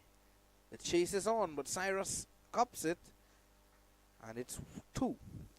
Andrew Chan has been in box all morning. He has been in the Pro Box. He starts the morning by coming to the ground in the Pro Box. By that time, he ends up in the commentary box. Then he ends up at lunchtime in the lunch box. Then at tea time, he's in the tea box. And then he's back at the Pro Box in the afternoon. And you're right there alongside me, Visham Alman. This one takes the outside edge. That's going to run away for 4. Fortuitous, but a boundary nonetheless. Yeah, aiming for that drive through the cover region was Romario Greaves. Got the thick outside edge. He's luckily it kept low. But there's only one slip in place. It looks like Sunil Ambrose is back on the field. And in that wide slip position. It's I think it's a situation of the Windward Island Volcanoes. They want to attack, but they don't want to go into all-out attack.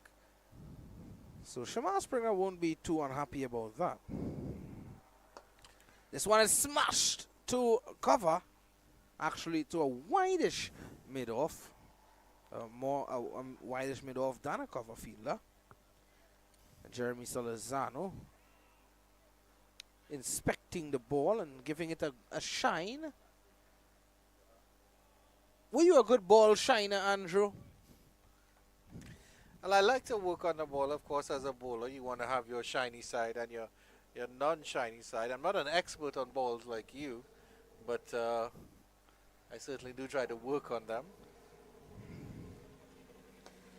This time, this played out to the offside. That's a dot delivery there from Springer.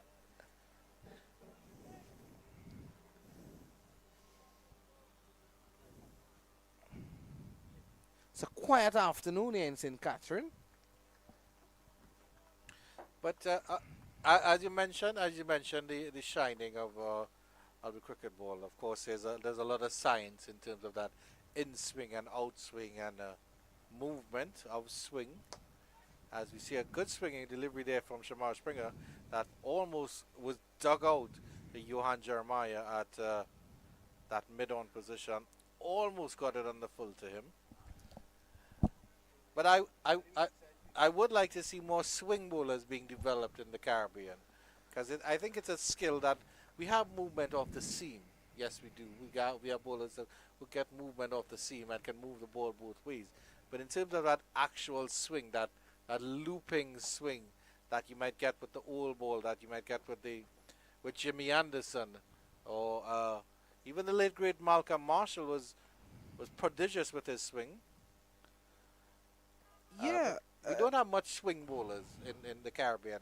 That's something I'd like to see develop. 166 for 5. If you look at some of the swing bowlers now, you know, like a Tim Saudi, a Jimmy Anderson, as you said, you know, these guys tend to get that prodigious movement, and that has proved to be the fuel for their success over the years.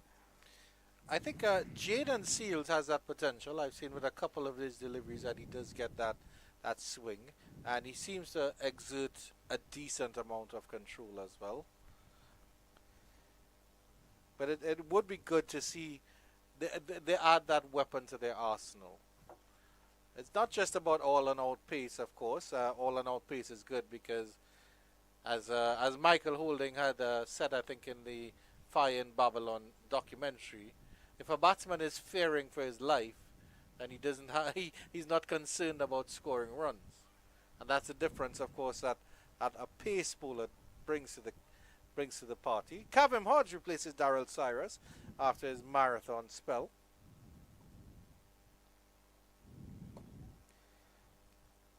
And the other thing, of course, Visham, is that over the years there have been concerns about the pitches in the Caribbean not being suited to fast bowlers and spinners coming to the fore. So if you're not getting a pitch that is working for you as a pacer, and you have to work too hard, if you develop your swing bowling, then again it's another arrow in your quiver. Yeah, definitely. You know, some of the West Indies, or most of the West Indies seam bowlers, have a lot of pace. Some of them struggle for that control. But you have to see, as we progress now, you're seeing them, guys like Alzari Joseph, you know, just maintaining that control now.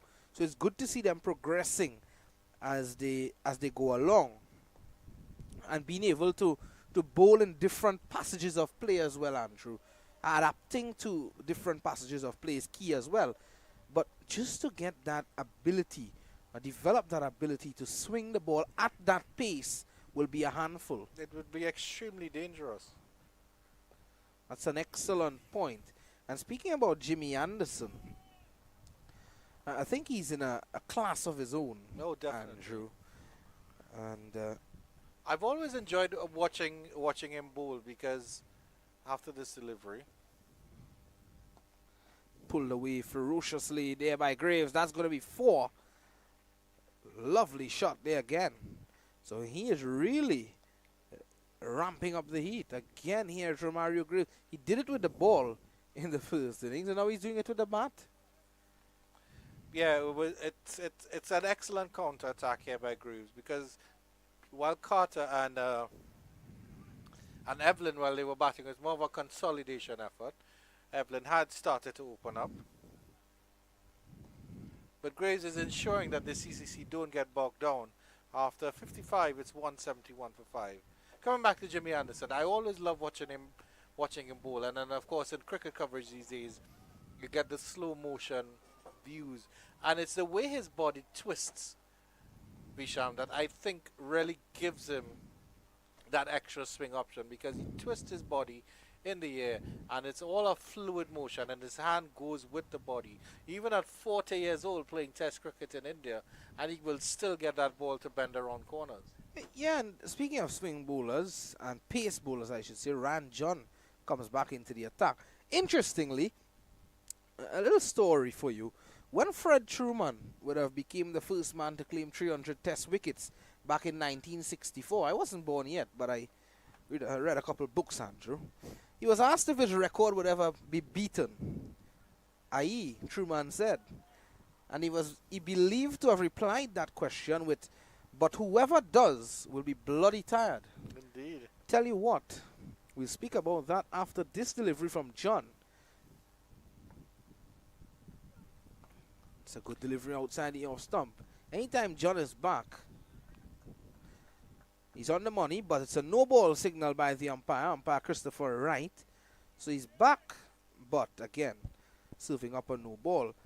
Truman was from North Yorkshire, of a town known as Stainton. 2 hours southwest of that is Burnley. I know you're a man who know all about England and its parts. And in Burnley emerged someone you know you're very familiar with, and all of our cricket fans will be familiar with. What Burnley produced is a bowler whose wickets have come like coils of steel out of a production line in industrial quantities, Andrew Chan. Quantities that, as he nears a test wicket tally of 700, seem beyond the furthest bounds of imagination of a seam bowler. That's the man, Jimmy Anderson. 50 partnership between these two batters live here at Chedwin Park. And yeah, definitely. And he's a big Burnley football club fan as well, as you would expect. And he must be bloody tired. Because if Truman said whoever broke 300 would be tired, we're bloody tired. And Jimmy Anderson is twice bloody and a little bit overtired.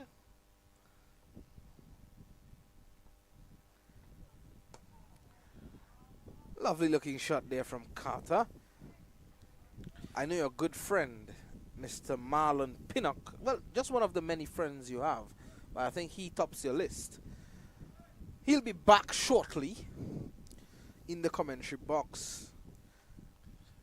The other thing to mention, of course, on the positive side for Cricket West Indies and nurturing of our fast bowlers is that we allow them to fulfill their action, however odd and strange it would be. Because of course Jimmy Anderson, with his very unique action, was forced out of the team for a little while because they wanted him to be a more correct bowler, and he fought that and he said, no, my style is my style, and has stuck with his style and has worked. So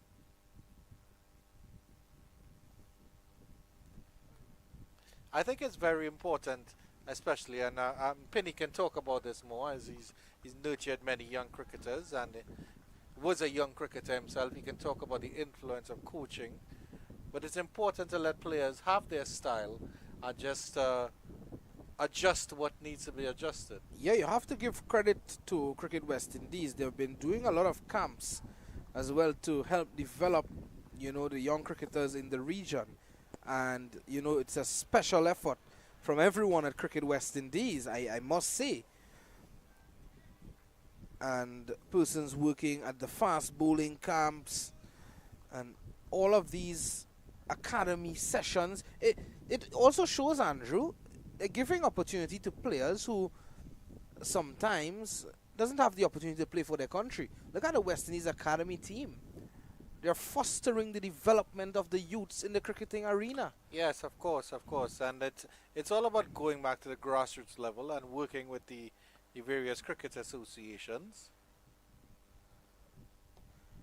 On that note, I'd like to say a special good afternoon to Dr. Kishore Shallow, the president of Cricket West Indies, and the vice president as well, Mr. Azim Basara. That completes 56 overs, is 173 for the loss of 5. Marlon Pinnock will now be taking over alongside Andrew Chan.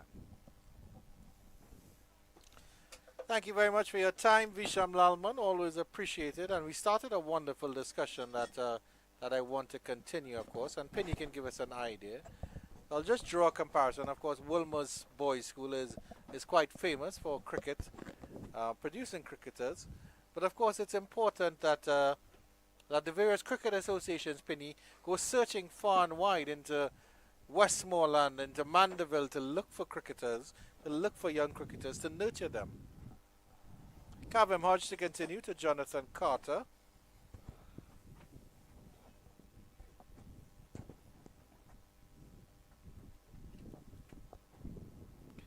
Good afternoon once again to Penny and his bevy of admirers. Good afternoon to you, Mr. Andrew Chang. He's happy to be back in the commentary box, sitting next to you.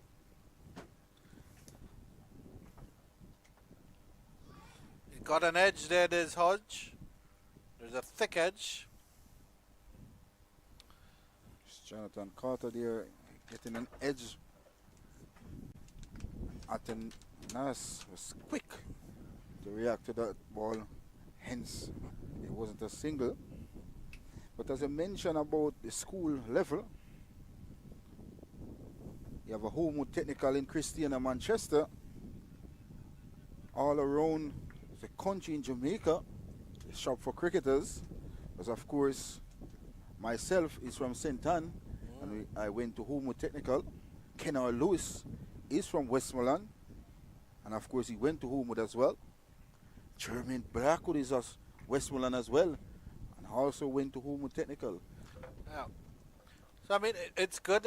It's good that of course you bring those players into the one camp, the one school, and educate them as necessary. But again, it's finding the cricketers, is letting them grow up in their own sort of atmospheres, in their own sort of areas, and developing the cricket there. Because there's stories in of India in the bowling and of fast bowlers from Mumbai, in the Maidan in Mumbai, and he had a very strange action and it was developed because he had to run to avoid a drain in one of the Maidans across the field at the end of the over, 174 for 5.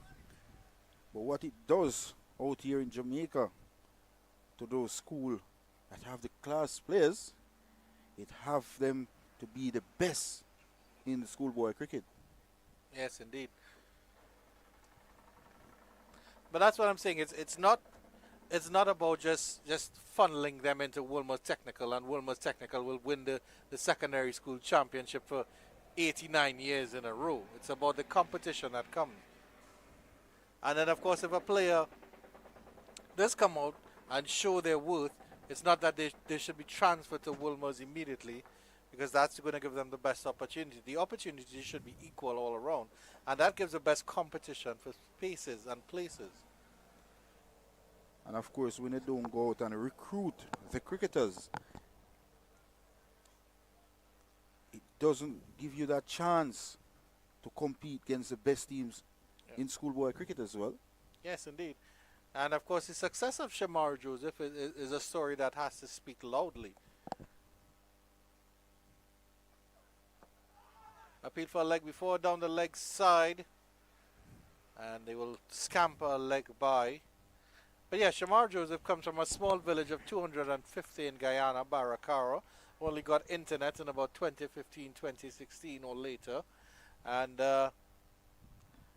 but he grew up in that area. He learned how to play his cricket in that area. And he's developed and has become, I wouldn't say a global superstar yet, but certainly a famous name indeed coming out of that area.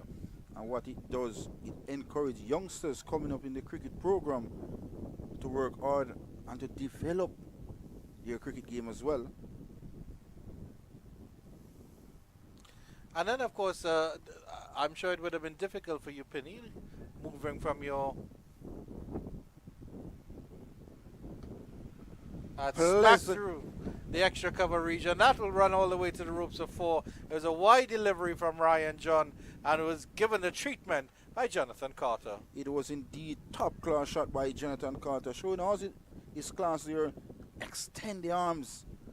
Great dexterity there by Jonathan Carter.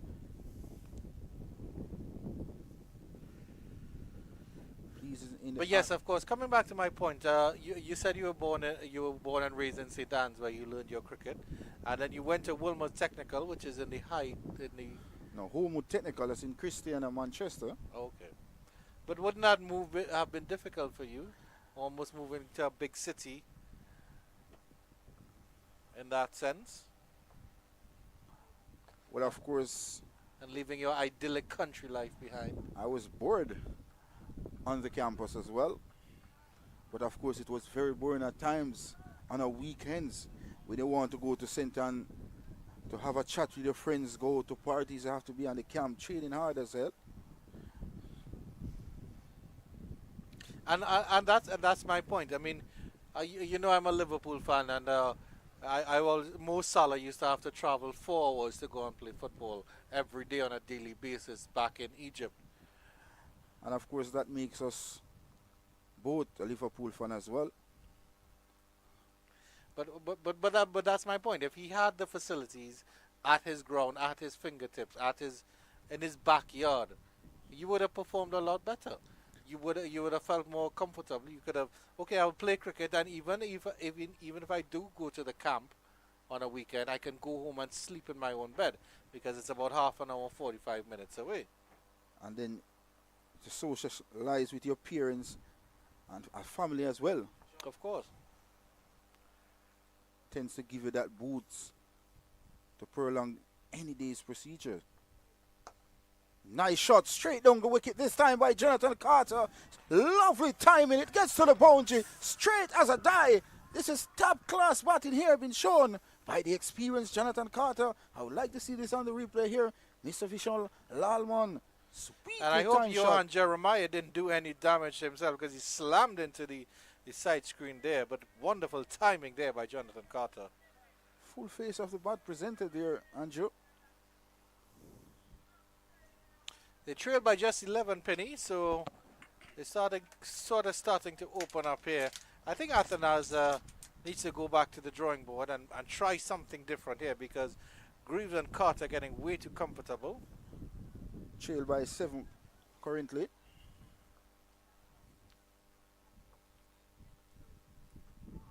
Oh, appeal for leg before there. I think that one was maybe just outside the off stump and an inside edge. It completes the 58 over. 184 for loss of 5. Height as well, an issue there. So these two came together with the score at 121. They progressed to 184 for 5. They've almost completed the first major task, of course, Penny, which is making the CCC bat again. Question is how long, making the Volcanoes bat again. My apologies. The question is, how much can they put on the board? And of course, it seems like we're going to have the 4th day played here at Sheridan Park tomorrow. My good friend Vishal Lalman have a smile on his face as well. Seems to be enjoying the cricket here at Sheridan Park.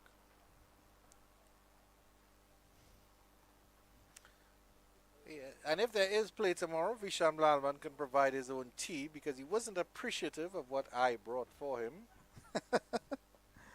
There wasn't even a thank you in his mouth, Penny. There were just words that cannot be repeated on air and will never be repeated on air. And of course, he finished it very quickly indeed. Very quickly indeed. He was sniffing around mine as well. Well, of course, Vishal Lalman loves his food. Yeah, I suggest Kadir Mohammed check his camera bag because Kadir didn't eat his. So I think Visham Lalman was poking around it. And the excuse, oh, I need a cord. Quick single here. The shy the stumps. It's a direct throw. What does the umpire say? Jonathan Carter seems to be in. That was a really, really good pickup and shy the stumps there from that fielder at the cover region. That's Kenneth Demba actually. He's on as a substitute. Let's look at the replay here. Punch into the offside. Quickly to response was Jonathan Carter. Easily in the end for the experienced captain Jonathan Carter. So as I mentioned, Angie, these two batters at the middle so far doing a fantastic job for the combined college and campus team at the moment. Just trailed by a further 6 runs.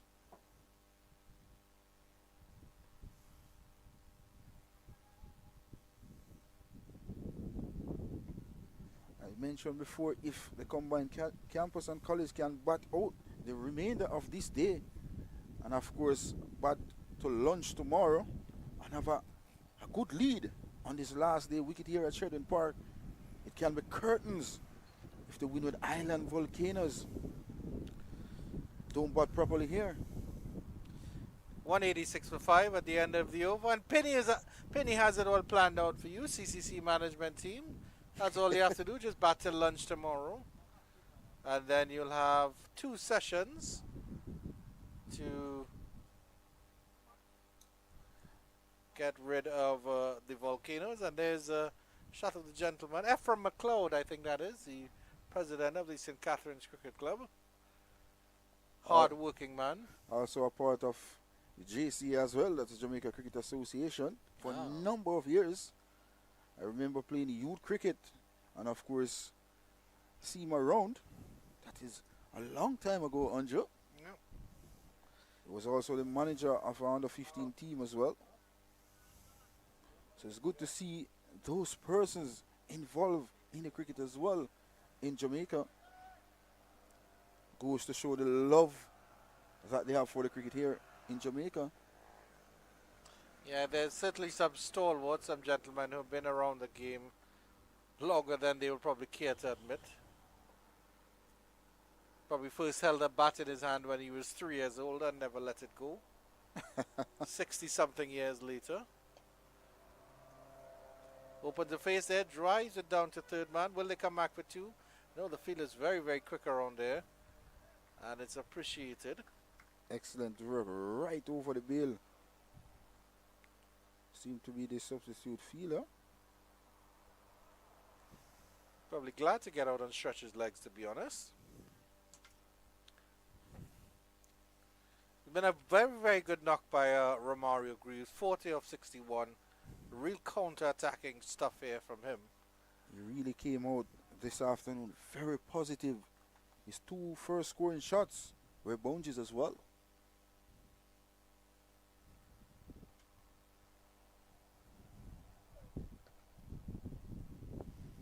But ever since then, he's sort of settled down. He's ready to play the long innings here. Second partnership over 50 for the combined college and campus in this inning so far. And boy, oh boy, did they need it, Andrew. Yes, certainly. And with this game looking set to go into the fourth day tomorrow, we certainly invite all persons in and around the St. Catherine area and further afield if you wish to come down to Chedwin Park and enjoy the lovely breeze at this beautiful ground, Penny. Of course, tomorrow the Jamaica Cricket Association two-day competition starts here in Jamaica. St. Catherine are the defending champions as well, if memory serves me correctly. You're absolutely correct. But of course, the Jamaica Defence Force will be coming for this title this year.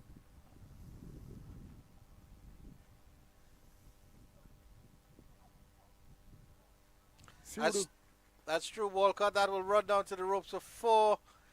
And they are tied now. It will be buys, but the scores are level. One more run and the CCC will make Volcanoes bat again. An excellent moral victory for them. It should be.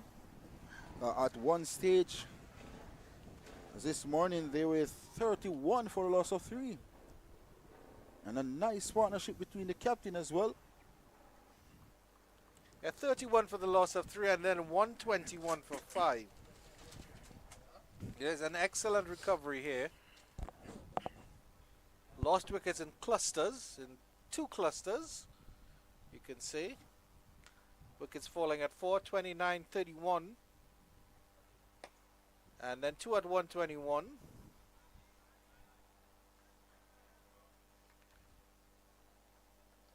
Well, of course, since then, had 2 good partnership for the combined college and campus team. And that put them in a good position here on day 3 of the West Indies Regional Championship. The game being played here at Sheridan Park. Do you think the Windward Islands Volcanoes bowling unit is starting to show a little bit of wear and tear in round 3 at this stage, Penny? Because, I mean, they've stuck with basically the same bowling in terms of Ryan John, Shamar Springer, and Darrell Cyrus.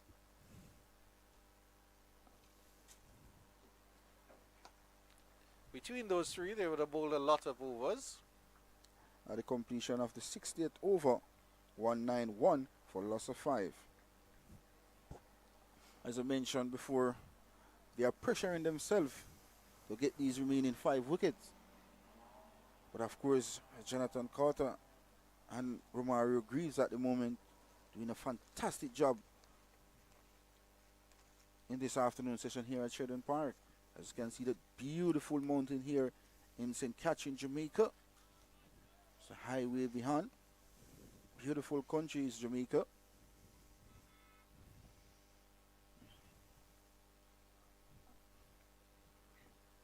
Hodge to resume battle. Left arm orthodox versus the left arm batter, left hand batter, Jonathan Carter.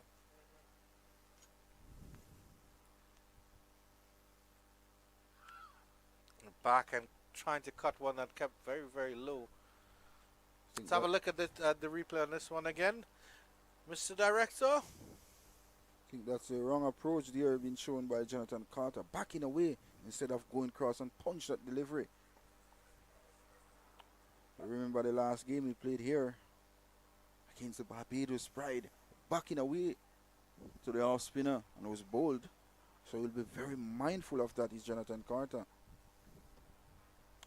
This one he digs out square and the fielder from cover boundary comes around, picks up. It looks like Solozano there, good through back in. That's the single. And the field will adjust for the right-handed Greaves.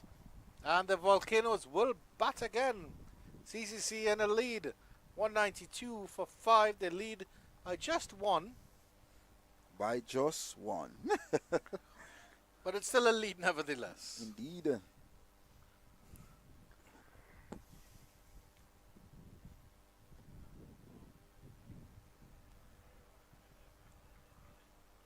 good match so far by Romario Greaves. Picked up from where we left off with the ball yesterday, picking up 5 wickets as well. And now approaching another half century in regional cricket. Nutmegs his non-striker captain's legs, but scrambled a signal direct throughout the stumps, but Greaves is safely in. Chris Taylor was well positioned to see where he was. They've hit the stumps here, Volcanoes, on a couple of occasions in terms of attempted runouts, and every time the batters have been safe. This is the fight you need from the CCC. 71 run partnership so far, unbroken of 103 deliveries. And they are scoring freely now, the combined college and campus team, Andrew. At the completion of the 61st over, 194 for the loss of 5.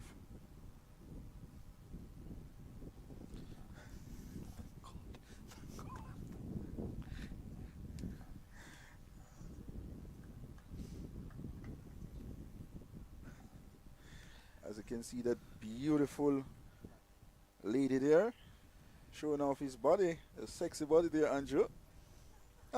I don't know where she got a hold of Visham Lalman's yellow romper. Having a wonderful time here at Chetwynd Park as well. Enjoying With the her cricket. matching slippers as well, Penny. All suit out for the Jamaican Scorpions as well. But of course, they are playing at Sabina Park.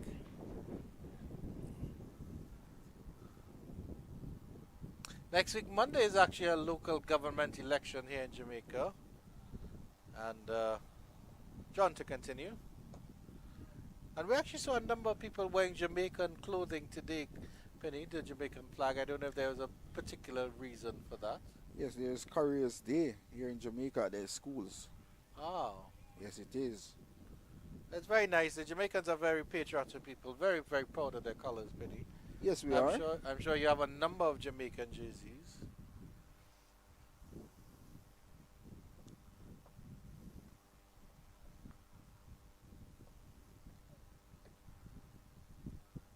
Delicately played there by Carter.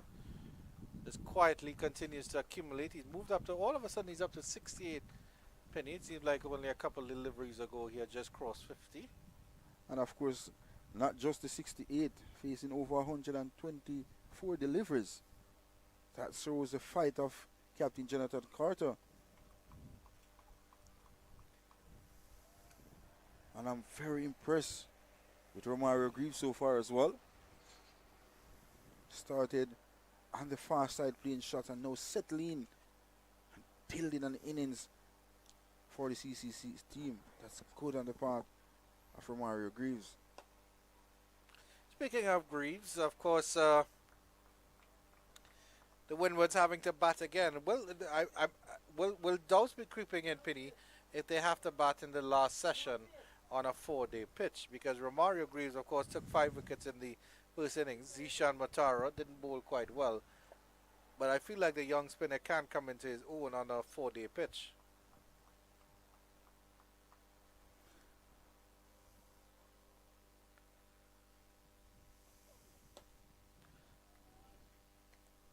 It's good to see Sunil Ambrose back on the field as well. He was off the field earlier today.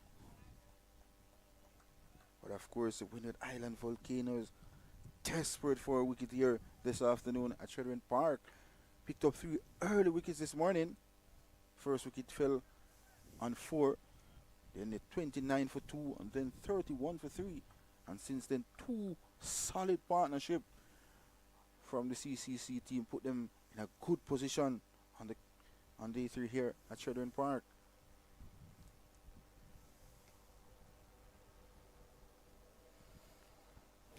Yeah, they are in a good position. It's can they make it count is the question.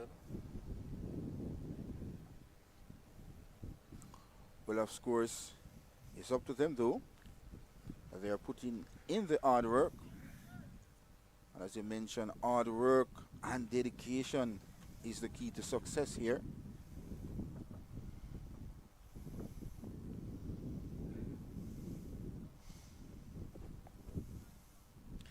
Ephraim McLeod was having some conversations with fellows off the pitch. Good Yorker length delivery from John. Well dug out to complete the 62nd over. 195 for loss of 5.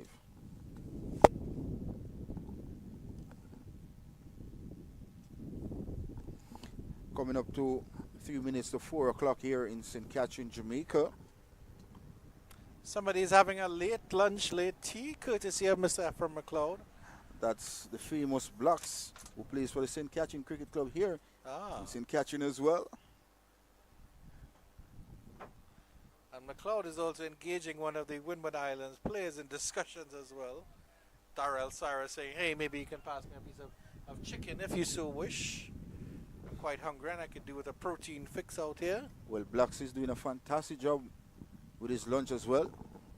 Going great guns in that box. Kevin Hodge to Carter. And that's the way how Blocks plays his game as well. Very attacking batter, as well as always attacking that lunch today.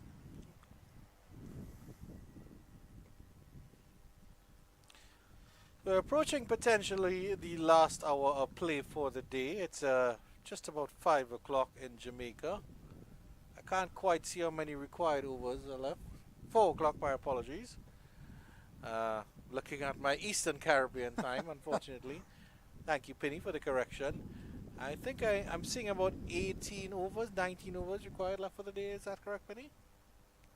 You're absolutely correct. This one is swept down to the backward square leg this time around.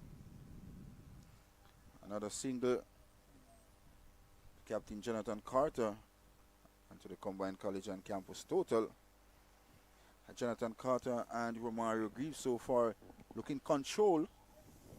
And they will want to bat to close of play this afternoon and ensure the combined college and campus in a commanding position. It's a bit of width there, there's Greaves. He'll be sorry he didn't pick that gap pass. Kind of Denver point. Another fielder coming in close here. I think it's Sunil Ambrose, who's jogging in to the short leg fielder. Has some words with Romario Greaves as he passes. No, he's actually going into a second slip position. Hodge is changing his trajectory here. Big sweep there, attempted big slog sweep there by Greaves.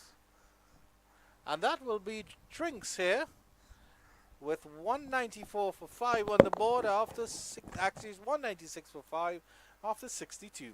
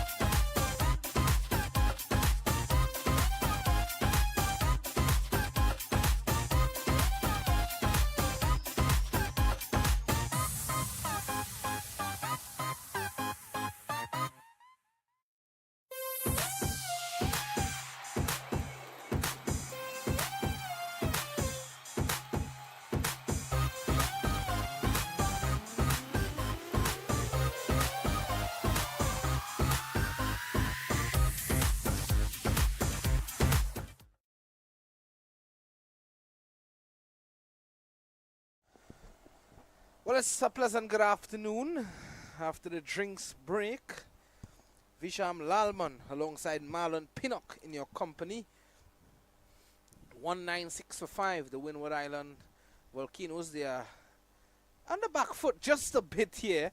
CCC, they lead by 5. Ryan John is back into the attack, and he'll be bowling to Jonathan John O'Carter. So Ryan John bowling to Jonathan Carter. 196 for 5. Good afternoon, Penny. How are you? Good afternoon to you, Mr. Vishal Lalman. Doing great here at Sheridan Park. Enjoying the nice cool breeze and the sunshine here. An absolutely brilliant batting performance so far in this evening session by the combined college and campus batters at the moment. Headed by Jonathan Carter, unbeaten on 69 so far. Carter leading the way for the CCC.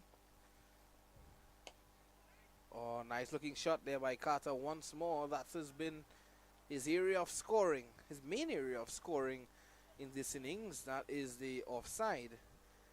There's Jelon Tyson. I wonder when we'll see him back. Could come back to ruffle a few feathers. Who knows? And boy, oh boy, do the Windward Island Volcanoes need a wicket here this afternoon.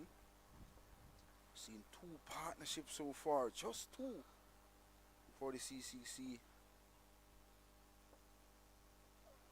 Oh, sweetly driven. Fielder has some work to do. Does well there, Kavim Hodge. Kavim Hodge can do no wrong today. The only thing he didn't do was pick up a wicket. One thing for sure though, did bring up his highest first class score as well. Unbeaten, 100 and I think it was 153. 158. Not out. 158. Thank you, Mr. Vishan Lalman.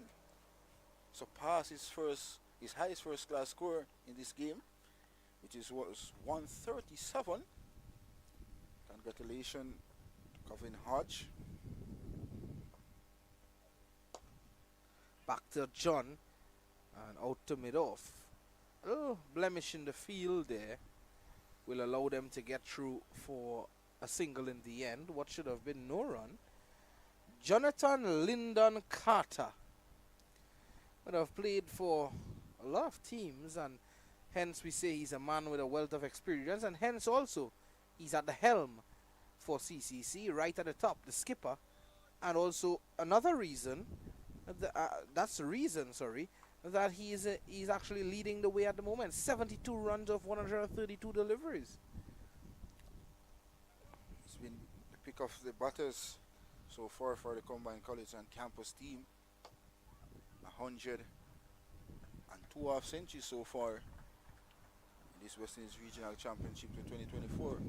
This is a partnership building here, one like we saw from Kavim Hodge and the Sunil Ambris. It sort of mirrors that partnership, Penny. I think Carter and Greaves took a page out of Hodge and Ambris's book. And it was a similar stage of the game as well.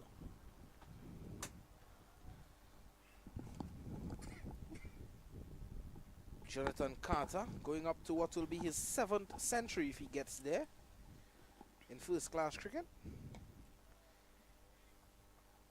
He has 28 half centuries, or 27. This one would be, of course, make it 28. Ryan John trying his endeavor best to break this partnership here. That last delivery was a slow delivery to Mario Greaves. Looking command so far at the wicket.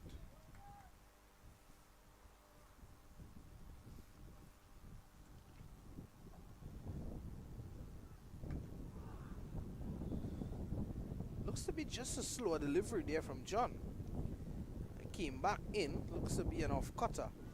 It took the inside edge of the right-hander's bat, and John very disappointed there that it missed the inside edge and go onto the pad. That's the end of 64. It is. 201, is it? 201 for the loss of 5. Good over there coming in from the big fast bowler, Ryan John. Having a good time here in this wonderful country of Jamaica. 14 wickets so far in this year's regional championship. Good all-around cricketer is Ryan John.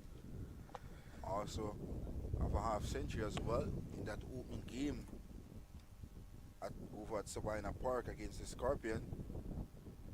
That's where he picked up his first 5-wicket haul this season as well. Then he came back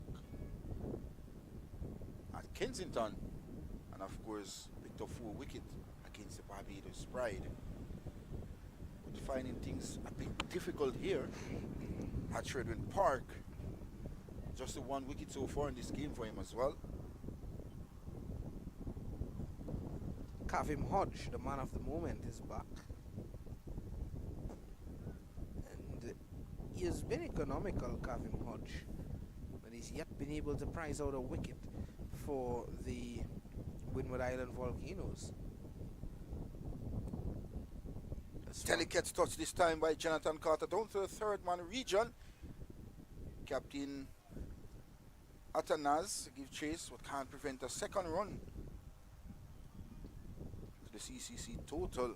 This is good batting here being shown by Jonathan Carter. Carter would have made his first class debut at Salim 2008 against the Leeward Islands.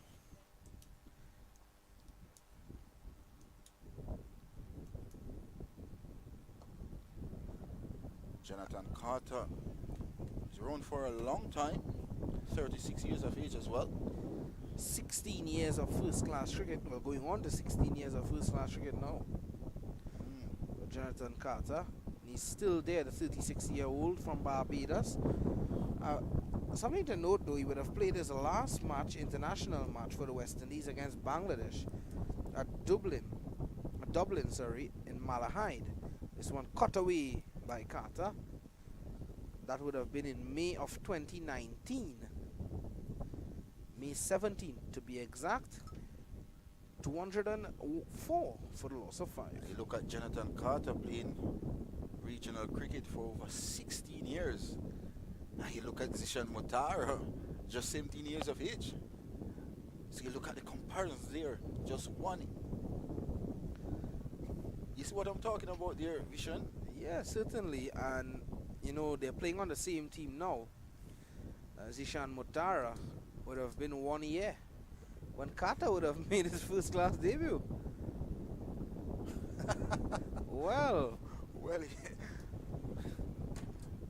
Jonathan Carter, vast experience campaigner. Played CPL cricket as well. That's the Caribbean Premier League. I remember him took a wonderful catch at backward point in a CPL game. It was amongst the best catches in CPL history. So a very special young cricketer. I wouldn't say young as towards Jonathan Carter, but he's a special cricketer indeed. yeah, well, Mutara was born in July 14th, 2006.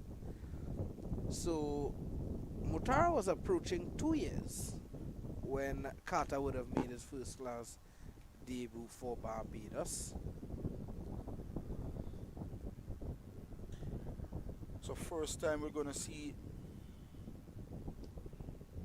Cyrus. He will coming from our commentary box N. And of course he'll be bowling to the CCC captain, Jonathan Carter. Yeah, he got all his 6 wickets in the first innings from the southern end, that is the football field end. And now he's going to have a different challenge here, bowling from the northern end, that is the roadway end, or the commentary box end as Penny calls it.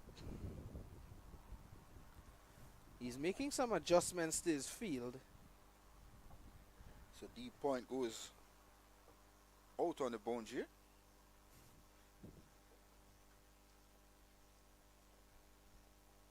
Nicely played there by Carter.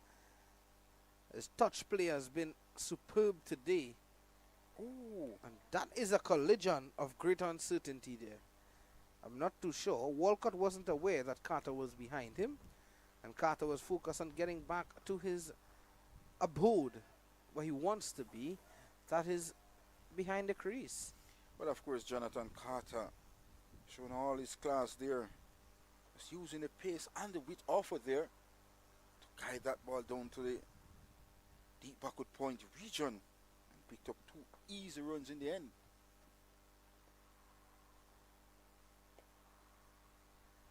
Surprisingly, no short leg in place again. Just a one slip, backward square leg, a short mid wicket, long on, cover fielder,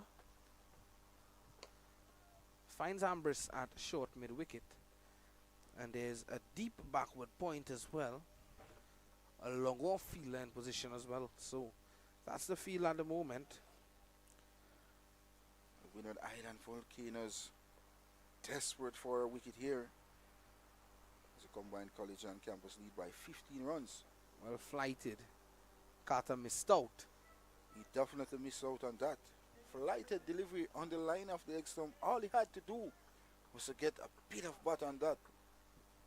Well, look who is on our picture. That is good old Mr. Andrew Chan. Andrew Chang, where's he coming from? Well, the facilities. That's all I can tell you, Pinny. I can tell the viewers that he's coming from the facilities. Good to see him up and all right though. Yeah, he looks to be okay now. Before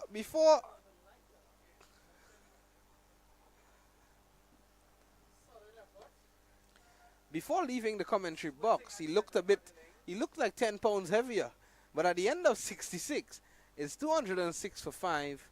Marlon Pinnock alongside Visham Lalman in your presence and in your company. What a lovely day it is.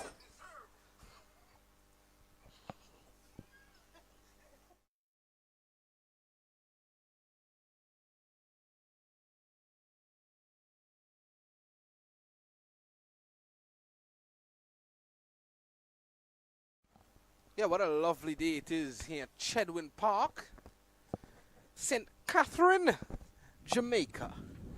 It has been a lovely day. And of course a lovely evening session here for the combined college and campus team thus far. Unbroken partnerships, 6-wicket partnership so far between Captain Jonathan Carter and of course Romario Greaves, who picked up 5 wickets in the first innings. This time he's hitting the ball elegantly over extra cover. Excellent work there by Shamar Springer. Good looking stroke there coming in from Romario Greaves. Growing in confident is Romario Greaves. And why not, after getting 5 wickets in your first innings, and now your turn with the bat, up to 45. Let's have a look at that piece of fielding again there from Springer. Lovely work. Could have done himself a world of damage there as well. That's a fight, the commitment that this Windward Island Volcanoes team progressed so far. Lovely breeze blowing across our commentary box as well as we're closing in on day 3 of the West Indies Regional Championship. Round 3 action. Leading the combined college and campus, Jonathan Carter.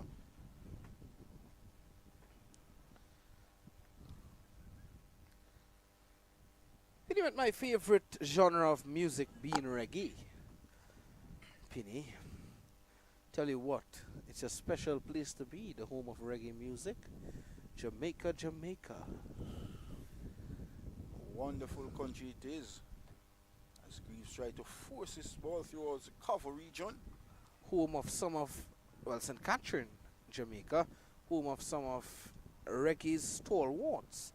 Freddie McKay, Christopher Martin, Jimmy Cliff, Eric Donaldson, and Joseph Hill.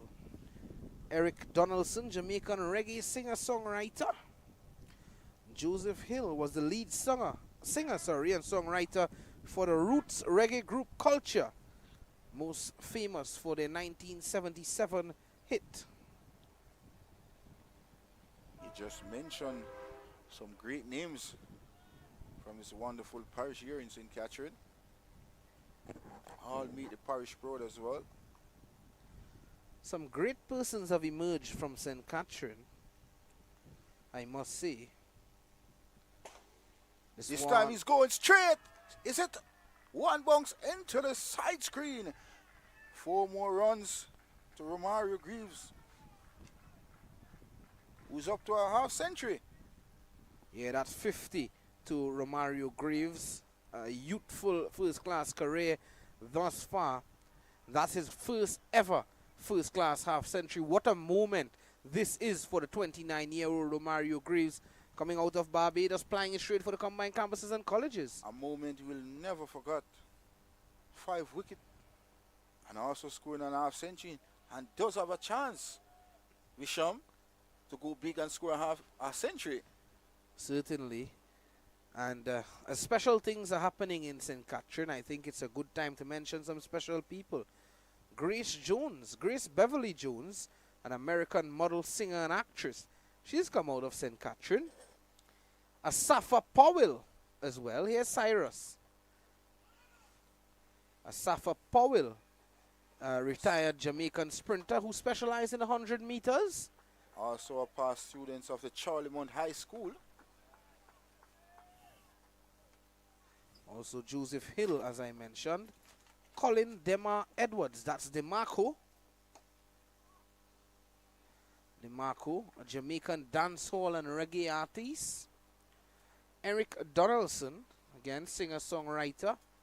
Lutan Fire, a Jamaican musician, singer, and member of the Rastafarian movement, Bobo Shanti. Precious Wilson, a soul singer. Diana King, Jamaican-American singer-songwriter. Spice as well. That's Grace Latoya Hamilton, a Jamaican dancehall recording artist, singer-songwriter, and businesswoman. Often cited as the queen of dancehall. Yes, she is.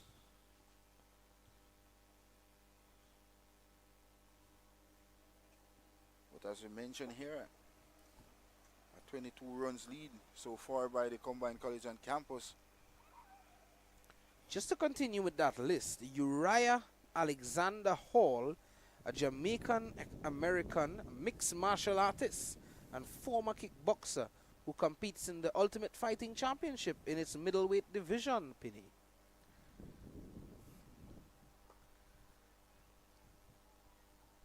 Donovan Roddock as well, a Jamaican-Canadian former professional boxer who competed from 1982 to 2001, and in 2015 he's known for his fight against Mike Tyson in 1991. Hopefully on that note we can see Gillon Tyson for the Windward Island Volcanoes. This one turned away for 2.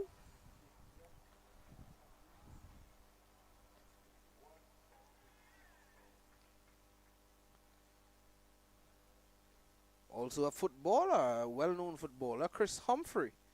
That's Christopher Charles Humphrey, a Jamaican professional footballer and coach. He currently plays for Gaston FC, who play in the Northwest Counties. And the list goes on, Penny. That's a long list though, Hisham. At the completion of over 68 to 1-5 for the loss of 5. There's Mr. Pedro Collins, the coach of the combined campuses and colleges, just hanging out there with the security and members of the health arm that's on hand here. Kenneth Demba looks to have left the field. Kenneth Demba being the substitute fielder. Kavim Hodge has come back into the attack.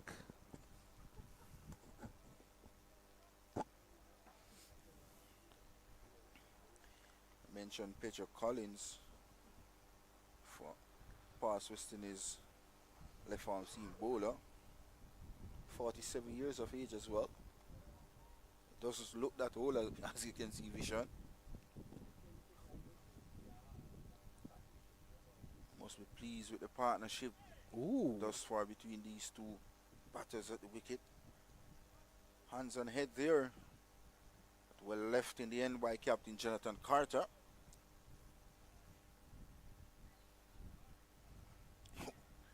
Walcott still have his hands on his head. Can't believe that ball didn't took the off stump. Just a bit quiet here. The period coming to the end of the day's play. Chedwin Park. Good delivery, and Hodge has been consistent. Just about the 13 over remaining in the day's play.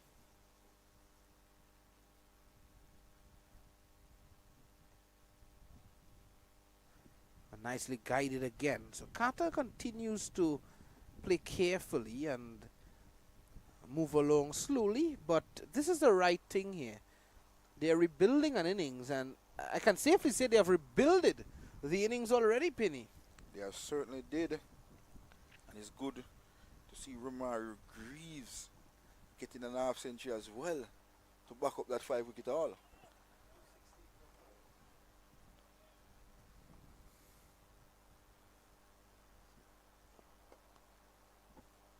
It's a quick single. That area there tends to give a bit of a bad bounce. I noticed that in the earlier overs, just before the tea interval, when Shamar Springer was looking to issue a sharp run out as well. Well, actually, the combined college and campus lead by 26 runs now. On the hour of play remaining on the third day. I think we must give commendations to the groundsmen here at Chedwin Park for their diligent work with the pitch as well. It has been a good one. Indeed, they have been doing a fantastic job so far. There's been a pitch, you know, that has offered something both for the batsmen and for the bowlers. As we see over number 69 coming to an end, Penny. It is 218 for the loss of 5. And on a note of the pitch, on the topic of the pitch here at Chedwin Park, you know, Chedwin Park was considered by 1970 to have the finest cricket pitch in Jamaica, Marlon Pinnock. So this ground, this very ground, was considered to have one of the best pitches in Jamaica in the year 1970. And of course, talking about Pedro Collins, that's the man you've been seeing shown on the TV now. Great Pedro Collins, left arm swing bowler. You said that he's also the brother of Fidel Edwards. Yes, indeed. That skiddy short swing bowler in Fidel Edwards.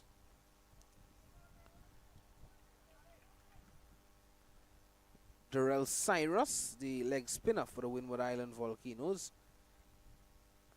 This one goes down the leg side, and that looks to be racing away for 4.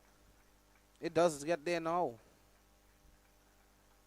Not good work there from the keeper, Walcott, but a badly lined delivery as well from Cyrus. Badly lined delivery, not having a great day here, Cyrus.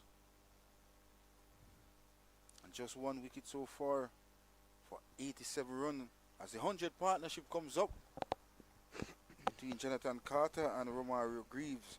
This is what I'm talking about. You need to get partnerships over 100, and this is good for the combined college and campus team.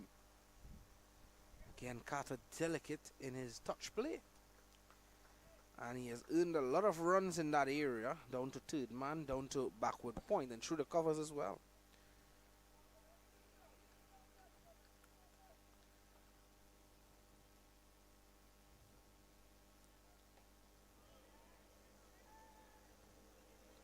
Been a tough little period here for the Volcanoes. I think one of the few occasions in this tournament thus far, this year's tournament, they've been tested.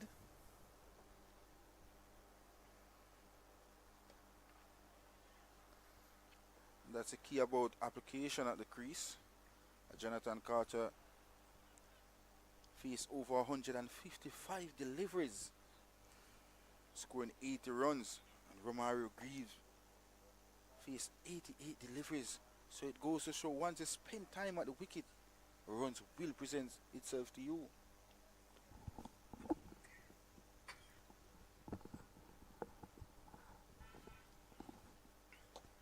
Or driven back down to long off. Was 3/4 way to the boundary. And immediately you can see umpire Christopher Wright giving a warning to Darrell Cyrus.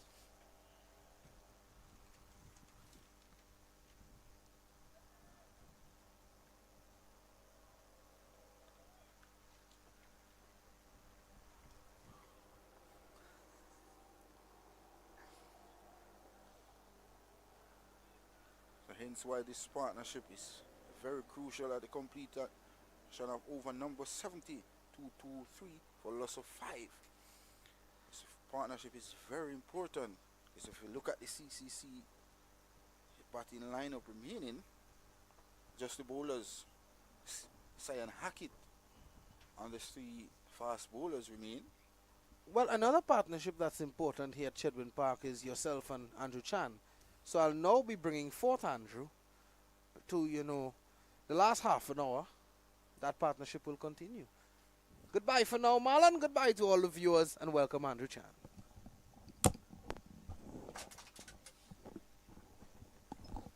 Well, of course, it's glad to see Andrew Chang back in our midst. Always a pleasure to commentate with you, Penny. They had a long walk early on. You were pricked up.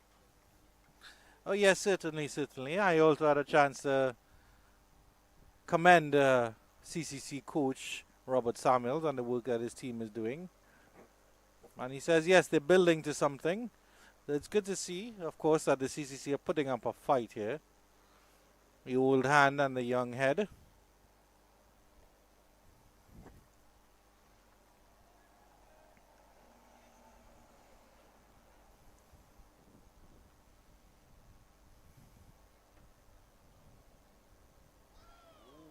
Beautiful delivery by Cav Hodge. He's such an expressive fielder. Look at him. He's there. He's like he's ready to run 100 meters. Just about 29 minutes to the hour of 5 o'clock here in St. Catherine, Jamaica. Closing in on day 3 of round 3 of the West Indies Regional Championship. Yeah, I thought. Well, Gillon Tyson is back on the field. He was off a little while, as you mentioned earlier, so I'm hoping that we see the Windward Islands throw a last salvo with the pacer coming back on a little bit. Just to see what could happen in the feeding light. Still beautiful conditions here at Chedwin Park. It's St. Catherine has really been a wonderful host to us that have flown in. And it's good to see good cricket happening as well in this round 3 of the Cricket West Indies Championship. Because, of course, it's all about competition, Penny. It's all about reaching the pinnacle of West Indies cricket and making the West Indies test team at the end of that over. It's 225 for 5. And there is Mr. Robert Samuels having a conversation with that lady who borrowed Visham Lalman's romper and the illustrious Janet. And there is that romper. I must say that she wears it better than Visham. I believe those are her slippers though. Mr. Lalman isn't that good at coordinating his outfits. I mean really, Penny, blue shirt. Well, actually, he's coordinated today. Blue shirts and blue socks. With the black pants and black shirt. Black shoes, I should say. Oh, they're actually brown shoes, so they're not even matching Penny. He needs to take a lesson out of your book, because Penny, of course, resplendent in his blue polo. With the matching black Clarks as well. My. Gets the outside edge, a thick outside edge. Does Cyrus. It runs down to short third man. Athanas does the fielding. Well, Mr. Chang, immediately as you make your way back in the commentary box, you realize the sun came out very hot here at Sheridan Park. Yeah, it is. Well, it's still cool, Pity. I think it's the ideal conditions that you like to play cricket in. It is indeed. It's 4:30 in the afternoon. Certainly better than 2 o'clock in the afternoon or 1 o'clock. Oh, Ooh. beautiful. It was. There's an ooh. Pitch and spun away from the right-handed Hisham Lalman. Romario Greaves. Top delivery here. You can see here on the replay. Pitch on the line of the leg stump. Wow. And that, I think, more than anything, will play in the minds of the Windward Island Volcanoes because the CCC have good bowling. Romario Greaves, Zishan Motara, in terms of the spin bowling. Once Motara can hit his lines. It's not a significant lead, but it is a lead, 36. Better than nothing, Penny. With this fourth day wicket here, as you can see, umpire Christopher Wright giving a warning to Darrell Cyrus. Second warning. It's a second warning with 2 deliveries left in the over. And Cyrus has to be very, very careful here because if he is removed, the Windward Volcanoes would have lost a very important wicket taker. Elegant looking shot through the covers out to the man at the extra cover boundary. Kimani Melius is the fielder. Good looking shot there coming in from Romario Greaves, Andrew. You talked about this pitch as a batting paradise, but of course on the third day there's wear and tear. The pitch is going to get low. Christopher Wright is still having words with Cyrus about where he's stepping on the pitch. So there would be some concern for him. And of course, bowling to the left-hander now. Doesn't want to go straight too far off his mark. One is pushed onto long on easily. And again, Christopher Wright is pointing out the area specifically where Cyrus is causing an issue.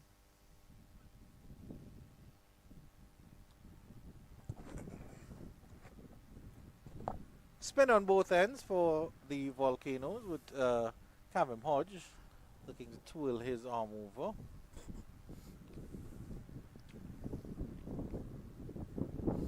A fighting effort so far by the combined college and campus batters at the moment, led by Jonathan Carter.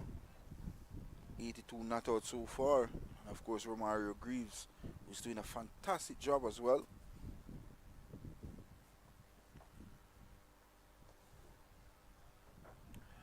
In some news around the Cricket West Indies Regional 4-Day Championship, Trinidad and Tobago have progressed to 285 for 6 at and that game is going on at St. Kitts in Basseterre, Warner Park against the Leeward Islands Hurricanes.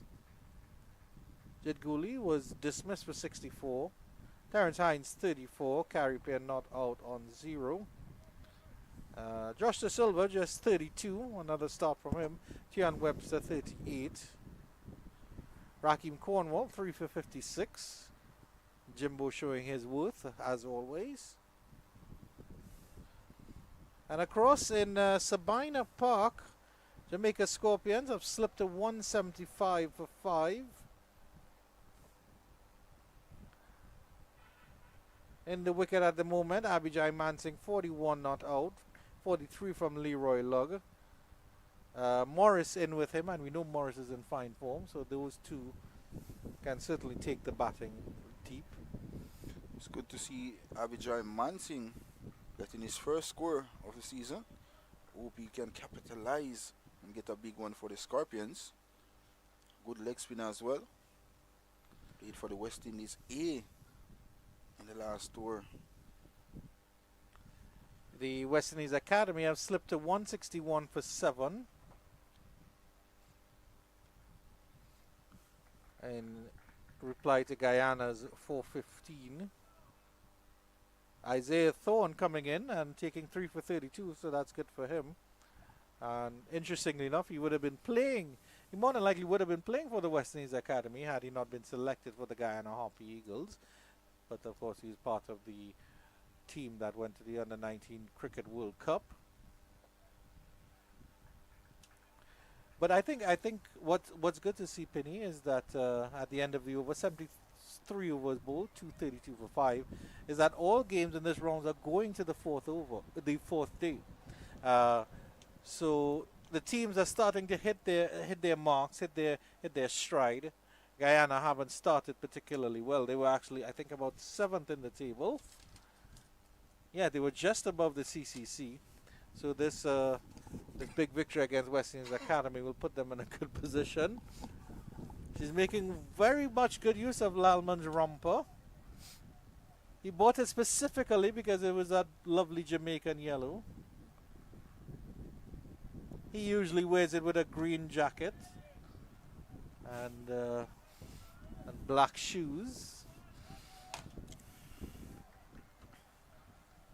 Pleasant good day to all Jamaicans near and far. We absolutely love your country. Thank you for making us feel so welcome and so full. Thank you for porridges and fritters and patties and jerk.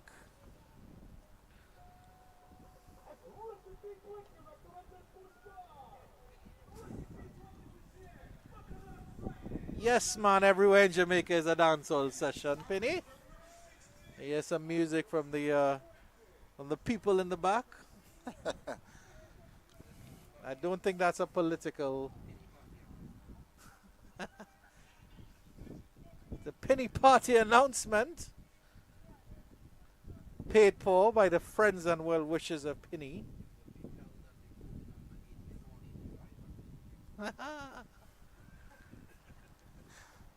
Let's search for Marlon Pinnock on Google Maps and you'll get the address to that party later.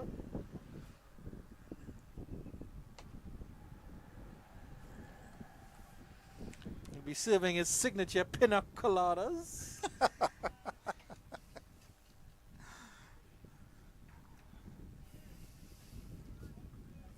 As a closing in on the 3 here of the West Indies Regional Championship game.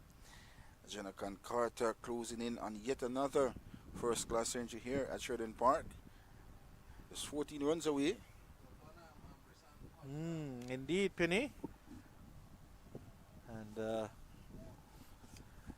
so both you and Visham Lalman have had the chance to commentate on 100. So hopefully it will be my turn with Mr. Carter.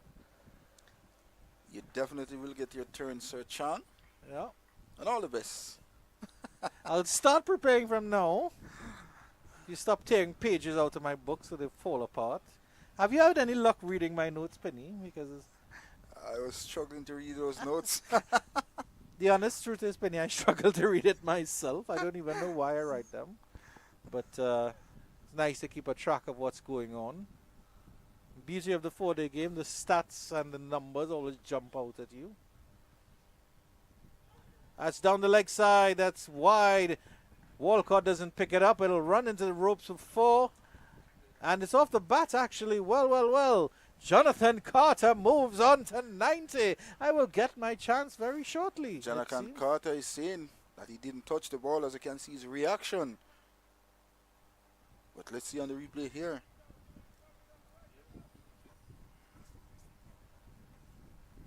Well, Jonathan Carter, the batsman, says he doesn't touch it, but Visham Lalman, the all-knowing, says he did. And but either way, Carter moves to 90, however he takes it. Drives nicely here. Will he push for 2? He does push for 2. He played that delicately. Feel had to come off the deep cover boundary. Excellent cricket been played here by Jonathan Carter at the completion of the 74th. 240 for loss of 5. Showing all his experience, just opening the face of the bat down to a deep backward point region, and they are easily completed 2 runs there. As you can see, the test coach, as a West Indies test coach, Andre Coley. And the match referee, Donovan Hills. And also a Weeper representative. So it's good to see everybody tuning in.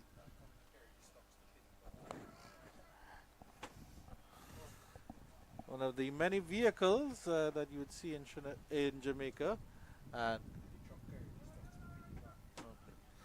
according to Visham Lalman, that's a truck carrying the ice to Penny's party. Have to have those red striped beastly cold. There's going to be a change in bowling here now. Athanas is trying something different, and he's sending down Sunil Ambrose, who for all effects looks like he's going to take this very, very seriously, of course. But you never know. Part-time bowler, end of the day. Reverse psychology here from Athanas, maybe. Not bad from Ambrose to start. Bang on target.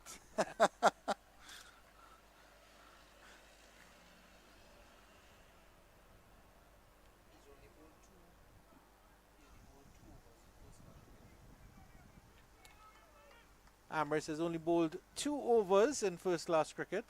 Oh! That's a beautiful delivery. He's appealing for a caught behind. Was that just such a brilliant delivery that it missed the bat? Oh, that was the drifters by Sir Ambrose.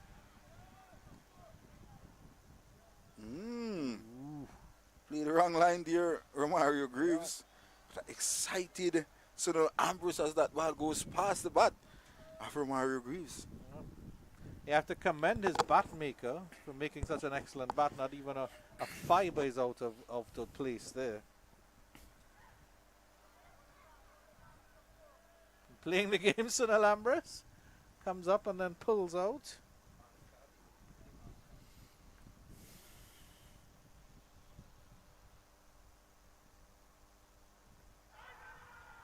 Appeal, nothing doing there. Sunil Ambrose is angry, absolutely angry, but everything is happening in this Ambrose over. Why didn't he bowl earlier? Let's look at the replay here. Just handing down the leg side. Good decision here by umpire Christopher Taylor. Ambrose still can't believe there, Andrew. Yeah.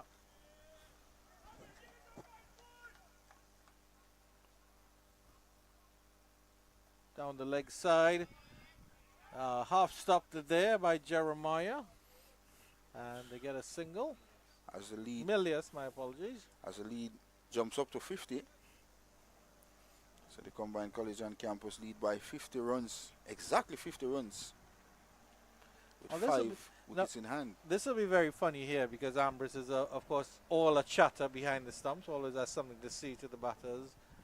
Now he has the ball in hand against Jonathan Carter, who's on 92. Probably wants to hit him for 2 4s and get to his 100, which would be his 7th first-class 100.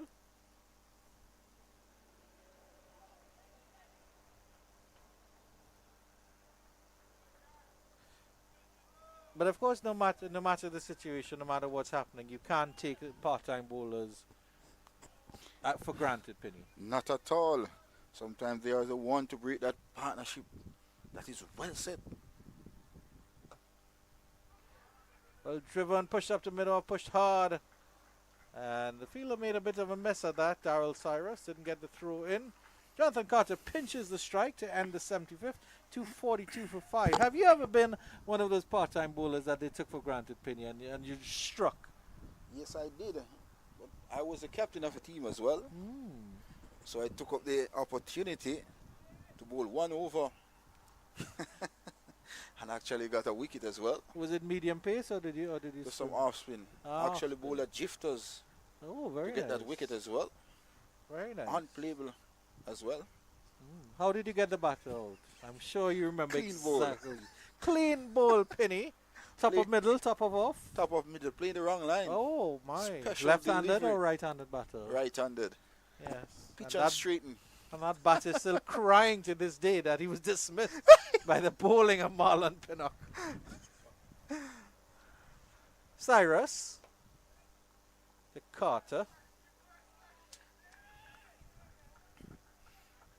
It's almost as if the sun can't decide if to stay or go Penny, because 1 minute it's bright sunshine, next minute some cloud cover. I think the sun is fighting because the sun wants the cricket to continue for as long as possible. And of course, Jonathan Carter and Romario Greaves is fighting as well for the combined college and campus Indeed. team. But they are fighting on the same side. It's not sun versus cloud. It's Greaves and Carter versus the Volcanoes. It's a good cut shot there. Lent into that one. Just gets a single.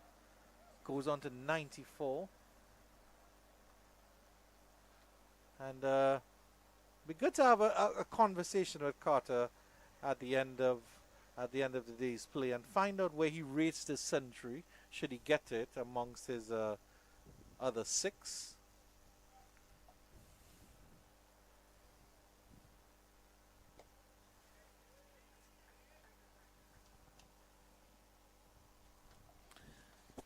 So according to my notes that I can read a little bit, 121 for 5 they came together at Penny. So they've actually crossed that 100-run partnership by a good bit. Congratulations to them. So 122 partnership so far. Indeed. Indeed, Penny. Indeed, much needed. Shows the value of Carter as well. 90-run partnership with Evelyn. Appeal for leg before. Bit of an inside edge maybe, as there was a little bit of drift on that one. And the ball maybe keeping a bit low as well. 243 for 5. 76 overs gone. But as I was emphasizing about occupation of the crease, that is what these two batters are doing at the moment. And according to the scoreboard, the official scoreboard here at the ground, it seems that there are 5 overs remaining for the day's play. So that might take us a little bit after 5, with just about 9 minutes remaining. But of course the spinners do get through their overs very quickly. Carter's on strike, he's on 94. Ambrose, after that first interesting over, is destined to continue.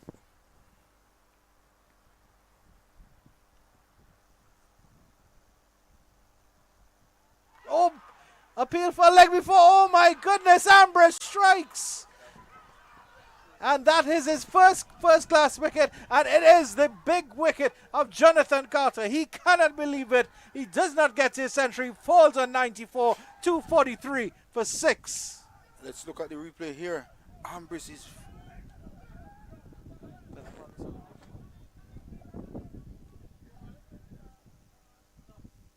stumps. So let's look at the replay here as it's come to stumps. And these 3 of the West Indies Regional Championship round 3 action.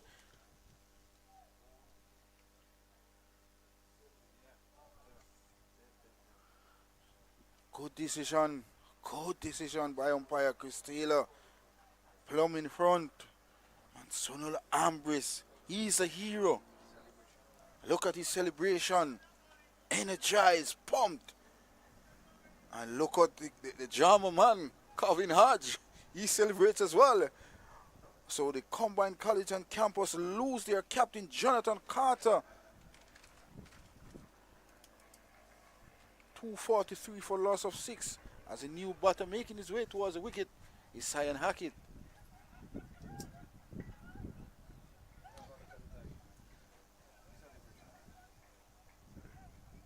Absolutely wonderful celebrations here. And what a send-off here. He skips across the pitch. He jumps across. Calvin Hodge plays leapfrog. It is absolutely joyous here for the Windward Island Volcanoes. Romario Greaves is still there. My goodness, what a fight from him. And a moment for Jonathan Carter. He was closing in on his 7th first-class century. But it really was just a good piece of bowling there. And that he was deceived by. And Sunil Ambrose, really don't take him for granted here. He really has a golden arm. A very innocuous approach to the crease and strikes. In his 2nd over, with his first class wicket. And the first delivery in his second over. Indeed. Cyan Hackett so far haven't been in the best of form here in Jamaica.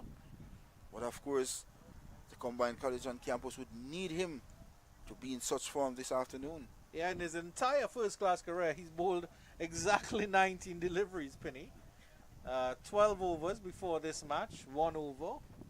And then 1 for 9, 1 for 2 he's at.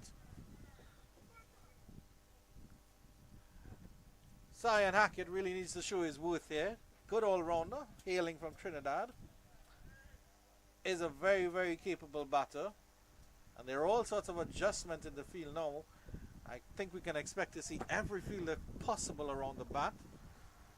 But of course, there's a leg slip in place and there's a short leg as well.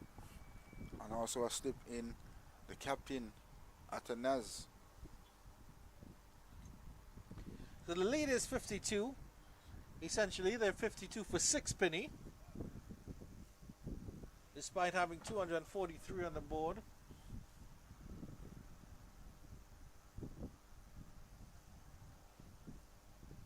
Hackett taking his time to mark his guard. Trying to bat out a little bit of time here. Sunil Ambriz getting the vital breakthrough here late on day 3 for the Windward Island Volcanoes.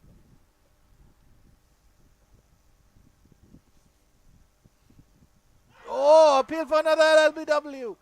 The question has been asked. Chris Taylor, unfortunately, does not raise his finger this time. Let's have a look at the replay on this one. My bet is that it pitch outside leg stump. Mighty close there. Sunil Ambriz is bowling his heart out here at Sherwin Park. It definitely drifted past his bat from what I can see. I don't know if... I don't know if maybe it struck outside the line of the off stump and turned that much. Hackett has 2 ducks already for this tournament. He will not want another one, and boy, do his team need him to make some run. He goes for the big shot, and he will get off the mark at least as he tugs it down to the cow corner region, and he gets 4. Well, that's one way to deal with a spinner on top. And Ambriz certainly has words with Hackett as he walks back to his mark. What a way to get off the mark, seeing Hackett. I think he took that one out of the Penny playbook, went bogged down, just lash out. Well, he did lash out a while ago.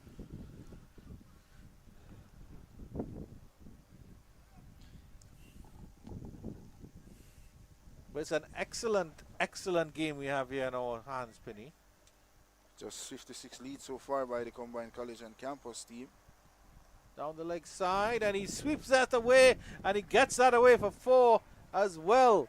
Cyan Hackett is not taking any prisoners here against Sunil Ambriz. Not going to let him settle despite the big wicket. And he's fighting back to avenge his captain, Jonathan Carter. Straight on the line of leg stump and well swept there by Cyan Hackett. 8 runs from 3 deliveries. But Sunil Ambriz got the big wicket of Jonathan Carter. And did he celebrate, Andrew? Yep. And of course, those joyous celebrations were directed at the Windward Island dressing room. Not in any negative way, but more just appreciation for the think tank there. No ball signal by umpire Christopher Taylor. Trying too hard, Sunil Ambriz. Straight. Hackett will trot the single.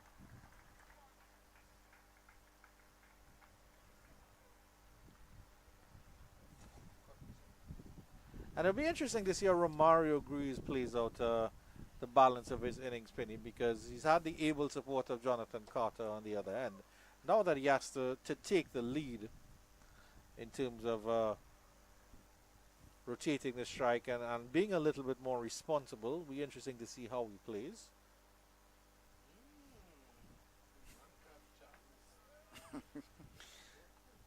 Ambrose there giving Cyan Akit some warning there as well. Cat and mouse, Penny. It's all cat and mouse. Gets the... Well, that one was interesting. It sort of bubbled up. If there was a fielder at silly mid-off, it would have been straight into his hand. What a wonderful over by Sunil Lambris. It had everything. It had drama. It had a wicket. It had boundaries. It had a no ball. And it's 253 for 6 at the end of it all. Oh, and by the way, they also brought up the 250. Penny? Sunil Ambrose still can't believe that LBW decision wasn't given out by umpire Chris Taylor. Imagine that. You get a wicket in the over, your first class wicket, and then you're upset you don't get a second. That's how greedy he is. Yeah. And he's still arguing the point to an extent with Christopher Wright.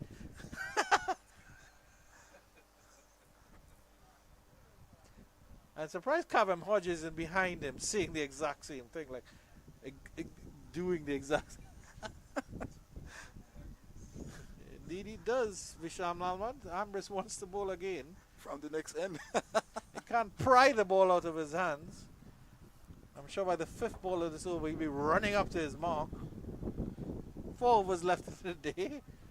Sunil Ambrose will hopefully get 2 of them. He would like all 4. But it is Cyrus. Spectator catch there. Cyrus.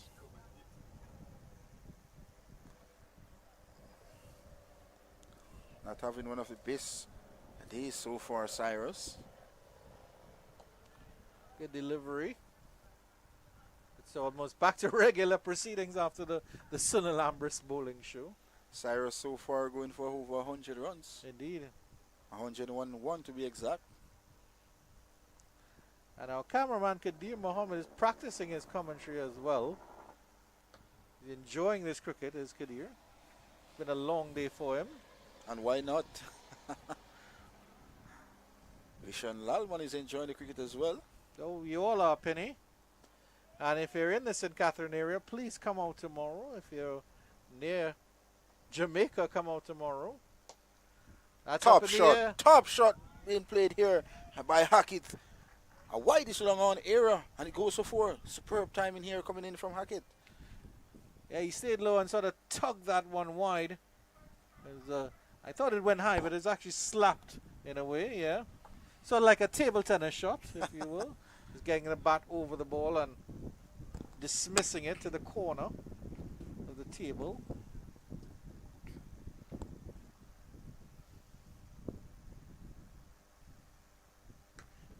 He slaps this one into cover. He was on the move in his crease, Hackett. But it's good to see him looking positive out there. We know he's had a very hard time about it with the ball, with the bat. Hasn't had great success with the ball either. Hasn't had the impact maybe that he would have liked. But as Coach Robert Samuel said, they're building to something. Well played in the end by Hackett, just riding the spin down to short third man for a single. Does he pinch a strike? Indeed he does. 258 for 6. He wants a piece of Sunil Ambrose. Sunil Ambrose is already at his bowling mark. Having discussions with Tevin Walcott, he'll have discussions with Chris Taylor. But of course, 3 of us remaining in the day's play here at Sheridan Park. These 2 batters here will want to come back tomorrow and build a next partnership if the CCC team. Well, Chris Taylor, I will have to commend him for being an excellent umpire and having the patience of Job to listen to Sunil Ambrose eating off his ear. Christopher Taylor is a great umpire. Both umpires are doing a great job thus far.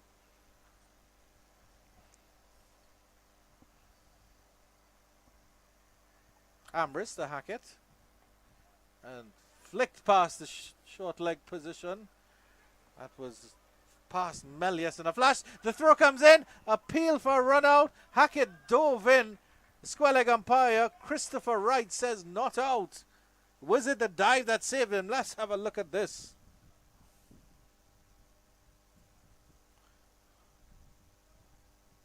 It's all happening here when Sunil Ambrose is bowling. Let's look at the throw coming in. Yeah, it was the dive that saved them for sure. It was sprawling with Cyan Hackett, but that dive saved them for sure. Well, of course, Cyan Hackett is up to 16. Sunil Ambrose, a blockbuster, and the blockbuster for his batting and his bowling. And of course, in that 16 3-4s from Cyan Hackett so far. And I tell you what, Penny, if he takes another wicket or two, he might very well put himself in as a man of the match contender. Of course, he would be already because of his century.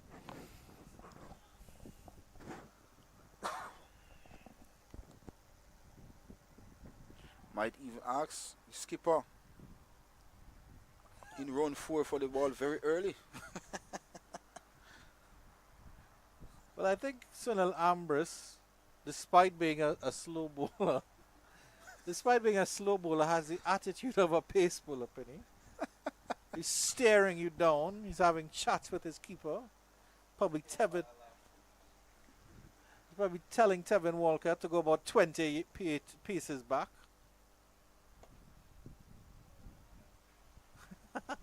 And the little bit of dark magic as well there, running into Romario Greaves, not intentionally, of course. I just hold him in the process of a single.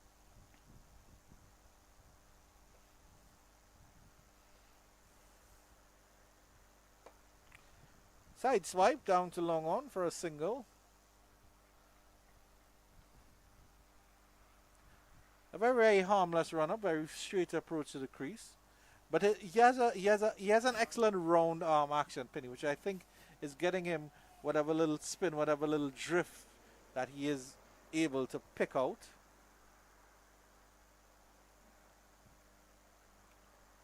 Edged, and that's edged past slip. Ambrose cannot believe it. He probably thinks he should have had a hat trick by now. And at the end of another excellent Ambrose over, it's 263 for 6. 79 overs have gone. 2 overs left in the day's play. And of course, the Combined College and Campus, they lead by 70 runs. Yeah, it's an excellent little lead here. It's all to play for on day 4 of this West Indies Regional Championship here at Chedwin Park. Indeed, we are at Chedwin Park. And we're joined in the commentary box by our hard-working cameraman, Kadir Mohammed. Oh, you enjoying the game, Kadir? Nods as he moves back into position, as does Cyan Hackett and Darrell Cyrus. Action resuming live here. Oh, big swipe there. How did that miss the stumps, Penny? Well, of course, we're going to have to have a look at the replay here. Didn't miss by much there. Flighted delivery. I think he should be looking to hit that ball straight down the wicket, instead going across the delivery. And boy, did that pass close to the off stump. He's lucky that spun away from him. But it's really ill-advised on Hackett here. There's a couple overs left in the day. This time he goes through the extra cover region. And there's a fielder out there at the wide long off position. So Lozano is the fielder out there.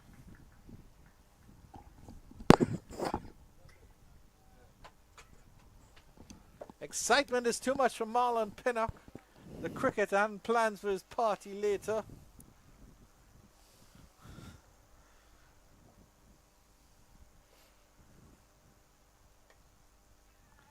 Well played by Greaves. Hesitation. Throw comes in. Is Hackett safe? He is safe again. Well, well, well. That was a little bit streaky there from Let's the look CCC. at the replay here.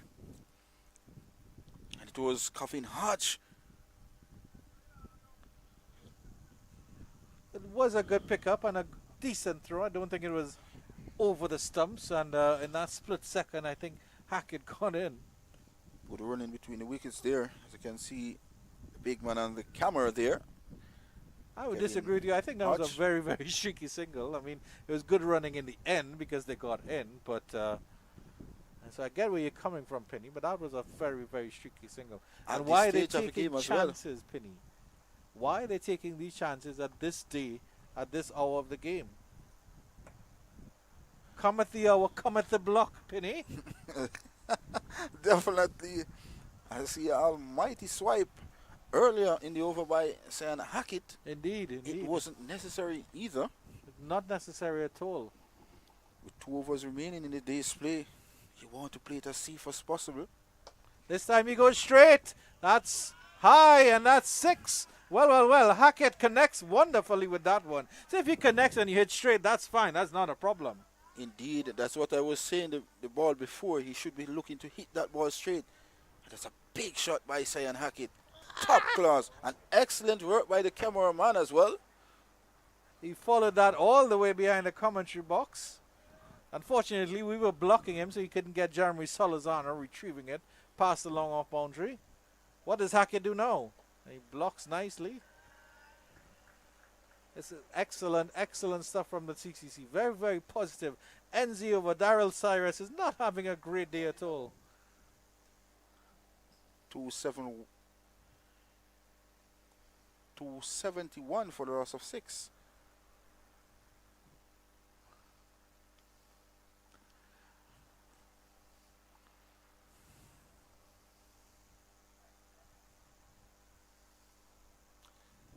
Final over of the day coming up. Umpire is also coming out. I don't know if the ball was damaged or anything like that. But let's take a look at that towering 6 from Cyan Hackett. That was about as clean a hit as you can get. As we would say in Jamaica, as clean as a whistle. Yeah. Was that shot from Cyan Hackett. And that's the reason for the pause in play. The new ball has been taken, which unfortunately most likely will mean that we won't see another over from Sinalambras.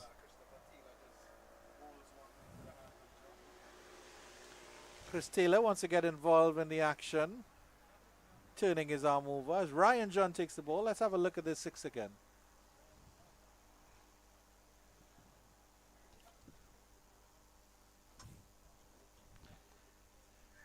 Absolutely glorious all round. Glorious shot, glorious camera work, glorious commentary on the air, glorious commentary off the air by Kadir Mohammed. Glorious directing and producing by Visham Lalman. Ryan John with the new ball up against Romario Greaves, who has played a beautiful rear guard innings, Penny. Indeed, so far. Lead of 80. The lead is starting to stretch here. I think anything over 150 and the Windward Islands Volcanoes will have a couple doubts. Third slip coming into position. Shamar Springer is there. Kavem Hodge is at first. Athene is at second. With the exaggerated leave Romario Greaves, and I think that's what he should do for this entire over. Just don't even play the ball. Just look at it, let it go by, admire the shine on it. But just 5 deliveries to survive, and then you can come out and start battle afresh tomorrow. Cyan Hackett probably will be unhappy that play is ending for the day, as he's starting to find a good groove here. 24 of 21. Left again by Romario Greaves. He knows he doesn't have to play at that, and he's reminding himself of that at the striker's end.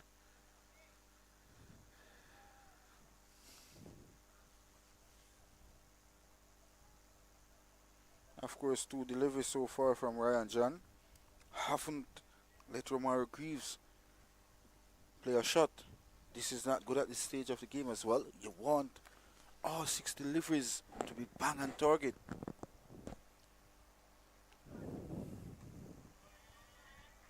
Too wide from John, too wide. Definitely too wide here. 3 deliveries remaining in the day's play. You want... Well, of course, maybe he's trying to set up Romario Greaves, though. A lot can happen in 3 deliveries, Penny. So many twists in the tail.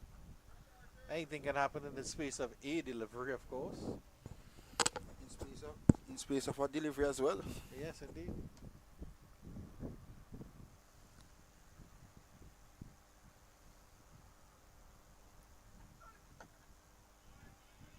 Gets one on target, and Romario Greaves' bat is as broad as his back as he carries the CCC team through to day 4 here.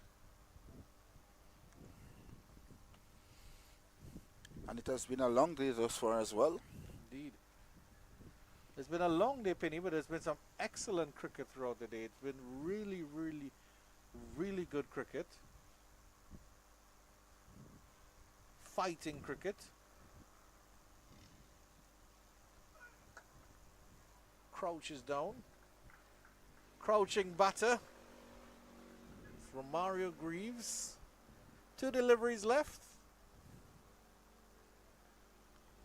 They were cock-a-hoop when they got that wicket of Jonathan Carter with the Windward Volcanoes. Golden arm Ambrose striking there.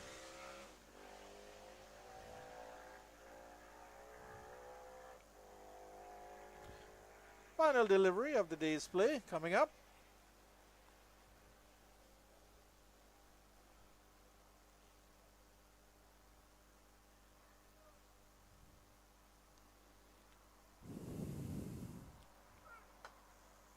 Well driven, and Greaves runs away as he plays it up to Ryan John. He wants to get off the field. It's an excellent innings by Romario Greaves, and he will not let Ryan John throw the ball at him at the end of the day's play. 271 for 6, Penny.